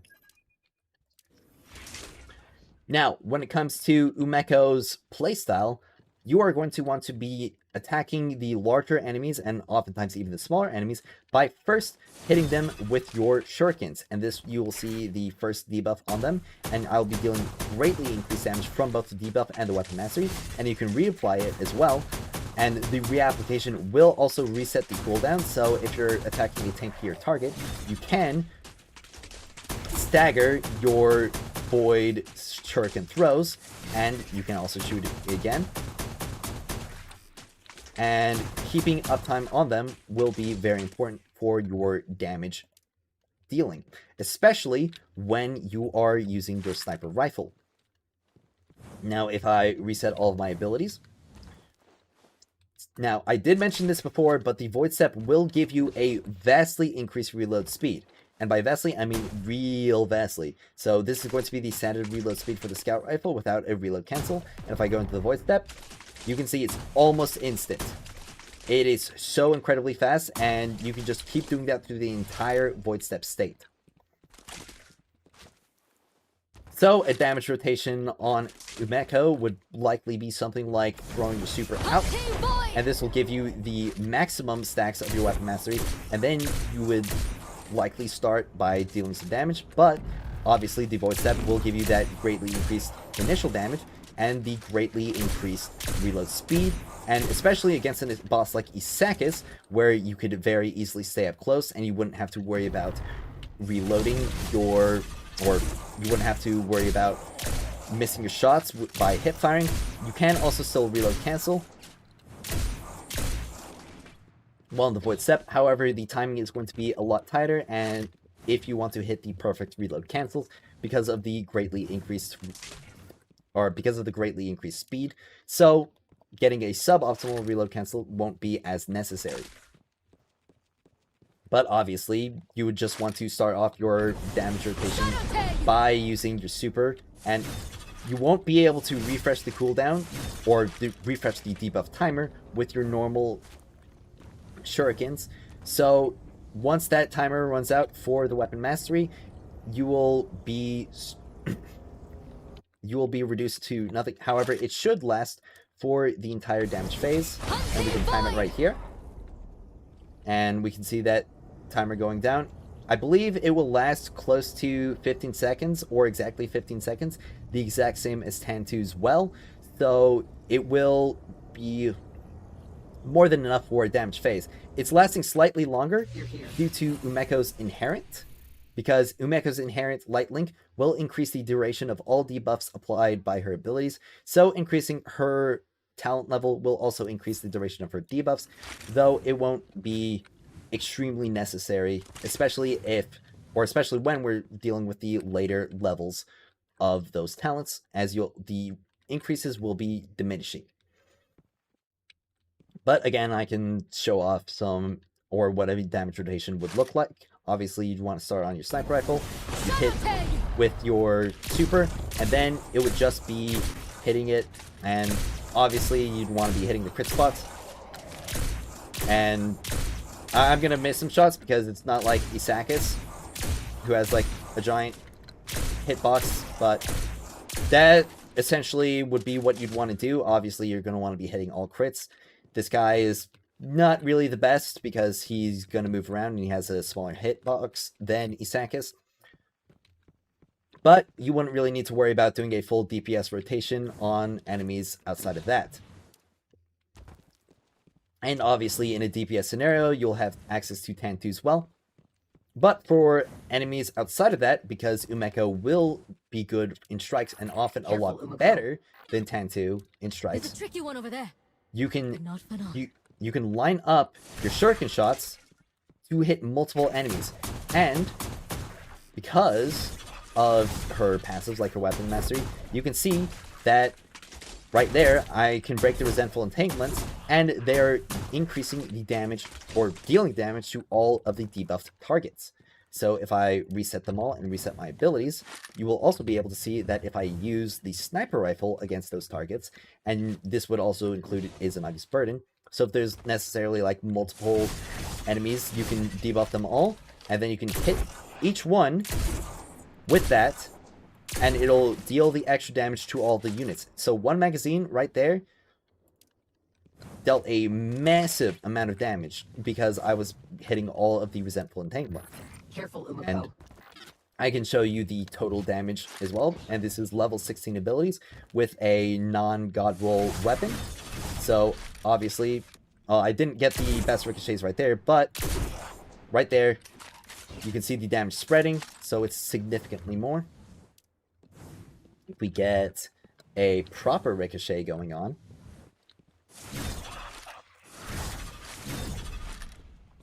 well, I don't really... It was working so well before. I'm probably going to have to underestimate them. redo the section a little bit. Also, thank you for the super chat, Tyler. I'm recording a video right now for Umeko. So, man, the enemies just keep staggering.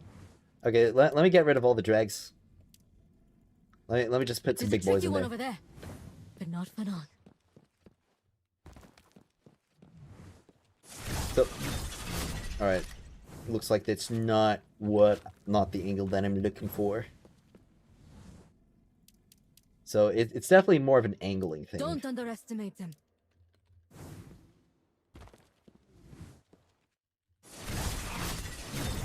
So we can see right here, if I hit that guy, then hit that guy, and then hit that guy, the damage is going to be vastly multiplied because it's going to be spreading to all of the cursed targets, and I can hit multiple ones that have that resentful entanglement. So with that damage, you can see that damage in mind, and if I just do one target with the resentful entanglement, so if I just do one target with 4 shots, Careful, Umeko.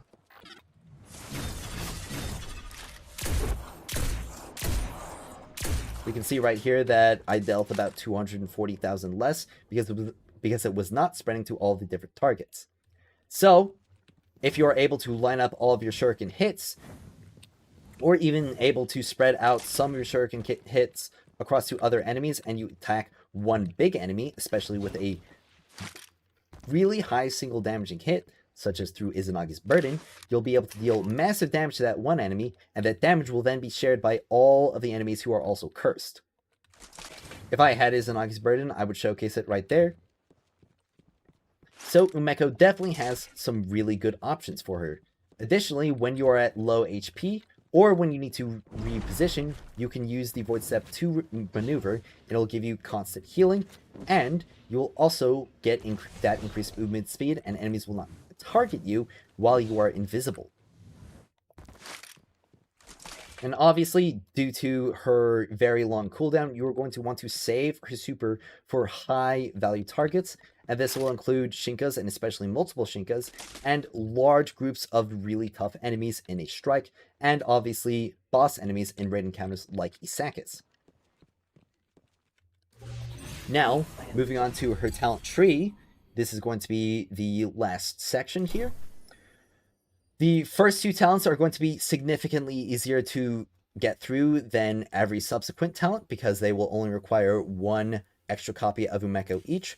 The 3 and 4 will require 2, and 5 and 6 will require 3. So starting out, Void Step will gain a second tier effect. Using it to dash again within 6 seconds grants Umeko invisibility and restores health. Now, this does bear mentioning because of the Ring of Conversion.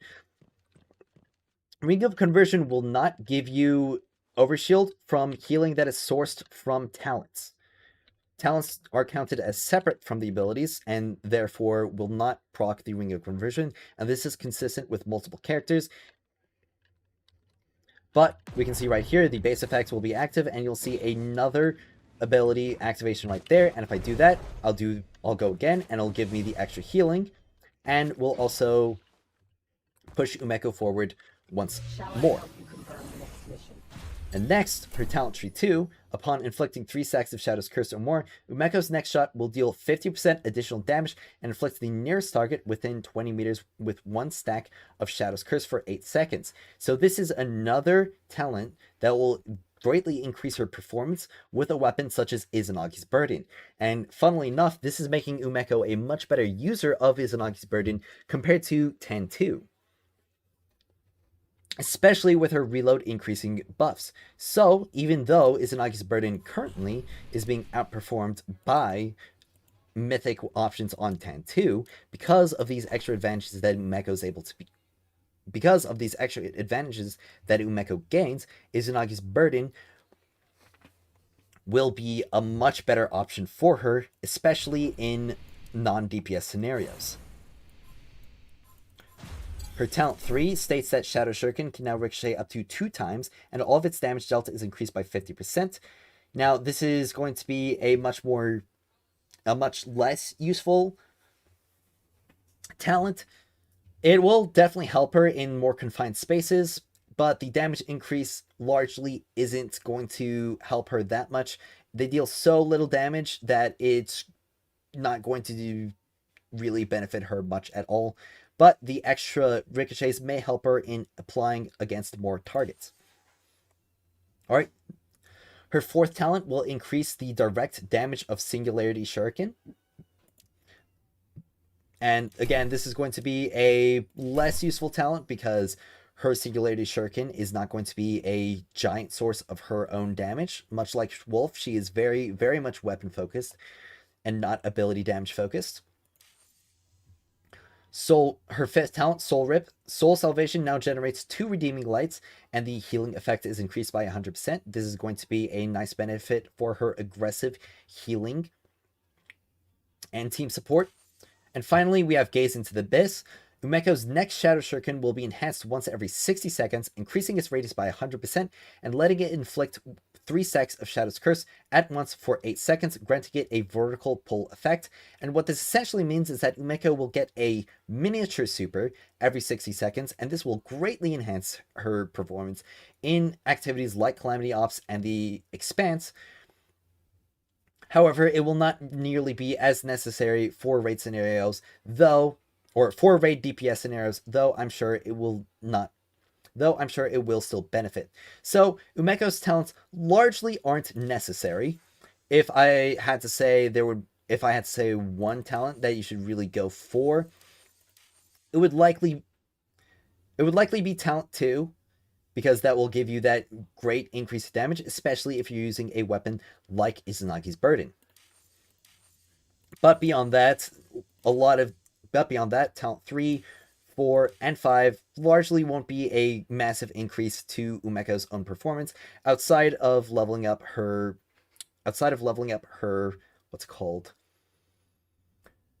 Light Link. And the final talent will be an excellent one if you're able to obtain it. Overall, Umeko is definitely among the top tiers in the game, especially because, like Tantu, she will have team support and therefore will always be useful for DPS scenarios because of her stacking damage debuff and access to top tier damage dealing weapons like sniper rifles.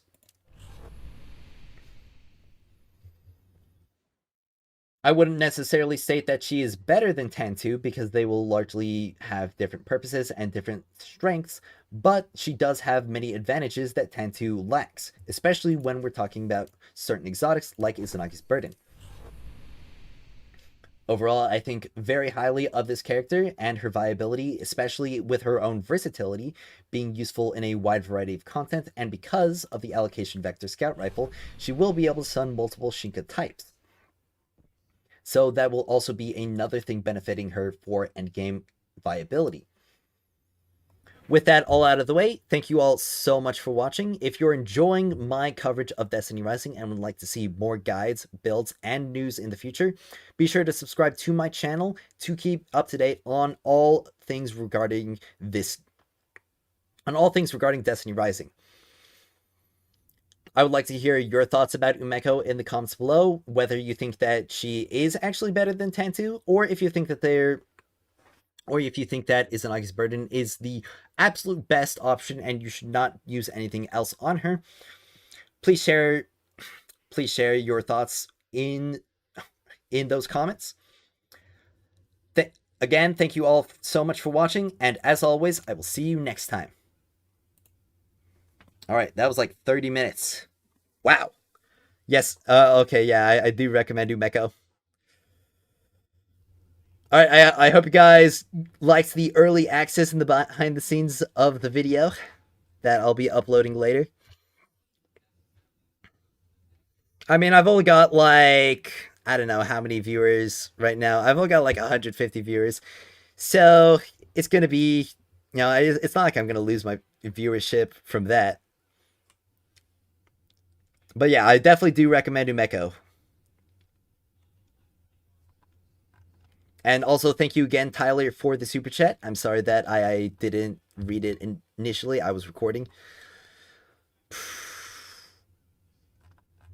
Oh, it's nice to see that I didn't or miss out on a lot of chats.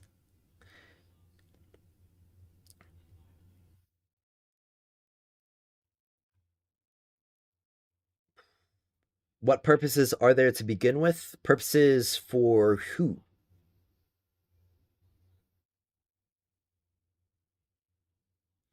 Oh, yes, Peter, you have to farm dollar IRL, then exchange them for Lumia. You got better information than ChatGPT? Oh, is somebody using ChatGPT for like build recommendations?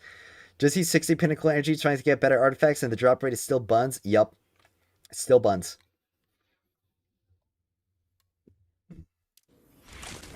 Well, I think... What do you guys think I should release first? The Umeko or the Pinnacle Energy, like, calculations video? Because both of those are... You know, I'm going to try to release at least one of those today. If not both. Well, it might be better to save one of those for tomorrow. Like, I do either Umeko tomorrow morning or I do the Pinnacle Energy thing tomorrow morning. Because I could do, like... I could probably do 2 to 3 video segments during a stream. And then, say, you know, upload twice, like, in the afternoon and evening. And upload, like, the third one tomorrow in the morning. Pinnacle Energy first. Let me do a poll. Or calcs first. Alright. Probably a good idea, yeah. And I could release the Umeko tomorrow morning. And that'll likely get more people. Or get some more eyes. Because guides are usually pretty good. Lines up with my comments about... Or, yeah, my comment about comedy BS. Yep. Pinnacle videos. Yeah, okay. Well, Pinnacle video definitely gonna be... what I put out first then. And I definitely did a better job with that recording, so it likely won't take as long to edit, though it's probably only a difference about like 10 minutes between the two. 10 to 15 minutes. I definitely still need an editor, because like then I can just like record the video segments, send it to the editor, and then I can just continue the stream. And I don't have to worry about it. And that's going to be the ideal. And it'll be the best option for everybody, because that means I'm helping you guys out a lot more and like chatting with you all, and I won't have to, or I won't potentially miss out on as many chats. Got Ning, and now you finally have everyone to play with. Nice. Does Ring of Abundance double dip for Ring of Conversion? More healing plus more overshield? Yes, it will double dip. But I did also mention that you will also be missing out on damage resistance. And damage resistance is essentially multiplicative health and shield increase and multiplicative healing increase, because every health point that you get that has damage resistance applied to it will be stretched for longer.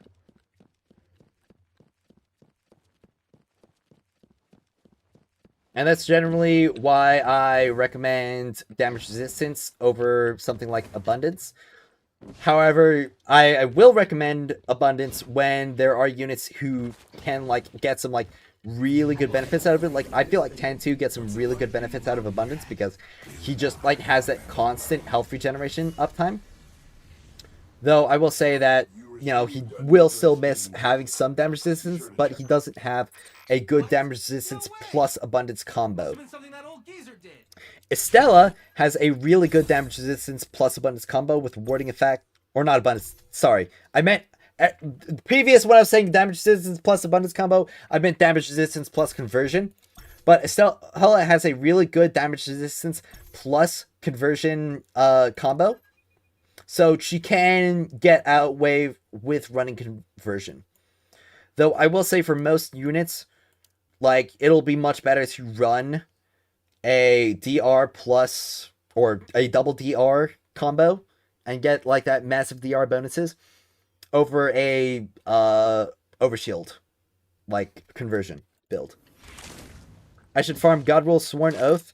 Yeah, I definitely do need to farm that Godrule Sworn Oath. That's probably what I'll do later. Honestly, like, cap off the stream with farming that Godrule.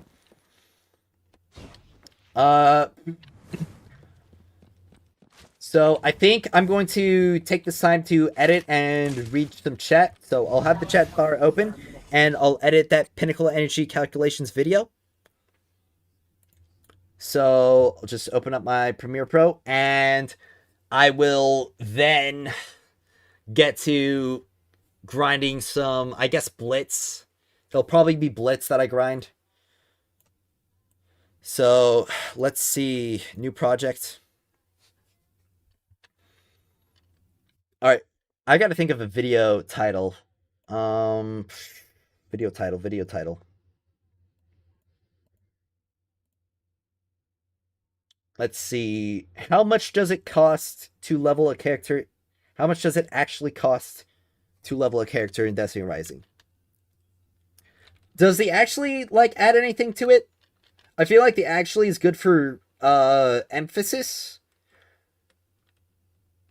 but or maybe like how much pinnacle energy does it take to level a character in Destiny Rising?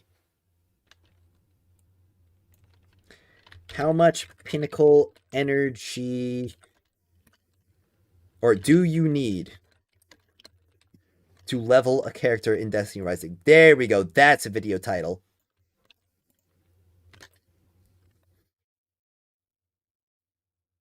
And for the words in the thumbnail, I'm thinking like 30 plus days. Exclamation point. All right, there we go. That's a go-to title. What's the best set for Ningfei? Best healing / sustainability / damage? My set recommendations are all in the spreadsheet right here. Personally, I recommend a Nourishing Pact plus Unrelenting Evolution because Ningfei will get some pretty good Overshield uptime.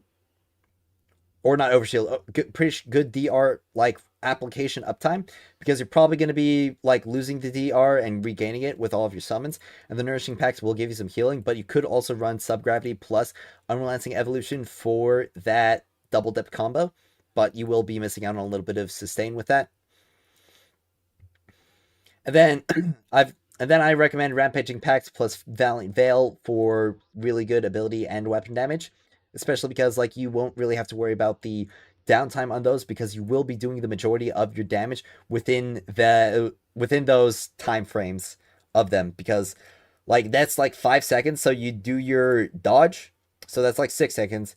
So you do 2 dodges and a slam, and then you have like 5 seconds to just like pew, pew, pew, pew, pew, pew, pew, with your crossbow. But if you want something more passive, you can run Inverted Fury, and you can also run Bellicose Planetesimal. But you will be missing out on a good deal of ability damage, because Ningfei actually does some pretty good ability damage. And Bellicose Veil is for ability damage maxing, though you are missing out on a good deal of weapon damage, which is important for Ningfei.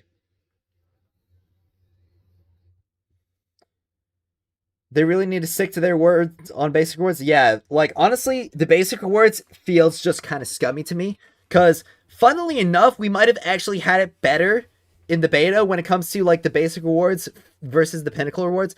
Because we still like would have been hit by those lockouts. However, before we hit like those like basic rewards being entirely useless, we would have gotten like some cores and luminites before like basic rewards entirely ran out.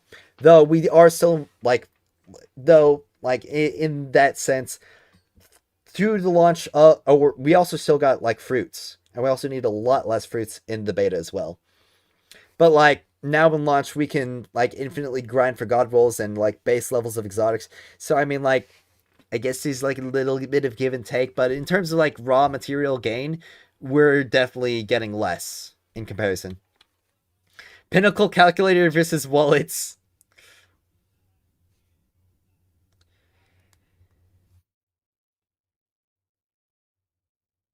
Ooh, this needs to change. That might actually be like a good words for the title. This needs to change. There we go. There we go. That's in the thumbnail right there. Thank you so much, Camel Not Llama. You're never gonna believe what NetEase did. Do you know where to get the new Shadow Shaper card for the seasonal title? I think there's like a new NPC that you can duel, but I don't remember. How many days you need? So it's either how many days or how much pinnacle energy. I mean, I feel like either of those get the point across, but days is definitely like a more nebulous. Though I guess it is technically how many days, because you are I do mention the other lockout material, so maybe like how many days does it take to level a character? So it's either how much pinnacle energy do you need or how many days. I'll decide.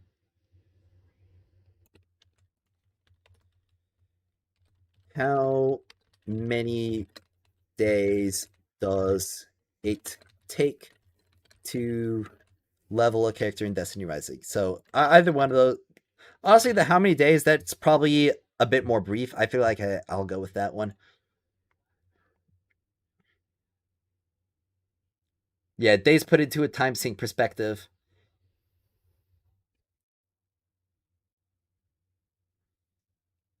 Or yeah, like how long? How long does it take? That's a lot better. How long does it take to level a character in Destiny Rising? There we go. That's the goated title. Days free to play versus money spent, does it? Well, a lot of the calculations, like, I don't have any paid calculations in there. But honestly, like, the paid calculations won't change a whole lot, because a lot of the best resource efficiency for that month is going to be entirely lost because they're on, like, weekly lockouts for that resource efficiency. So beyond those, like, lockouts on resource efficiency, a lot of that pinnacle energy is going to be entirely blanked, or like you're going to be at like half efficiency for the materials that you need. So even the people who are getting like the weekly pinnacle energy sub, like this, plus like the silver and the lumia, like they're not going to see a ton of or a lot more benefit out of that. Now, when it comes to the challenger keys, they could get some more, but also it's not going to be like a significant amount more over the other options. And also, yeah, Pang does not change your incandescence clusters or your artifactual essences. So even then, like, even if we had infinite pinnacle energy, even if we're able to pay for infinite pinnacle energy and infinite keys, you would be locked here, or like, if we take, we'd be locked here, okay? We'd be locked at like max rel. We'd be locked here, okay? At level 4, level 16, with like, I guess we'd be able to have like full mods and like a maxed out exotic, but we'd also be locked out of the gilding as well. So, but honestly, the bigger thing is probably just the incandescence clusters, because I mean, let's be honest, who actually gives a crap about the gilding? This is just like increases to your base stats and boring stats as well, like health, shield, defense. Like, it's gonna increase your tankiness, but you like tankiness. That's just something that you can either outbuild or just improve on in the game in order for it to like not be nearly as necessary. Cancel or cancel 2 unlock a claim 10. I head to power grind. 6 runs left, then I'm done. Oof.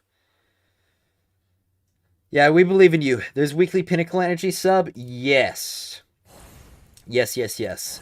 So here in the subscriptions, this Pandora's deal will refresh every single week, or like you'll be able to buy it again when it runs out, and it'll give you 40 pinnacle energy, and or well, it'll give you like 200 pinnacle energy and 2 keys across an entire week, and also 180 silver upon purchase. So it's essentially just like the same as like buying $3 of silver, except you lose like the tiniest. I think you lose like 15 silver, maybe, but you get all the pinnacle energy and you get all the keys for it. So, I mean, if you're a spender, like a regular spender or a whale, like you're just gonna get this regardless, and you get that. So, I mean, it's all right. It's fine. But I mean, $3 a week. That's kind of also like, I'm spending how much on this game? I mean, so if we add like if we just do like, so it's $12 a month plus the 5 from the monthly pass, and you could also say plus 5 from battle pass. So like 17 plus 5 from the battle pass, so it's like 22, and per season, or I guess like since you're only buying, well, actually no, you're buying like a battle pass every month as well. Like the battle pass runs out after a month, so if you're buying like the double battle pass, so you're gonna be spending like 22 to 27 per week if you're getting all the subs. My next project, yes, I'm definitely going to be doing weapon god rolls next, and recommended weapons for characters. What I care about gilding, you need your number to... yeah, I mean, yeah, number go up does make brain go happy. Is the best way to get more light once at just max reroll, or... Yeah, well, you're not going to get max roll artifacts, okay? Like, that is just... At least when it comes to exotics, that's an exercise in futility. It's going to cost so much pinnacle energy, and it's going to just... It's going to suck, okay? It's going to suck.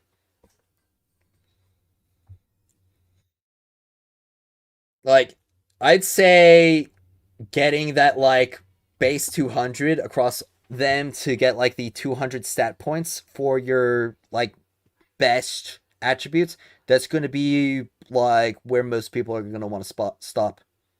Is Umeko worth it? Yes. She is worth it. Yeah, Battle Pass capped XP is annoying, but also, like, when we finish with the Battle Pass, like, we get a rank, and it's like, this is buns. Like, you have a chance of getting a Daybreak Engram, but it's like 5 Bright Dust and 1,000 Glimmer. Like, this is worthless. I'm at 6,200 with Wolf and 300 with each artifact. Hey man, can you teach how to spend well with the medals and claim bonus? I mean, I'm pretty sure I mentioned it in my claim guide, but, like, you're gonna want to spend, like, here, here, here. These 4, these are the only ones that, like, really matter. Okay? Like, once you get these 4, you're solid. Okay? This doesn't matter, this doesn't matter, this doesn't matter, and this doesn't matter.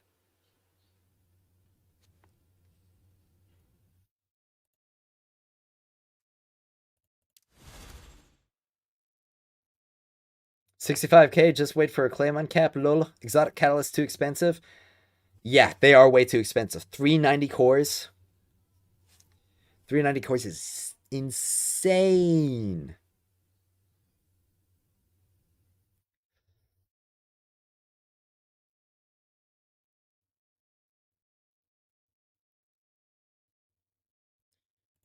Looks like I got some pings in some places. Let me check. Ah. Alrighty. Well, I probably shouldn't delay on my editing any further. I am still going to be reading chat, though. So, you guys feel free to keep chatting, because I love reading your chats. Y'all are great. Alright, let's get the video footage in here.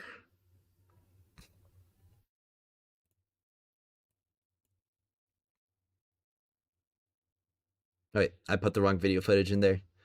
Let me find the right video footage.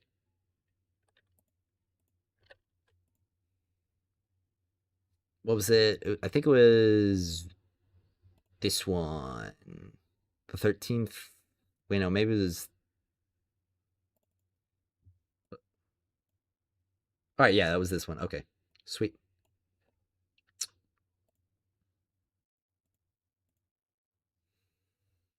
Thanks, man. Much appreciated. You're welcome. Was always looking forward to unlocking 2x legendary campaign drops until he said it's not actually 2x. Yep. Editing on stream is double income. Yeah, the official wording sucks. Yup. It does. So Morgan's Prey 30k challenge works, but I still don't think the special kill one is working still. Oh. Well, that's disappointing. That's what happens when everything is translated from Chinese. Wording gets jumbled up. Yep. Like, there's also, like, another thing that was happening, like, with the seal. Like, I wasn't getting my casual activeness. Has anybody actually got... Let me actually, like, ADHD, get distracted, and check if I can actually gain my casual experience yet for that achievement. So, like, let me do, like, a quick Shadow Shaper duel, I guess.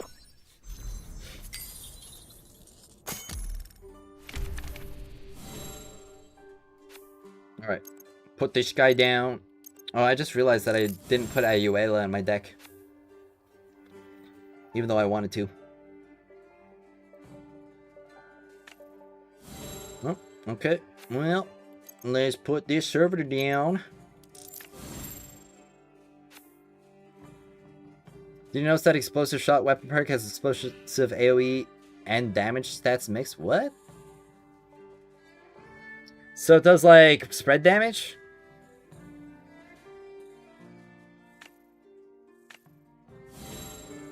Doing Shadow Shaper and doesn't GP up. Well, I did like everything. I did like Sparrow Racing, I did Shadow Shaper duels, and I did Fishing. And nothing seemed to really add up. It was a hard stream. Sorry, I can't change categories on YouTube. I'll get my Twitch set up tomorrow. That's what I'll do. I feel like it's kind of late to go live now. After like 5 hours. Yeah, I'll get my Twitch set up for tomorrow for the people who like Twitch. And I'll get like a Twitch chat doc. Okay. There we go, my servitor. Alright, let's put this guy down. Alright, I wonder if he has a second Tracer Shank. It might be only counts when you can still earn it. Well, no, I was doing it while I was at like 70. Ooh. That guy got a win. Well, that's bad for me. I'm gonna play a Kavar, and I'm gonna play this Vendel. Oop.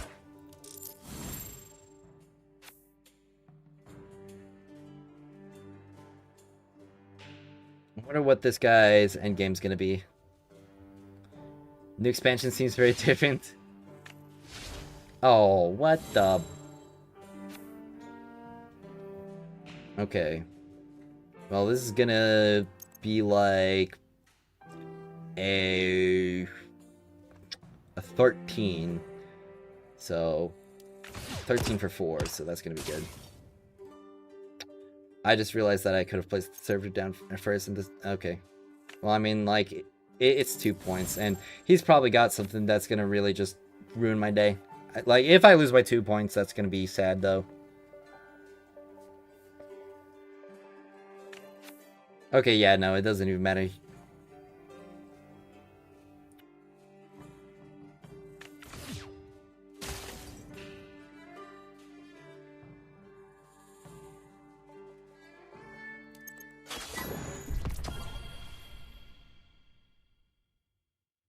Alright, well, let me edit my deck real quick.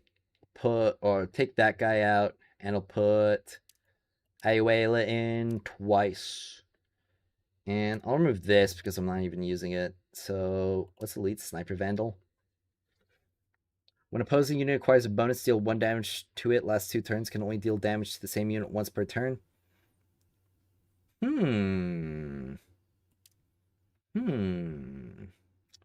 That seems pretty neat. I'll pack that. And honestly, like, it's probably good to keep the wolf in there.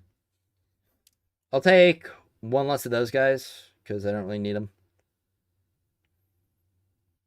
Let me keep a where's the... There it is. Elite Vandal right there. And I think... Honestly, I use that guy so little. Let me put like another Elite Vandal in. Do I even have... I mean, I've got a Tau, like doubles the power of a unit, but I don't really have anything that would be that good for it.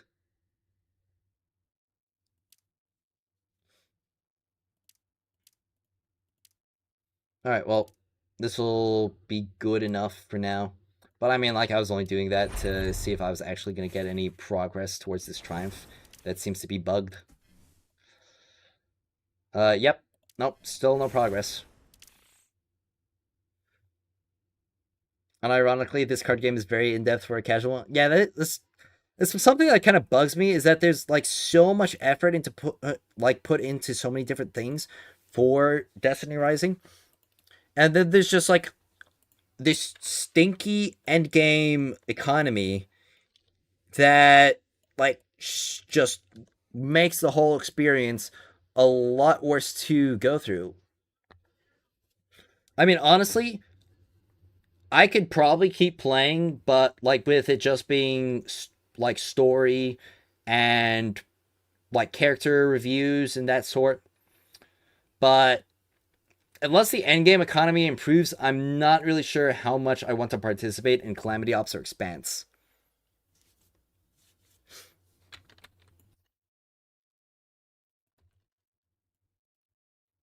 All right, and let me get to editing. +8. Here we go. Make sure that my gain is correct.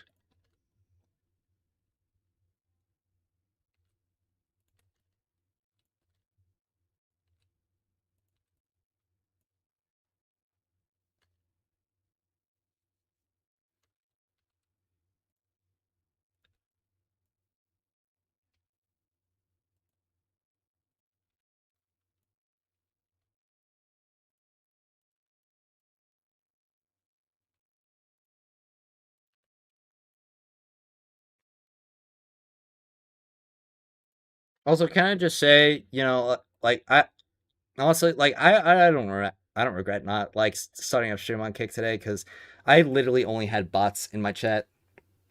Maybe I'll have better luck on Twitch, but like I also looked at there's like basically there isn't an audience for that stuff on Kick, I guess, because I mean like when it came to other streams like Fortnite and stuff like that, they seem to be doing just fine. Though it also seemed like there's a significantly larger portion of like non-English speaking streamers on there, and well, I'm not really sure why that is.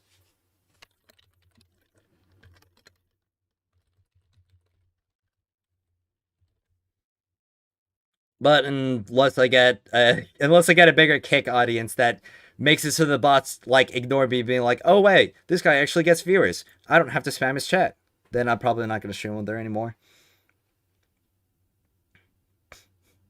Gosh, I hate ops with randoms. So many mobile gamers who have no idea what they're doing here. I'm gonna be honest, dude. It's not just the mobile players. What I say is God Rule Sworn Oath. Hope is it short? It is Fire Rush plus Time Marches On. That's the role you want. Fire Rush, Time Marches On. Twitch would be more forgiving since people want to find a D-Rising stream, but there isn't many. I mean, there's a few. Like, there's definitely, like, more, or, like, actual viewership, actual audience. I was really hesitant to go on Twitch because, like, they're, like, very, very, dodgy with a lot of their practices. Like, there's been multiple times where they just banned Twitch partners from, from multi-streaming.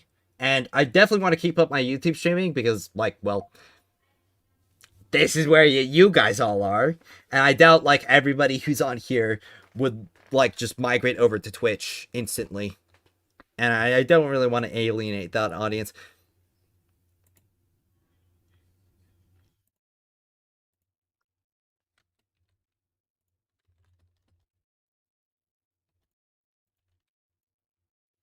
And Patch just uploaded a video. Yeah, it's really really funny because he was crashing out so much on rerolling, because he wasn't getting lucky, and then he gets lucky. Like, you did miss the Umeko testing in the Umeko guide, but do not worry, it's in a video, so you will be seeing that either later today or tomorrow morning. I don't know where to get the new Shadow Shaper cards yet. Literally stuck in 300k and have no idea on how to push more. Oof. Yeah, you're just gonna have to like clear faster. Like, it's either like a gameplay issue or a build issue, and there's not really any way above or around that. Or it could also be a team issue. Like, you definitely want to go in with a coordinated team. Trust me, bro, I know they're dodgy. I mod for a friend of mine, and he keeps getting mass reported and banned. He has to private his VODs now because people hate him. Yeah. Like, that's been one of the main reasons I've just been, like, avoiding Twitch for so long. But, I mean, like, at this point, Kick's just not working. Maybe in the future it'll work. It could be, like, a good backup. if Twitch like gets even worse. But like right now, I think it'd probably be best for my own sanity to do YouTube plus Twitch, because at least I'm probably not gonna have chatbots going in there being like, join the KickFam Discord server. 2 exotic artifacts after 170 runs. This game's broken. Oh yeah, it is. Appeals get instant denied. Yup. Like I have heard so many horror stories about this, about Twitch.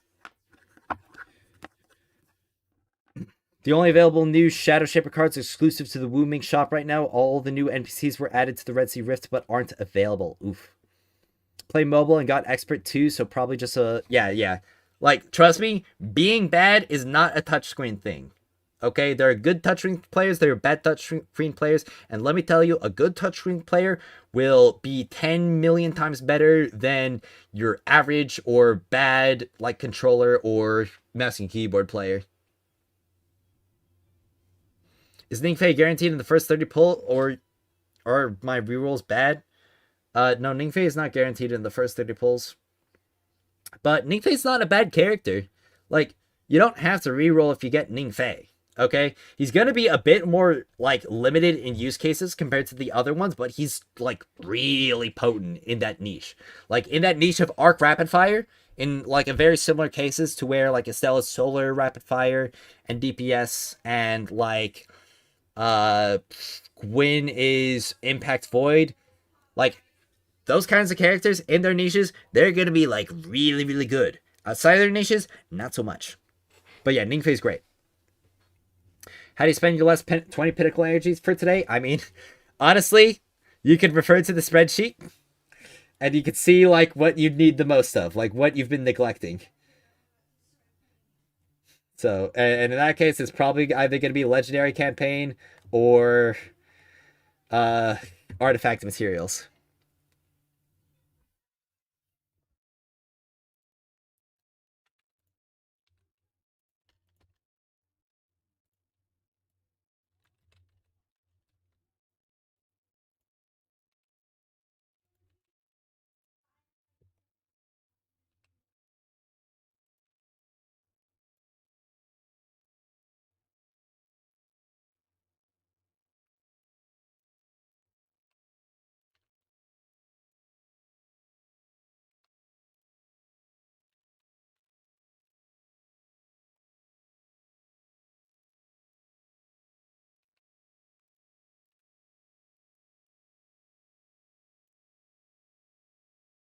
Many prefer Caber. We get 50% damage and still get messages complaining about me. Oh, that's actually the worst. Like the people who like do badly and then flame, it's always just like, bro, you're not that guy. You're not that good.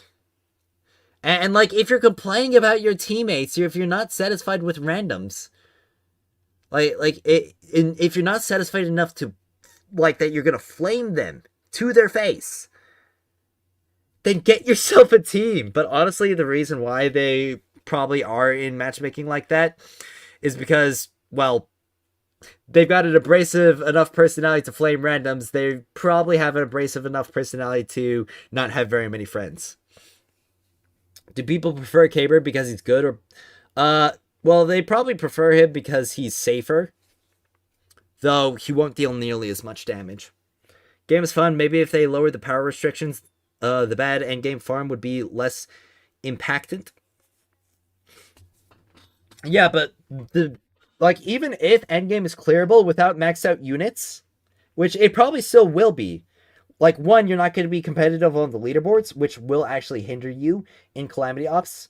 So, like, being hard stuck at, like, Master 1, or, like, hovering between, like, Master 1 and Master 2 might actually be a thing for a lot of people. And also, like, people want to max out their units.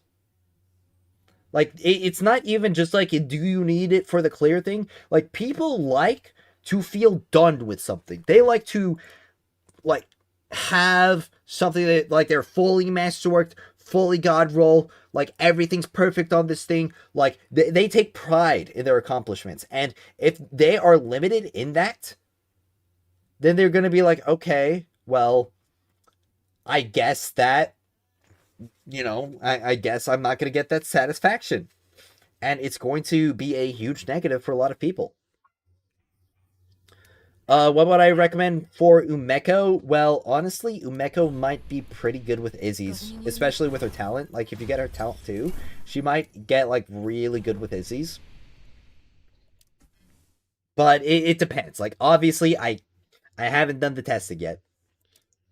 And I probably never will be able to do full testing on, like, all the exotics maxed out or even, like decent investment because I'm never going to have the materials to.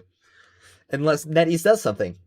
And like when it comes to Wuthering Waves, like the main thing that I'm comparing it to, because it's like probably the best gacha that is on the market right now. Oh, I said probably. It's definitely the best gacha on the market right now.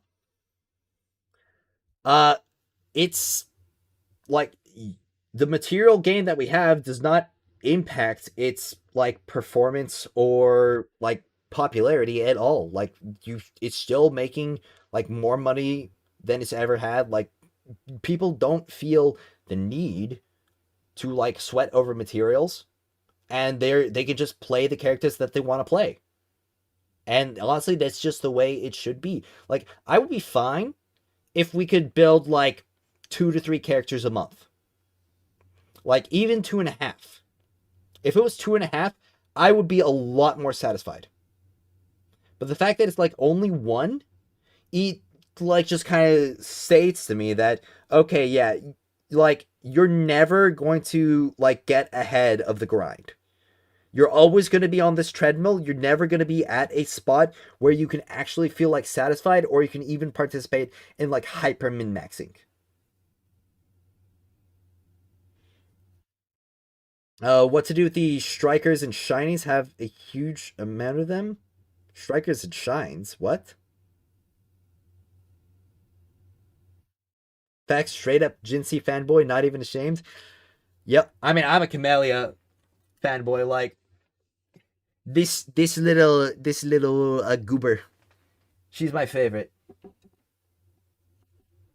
I skipped Jinsey. Okay, and I ain't even ashamed of it. I skipped her every single banner.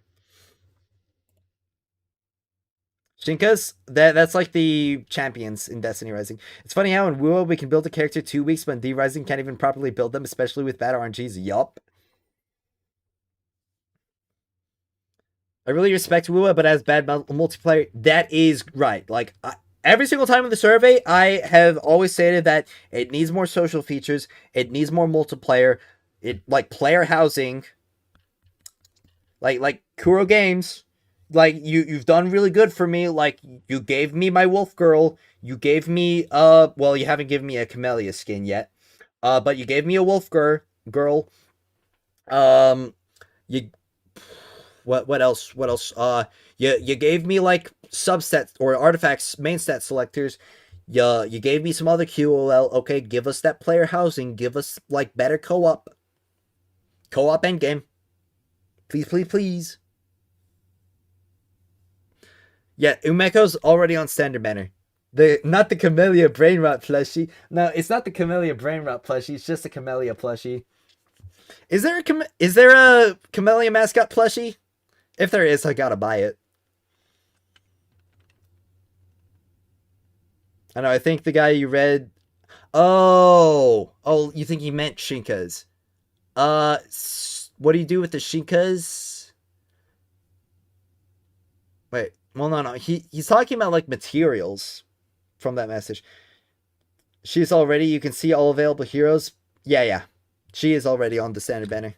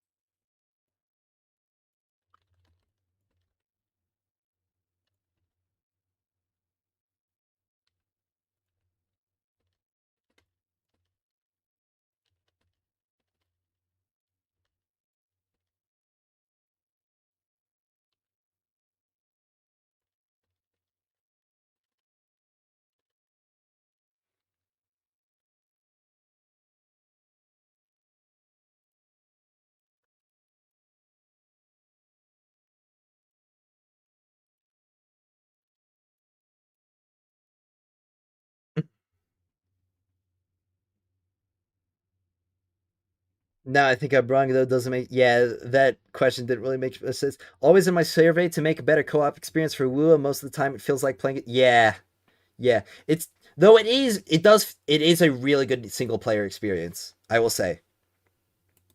Like, I have been satisfied enough that like the lack of co-op has not perturbed me as much as it normally would. Though I do need to get like a bunch of co-op buddies together, and we need to like insta kill a bunch of 4 cost echoes. You got Zenny quick. Got boring for me. Bro quit like right before the best story patches in the game. But I mean, like, obviously everybody has their own preferences. Like, I am really into the story. If you're not into the story, then yeah, I can understand why you wouldn't have as much fun. Oh, stickers. Oh, well, I mean, like, if you want to use the decals on your characters, like, you can go ahead.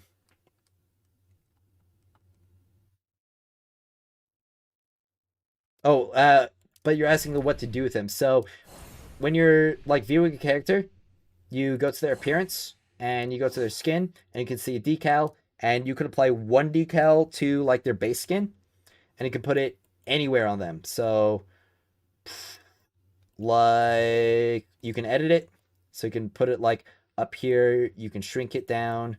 So like if I wanted to like put it right here, so she's got something on the back of her head, or she's got like this insignia, you can also rotate it as well. And you can like make it so that it penetrates, so like if you want to put it on, I don't know, like there or something, like underneath, then you can. And you can, I think you could polish it to raise the quality of it. Yeah. And I think it allows you to change the color combinations. So I guess I can raise the decal quality. Wait, polish success rate? You gotta be kidding me. You can't even just give me a cosmetic. You gotta give me a success rate chance. Oh my gosh. I literally cannot even have something in this game. Okay? It's already a rare chance to get this glow. You can't just let me have it? It's gotta be a 40% success. Come on. It's a consumable at that.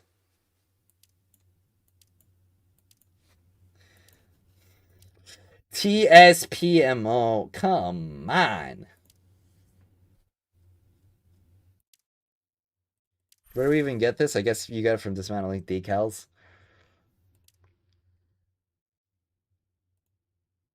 Let's see the polish.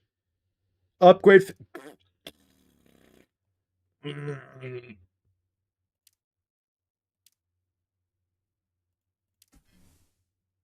Used to play Gwent every day, super predictive. Now you're here playing Destiny Gwent. Nice. Only thing I'm not enjoying in Wua is the Wua enemies constantly running away.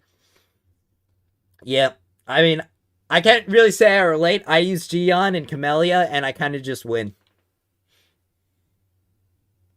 But, I mean, if you don't have those units, then I can understand the issues. Hey, what's up, Asian? Wanted to stop by and say keep up the good stuff. Thanks. Been watching your vids, and the past month they've been very informative. Well, definitely sounds like I'm doing my job for you. I can put up to... Well, the thing is, I'm pretty sure it's based on the skin. Because, like, right here, if we go to the appearances for Wolf, like, this one's got, like, one decal. This one, you can put 2 decals. I guess I can't see for the exotic skin because I don't own it. I still need to spend $100 on the game. I see you talking about penetration while giving you Umeko and Iron Banner Gemstone. I mean, it wasn't my intention. Okay, brother, it's not 40%, it's 20. I failed 18 times already. 80k Bright Dust gone. Jeez.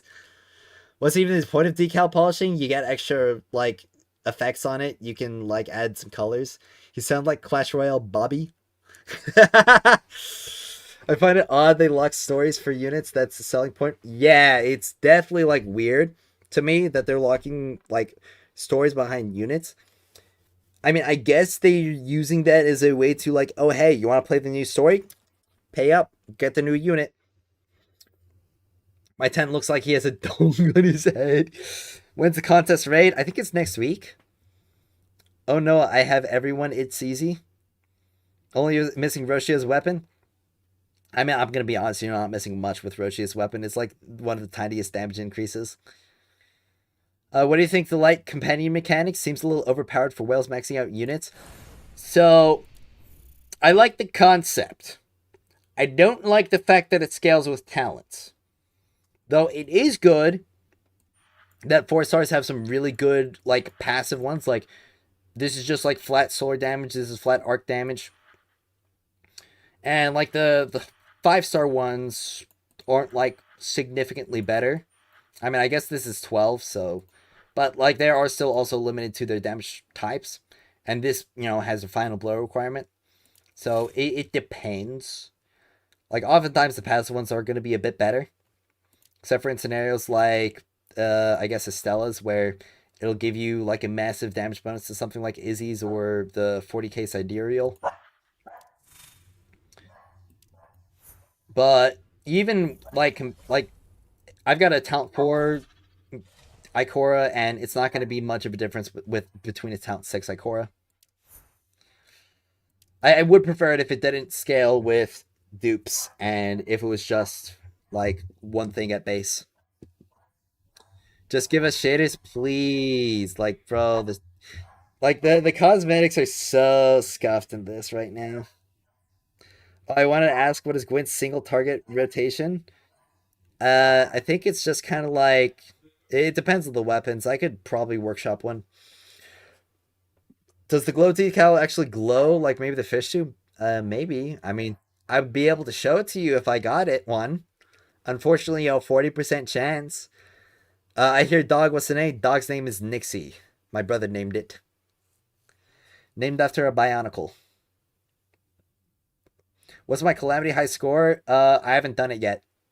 Honestly, I was kind of waiting till Monday to get the extra power level, but I'm not even really sure if I want to do that. I'm going to be playing Wolf for it.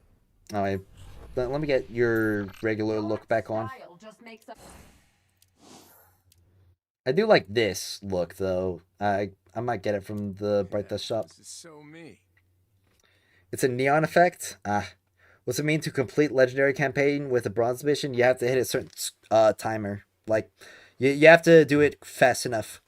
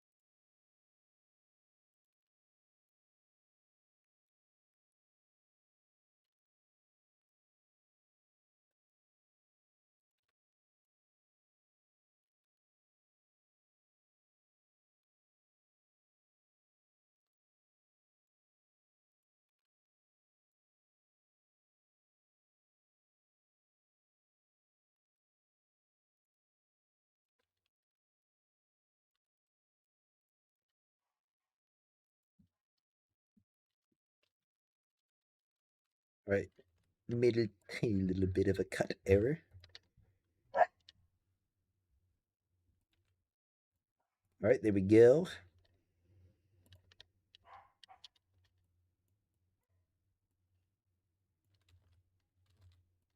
Alright. Really like to sell it, but she needs some way to get started faster. Yeah. Furthermore, bronze only exists in challenge mode. Heroic mode only has silver and gold. Yeah. What's my favorite game mode, and what game mode am I looking forward to them adding? Favorite game mode in Destiny Rising? That's tough. It's either Calamity Ops or Shifting Gates. Those are both really, really fun. I love the speedrun aspect of Calamity Ops, okay? I don't really like the leaderboard progression at all. But I do like playing through Calamity Ops.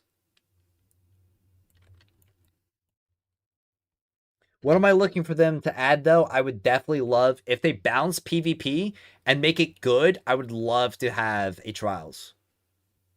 Or like a sort of like Gambit Prime version of Shifting Gates. Like, Wu Ming takes over it, and he's just like, all right, let's up the ante. I got a new game going. That would be like peak for me. Is Wolf a man or a woman? Mine looks like a dude, but sounds like a woman. Bro messed up. Bro messed up with his character creation. Wolf is customizable, yeah. The perk that the Rapid Fire Scout 10 uses shoots 2 bullets, break rapid fire machines quick in firing range, but not in actual activities. It deals the same damage regardless of your power level, bro.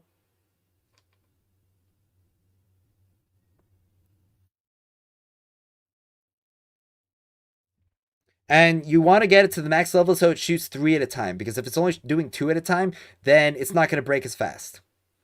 Saving Pinnacle point for Grandmaster Challenge good? No. The Pinnacle energy is going to be the exact same. The only thing that you need to save for like Master to Grandmaster is keys.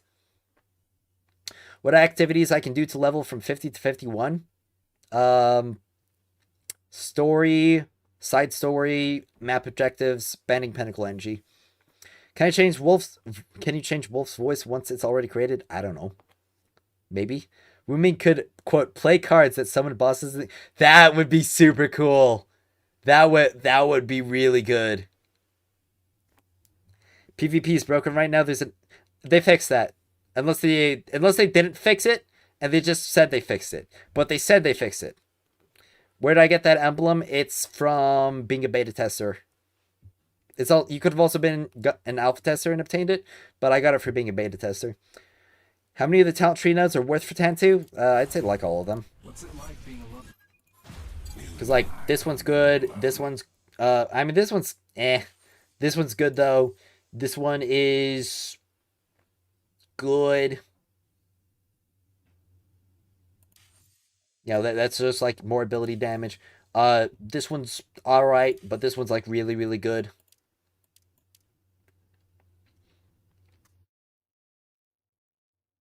I know trying to save the world, but could I interest you in the random Gwent? I mean, Drifter's not really trying to save the world. He's just trying to, like live life and make money.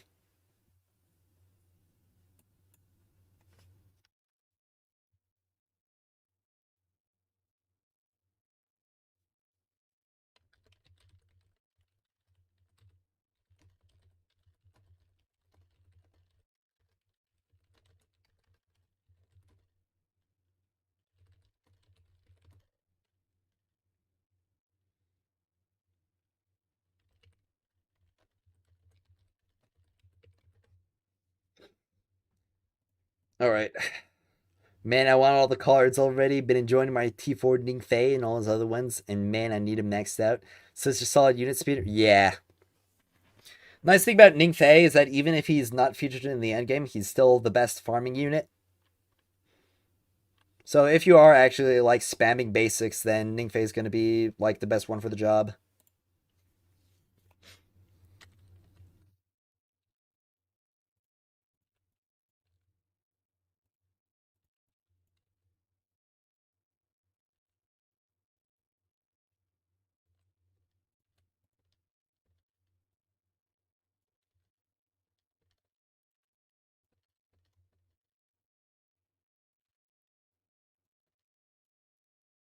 Ning Fei crossbow went from broken to slightly less broken. Yeah. Did I know that you could speak to Wu Ming daily? Yes, I did know that you could speak to Wu Ming daily for black market reputation. I actually mentioned it before the black market came out in my daily guide video, my daily and weekly guide. What do you think are his best artifacts? Whose best artifacts? Ning Fei? I mean, I have artifact recommendations in the spreadsheet. Okay? Spreadsheet in the description. So if you're looking for my opinions on like what the best is, look here. Get those seasonal buffs. Yeah. Got so many angry DMs using him and shifting gates had me dying laughing. I haven't got. I don't get hate mail. I don't really understand why I don't get. I hear so many people getting hate mail and do like the same things, if not worse. And I just don't get hate mail. I got hate mail like once in the beta. Black Market Daily. You just go talk to Wu Ming and he's gonna give you like 5 rep. That's it.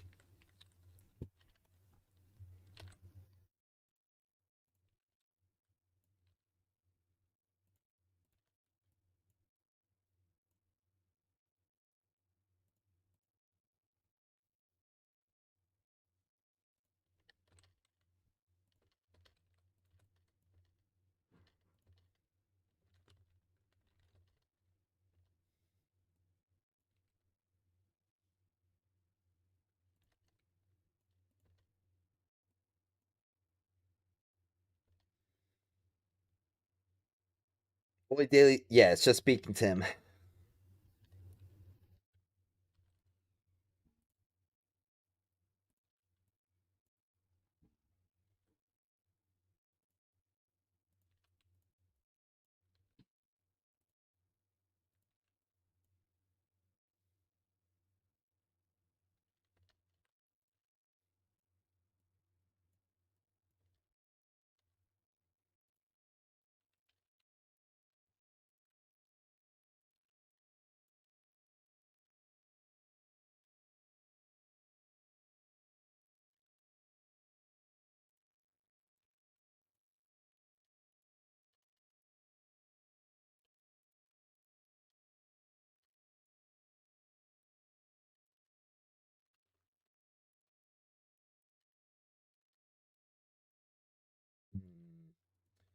Doing this editing, focused up.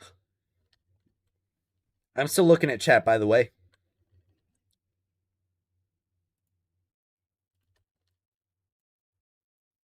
I worked hard on that speech. Ooh, yeah. It's not even done. I've still got to add more to it. I still also got to make it look pretty. Because people like looking at pretty things. If I don't make my spreadsheet look pretty, then somebody's going to make a spreadsheet that looks pretty and they're not going to look at mine anymore. Because this is not pretty.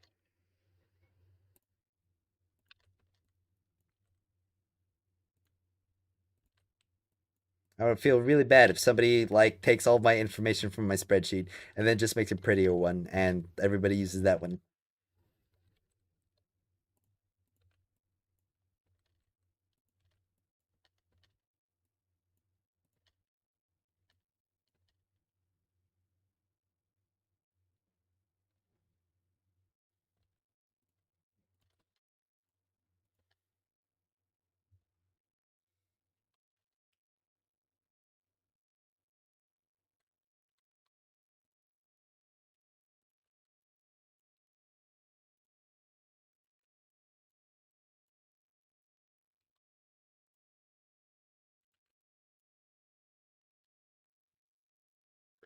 Could be the Destiny data compendium of DR.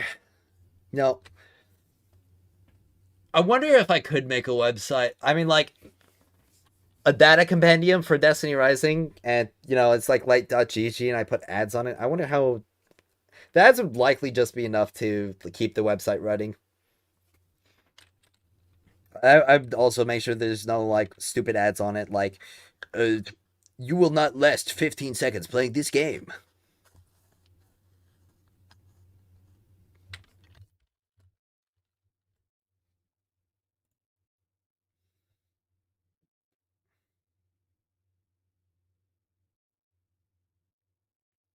Do I have an idea on how I want the spreadsheet to look? I definitely want it to have like a darker, not like having the pages be fully black, but like not like the bright white. And I want it to be in like segments with pictures. So it would be like the picture of the artifact, artifact name, artifact effect, with any extra notes like either like slightly below it or to the side. But I'd probably be able to put everything necessary in the artifact effect, and it would just be like rows of that for each slot of artifacts, and that would be most of it.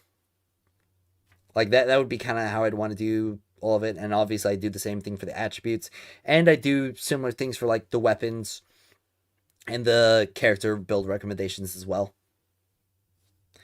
Do I have, or how much have I spent on the game so far?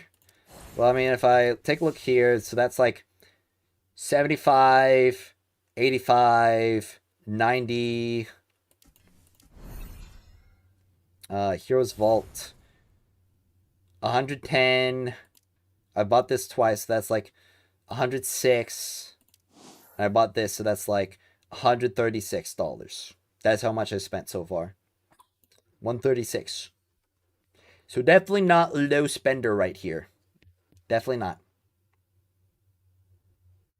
And if I invested this much and I'm not having a good time, like I'm not having like a grand old time, be like, oh yeah, you know, like you'll know it's not that great.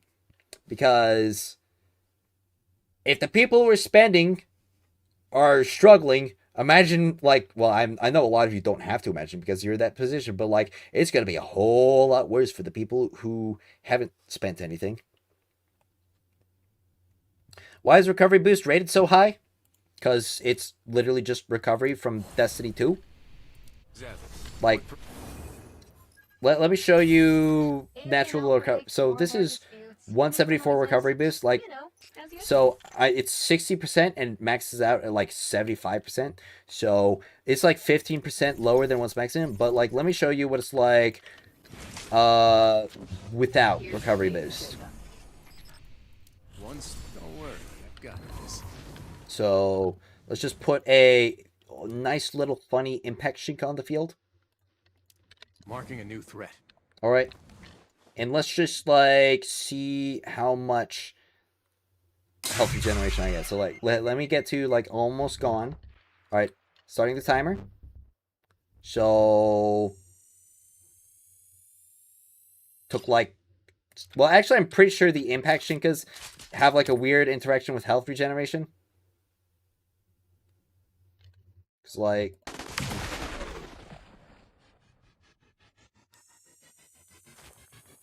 usually it takes a little bit longer than that. Let me try with the what's it called? Let me get to a level 90. Because the marksmans are probably going to be more accurate in terms of like their damage. Okay, that I took too much damage. Okay, I took too much damage again. Alright, that should probably be enough. Alright, reset timer. So is maybe like half a second more? Oh wait, my timer's not going. Okay, but it's about like 7 seconds. But like, the natural recovery interval will get shortened. So I could probably just put the impact shink on the field. This is kind of just like some bad examples.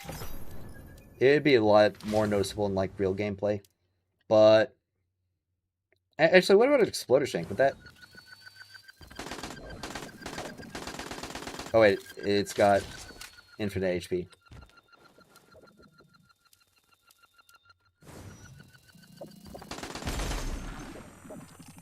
Okay, yeah, I'm pretty sure the practice, or either that or like insta-killed me. But I'm pretty sure the practice range, I think, has like a weird interaction with health regeneration. Like, it starts your natural health regeneration a lot sooner. Yeah, because that would not happen in normal gameplay.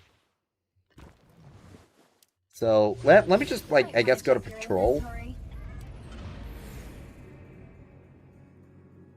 And find, like, a group of enemies to showcase this. Free-to-play is genuinely dreadful? Yeah. So, I'm just going to show you all what Recovery Boost is going to do for you.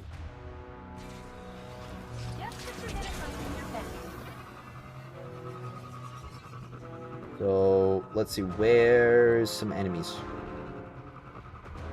Alright, right over here. Perfect. Alright.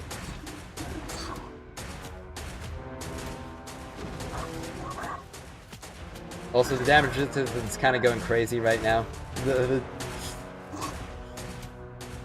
I mean, it is patrol, so these guys aren't going to be hurting nearly as much. Hey, you guys gotta... No, you're letting my health regen...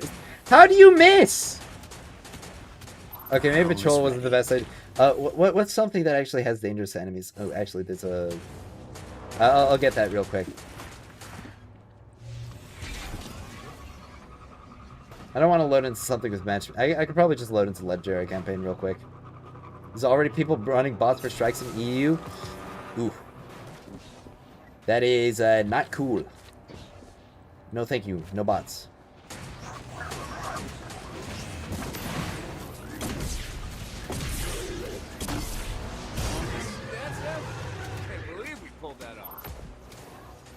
Alright.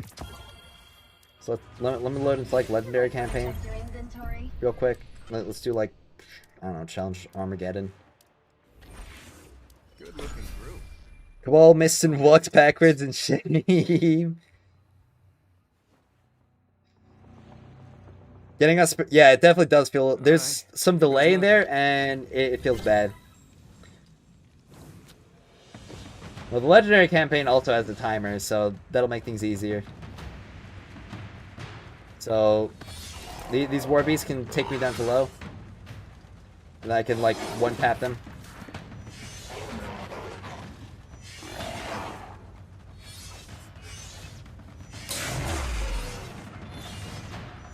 Alright, so, like, at this low HP... Alright, 28. 28's the timer. Okay, so... It goes all the way back up to full in like 7 seconds. You might want to check your inventory. And if I remove these, I wonder if the fire damage me. Will the fire damage me? Okay, I guess I'll have to find some other enemies. So, okay, well, there we go.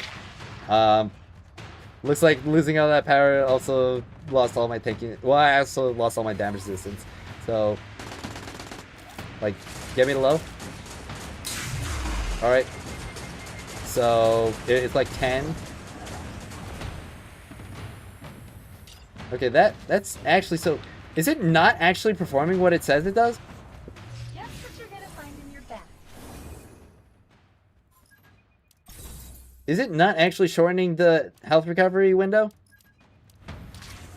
I swear I tested this before and it was doing like exactly that. Like I was getting like another like 2 seconds off my recovery timer. Why am I getting so fast natural health regeneration?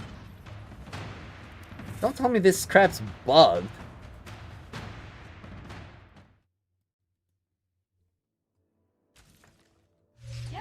Well, the thing is, like, my health regenerate... Well, yeah, the thing is my health regeneration was so fast, but, like, the tiered effect... The tiered effect was also, like, something that was really good, and I have seen the tier effect happen. Where, like, after my health regeneration starts, there's a chance after getting hit to just, like, not lose that health regeneration.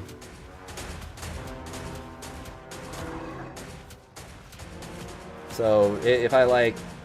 avoid damage for a second on my health regeneration start.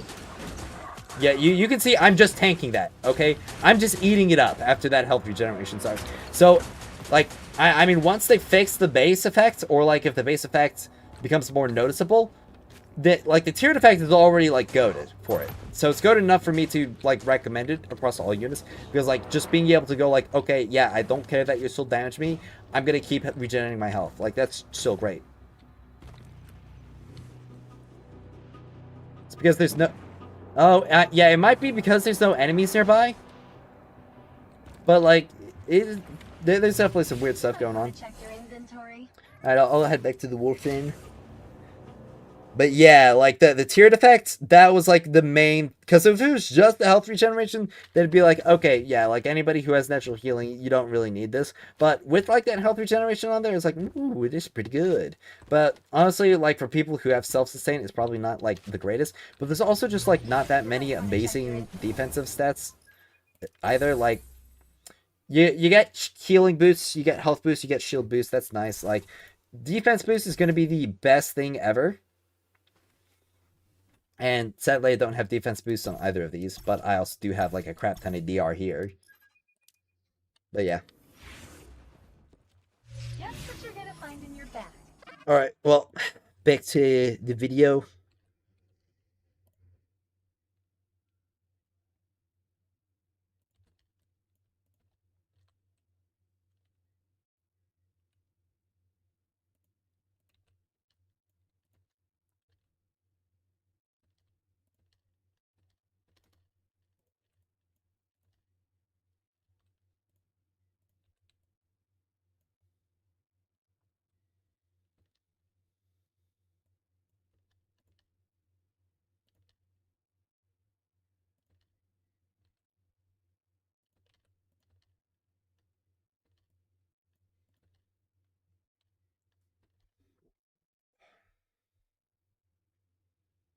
Recovery is but no, it's not. I literally just showed you that, or the most useless artifacts. I literally just showed you that recovery is not but. Especially if the like, because if it's not doing what it says it does, or if like that weirdness goes away, because that was like, it's it. I've had really inconsistent results. I'll be honest, but just being able to say, okay, I don't care that you're damaging me. I'm gonna help regen anyway. Like that's really awesome. Umeko testing went good. But like the most useless attributes, um, let's see. When it comes to defensive, well, obviously the defensive attribute, it's gonna be barrier bonus because there's literally only one unit in the game who can make use of it. Like it's gonna be awesome for Caber because it gives you damage resistance while you're next to your barrier as Caber. But outside of that, it's like it won't do anything for you. I'd probably say out of like the attributes for defense beyond that, um,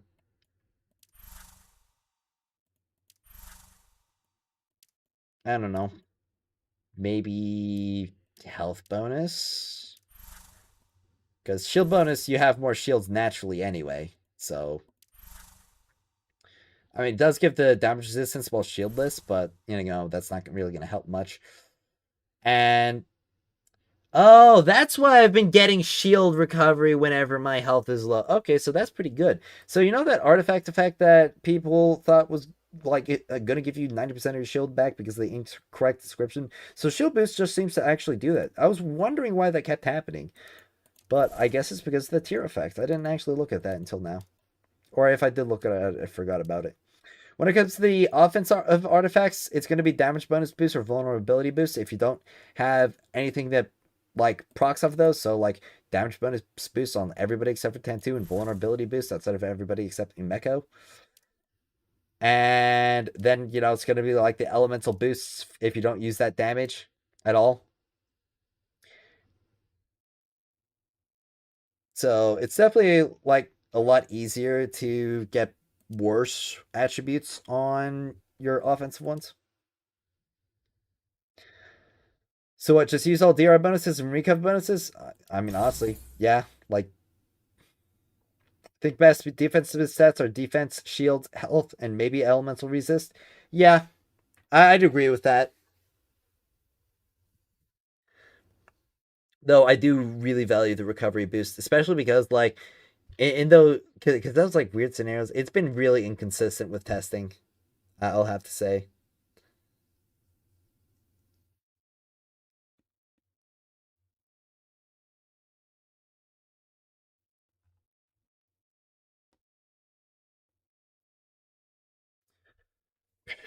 I hope they make characters that have more health than shields. Yeah, it would. I definitely expect some stuff like that to happen.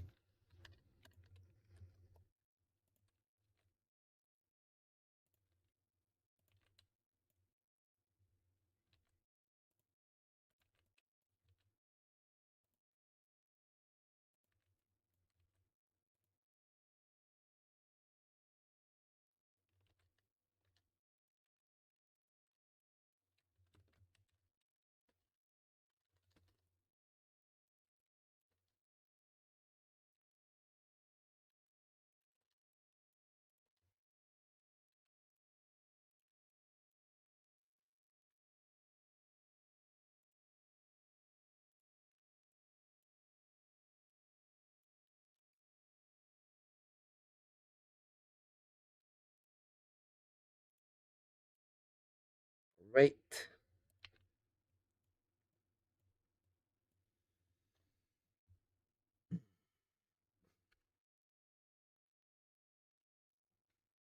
I hope them. Oh wait, we need 6-star or 5-star wolf.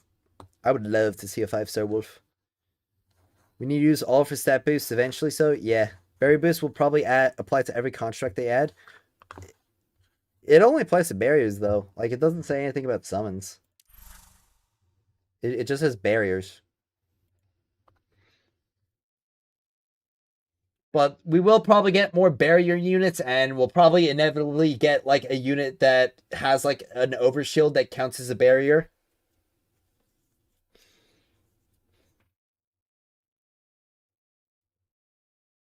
A lot of gun perks are game changing and have random mods not match the perks. Is so cringe. Yes, the exotic mods. I really dislike the system.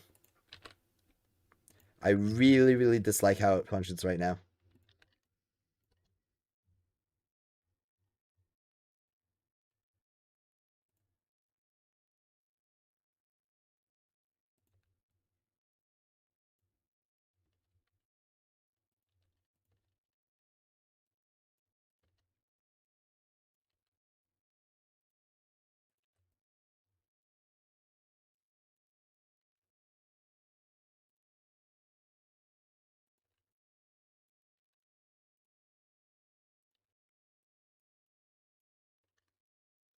When I say construct, I mean turret type deal. True. Well, actually, turret would probably be summon. I mean, they could make summons that work like barriers, but it's it's very like specific in the barrier. Honestly, they should buff it to be like summons and just like or summons and barriers, because then it would actually be like good and usable on more than like 2 units.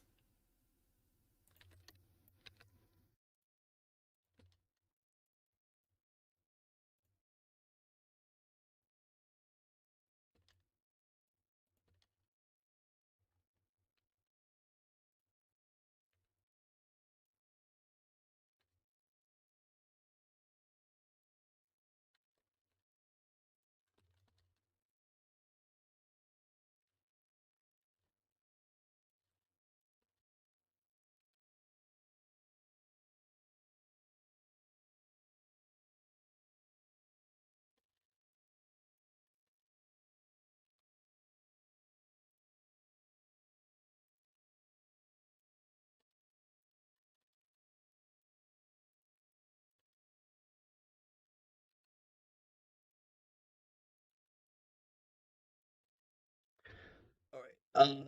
Is Yolder's bubble a barrier? I'm pretty sure it counts as a barrier. Yeah. Like, yeah, barrier. It's got the barrier tag. It counts as a barrier.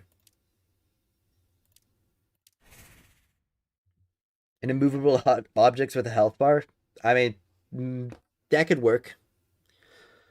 You got to make a massive write up of everything that needs to change when they make a video. Everything wrong with Destiny Rising. I'm already working on it, man. Oh, oops, wrong tag. There we go. Like already working on it, and I'm already doing this one as well.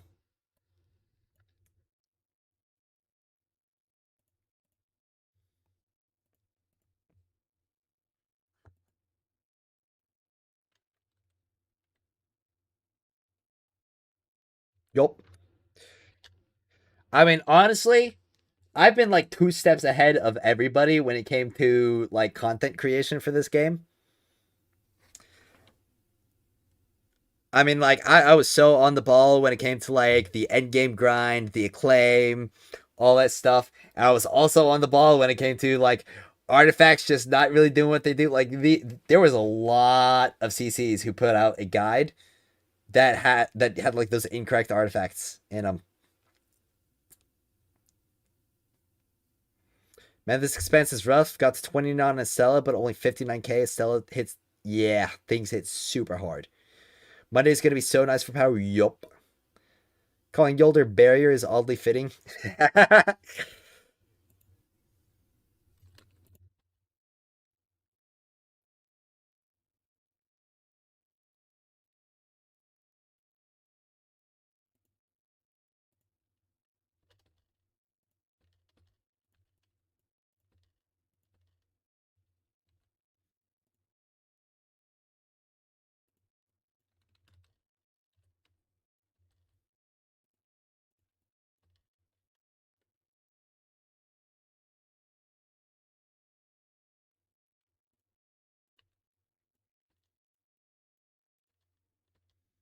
Beta testing paid off. Oh yeah, 100%. Beta testing paid off. I was so prepared going into this. Probably the most prepared anybody or anybody deciding to make content on it would be. And it actually kind of surprised me of just like how like I was talking to some other creators or like watching the chat. It was actually surprising to me seeing how many of them didn't know that like sliding was in the game until the like dev reveal.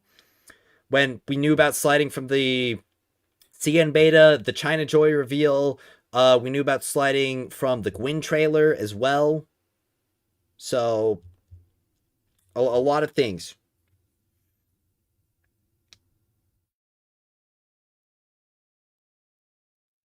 Regret leveling exotic artifacts and not focusing on mythic artifacts. Hard stuck at 62k. Your exotic artifacts are gonna like outpower your mythics, even like right now. Like this is what like a.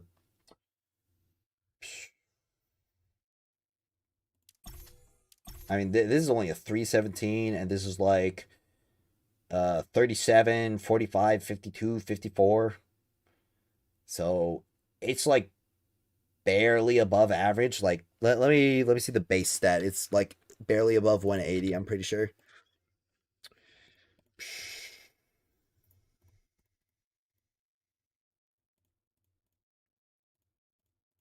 Yeah, it's like 188.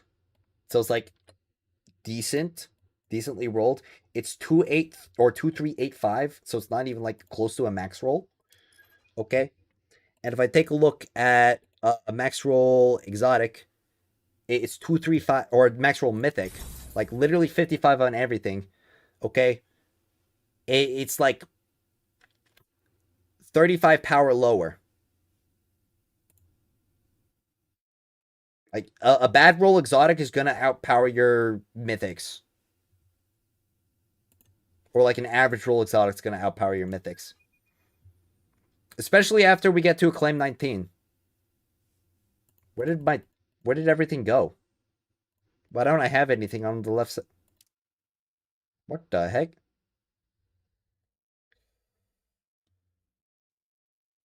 We should be farming shifting gates with Pinnacle. Yeah, you want to get at least everything, or well, you want to get at least all the gold stuff except for the mythic cores. You can neglect the mythic cores, though it would still be worth it to get them, I feel. Well, yeah, you can max out 55 attributes, but if power is your like power level is your what's it called concern, like a bad roll or like an average roll exotic is going to add power and mythic even at +7. Yeah, max mythic is 2300. This is like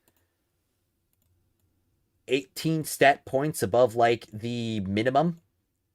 And I say minimum, like minimum free. And it's outpowering that max roll exotic. Or not max roll mythic. And like anything that's like slightly better, like you've done slightly more investment in, it's gonna be just, and especially when we get Monday, like as soon as Monday hits,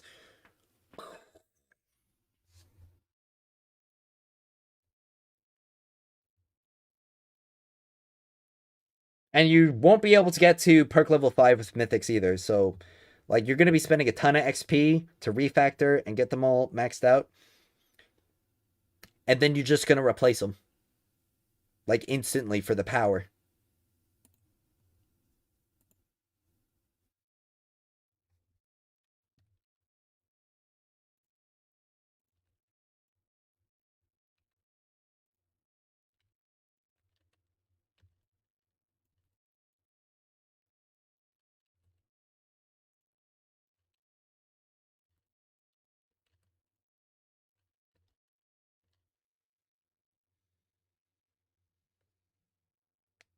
What's happening on Monday? Monday is when acclaim levels are no longer capped.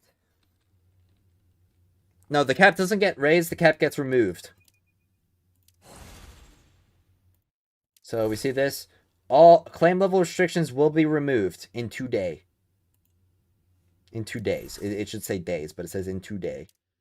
But it's not today. It's Monday.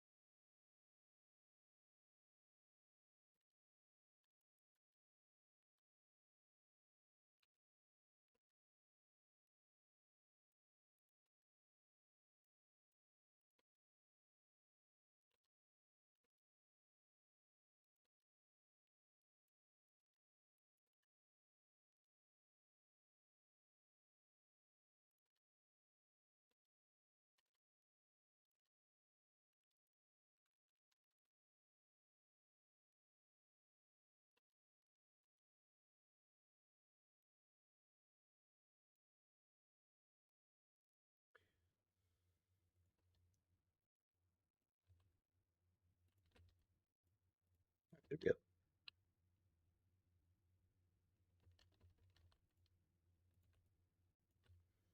Dang, only been 2 hours and the poll reached 250 plus vote. Oh, really? What the? Let me see this poll. Refresh. Sheesh. Okay, looks like people only want Destiny. All right.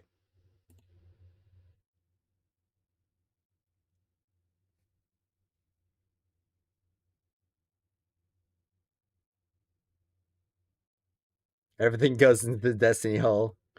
Recommend starting a second, third channel, each for a unique game you want to cover under similar branding and lightly cross promoting for the best of both worlds. Put Destiny Rising in the bag. Whether it's cool, I'm not sure how Duet Night Abyss will be. Try it out, i.e., heard it's like Warframe. Yeah. Keep with Destiny Rising, maybe would it. Yeah, maybe like I definitely want to do some variety regardless, but I'm not really sure if I want to do like cover multiple games at the same time in the same way that I do.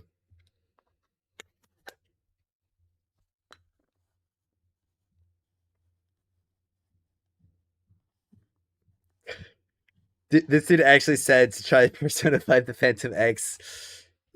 No, I I would like it if my gacha companies treat me right. My gacha games treat me right. This is just why I like, kind of perturbed about the current situation in Destiny Rising. Yep, I'm stuck in the Destiny Rising mines. Do you think rewarding fruit for dismantling mythic mobs would fix the fruit economy? No. I'm stuck in D Rising for this channel, Lemau. At least for a bit, because at the very least, that what the poll is telling me is that my active audience, at the very least, there's like about 30% overlap. And that was like the main thing I was testing to see, just seeing like, okay, if I did pivot ever, not that I'm saying I'm gonna, but I mean, obviously no game can last forever. But I just really want to gauge how much overlap there would be for other content, especially because like I've got to play through the Woo stuff at some point, and I'm not really sure how much time I'm gonna have off stream to do that. When you found my channel, I was only 2K. Yeah, I've been like really shooting up. But thanks for the congratulations. Started watching you a day after the game's release and came to streams a few days after, but I've been doing amazing. Thanks. Hate being locked out until reset to get any progress. Me too, buddy. Me too. Best DR streamer. Thanks. Thanks. I'm definitely looking to become a better streamer as well. Like once I get this editor, obviously I'm gonna have a lot more time. But I need to find one. They seem so loose. I've been looking at Fiverr, but like a lot of the editors are way more expensive and like way higher like production value than on what I'm looking for. Or maybe not production value, but like I don't need crazy edits. Okay, I don't need like the crazy TikTok edits where I'm expecting people to lose their attention span if I don't engage them every 5 seconds.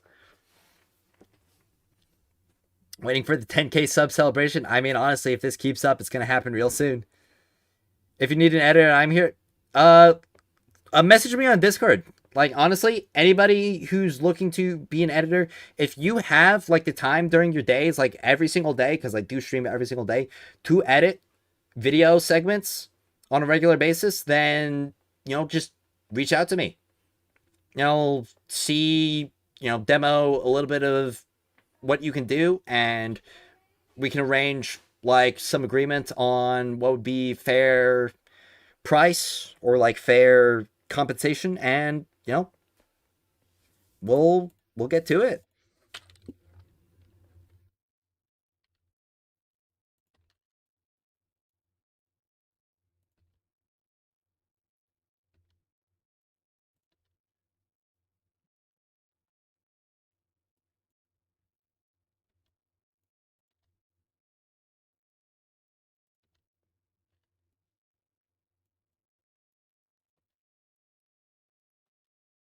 Yeah, absolutely massive. I need to do. I do make better content for DR. Thanks. I mean, I hope I make better content for DR. Like I've literally been doing nothing but this for like 2 weeks.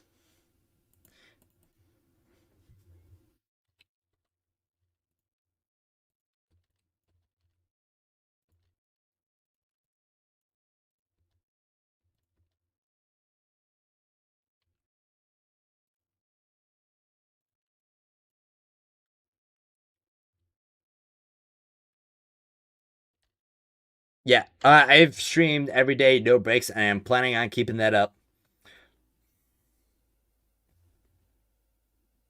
Am I cool being asked that I'm gate kept to join now? What? Gate kept to join what? My server?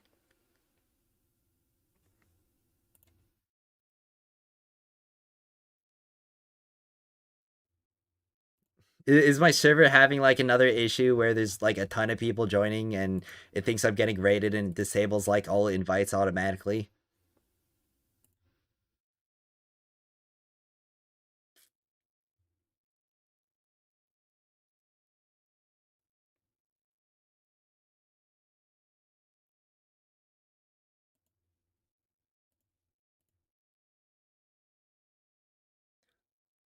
Oh, I think it's like asking you, or I think you have to have like some kind of verification on your account. Oh wait, no. Oh no. Oh wait, that's right. I completely forgot about the onboarding thing. Oh my gosh. It's been so long since I set up that server. I definitely have to like overhaul it some more. But honestly, after I get some like more time on my hands, that'll be like super cool. Yeah, you definitely seem like a really cool dude, especially if you're like willing to edit videos for me multiple times a day.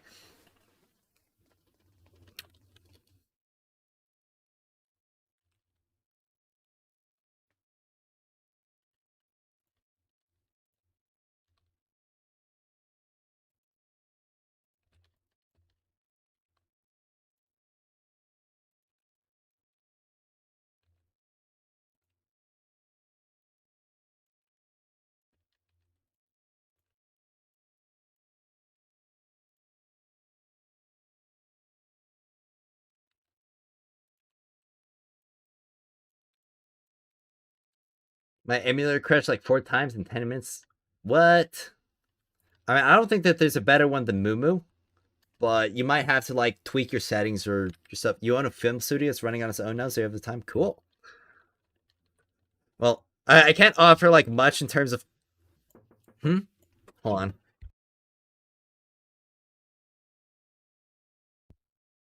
I completely forgot about something.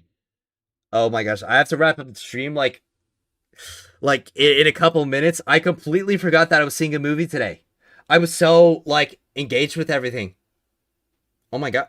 I'm super sorry, everybody. I'm gonna have to end the stream really, really soon. Anonymous, like, definitely reach out to me if you can. Sorry for the abrupt ending of stream. I'm gonna try to get the video out later, but yeah, I gotta go see the movie. So thank you all so much for watching, and especially thank you to everybody who watched since the very beginning. I appreciate you all immensely, and as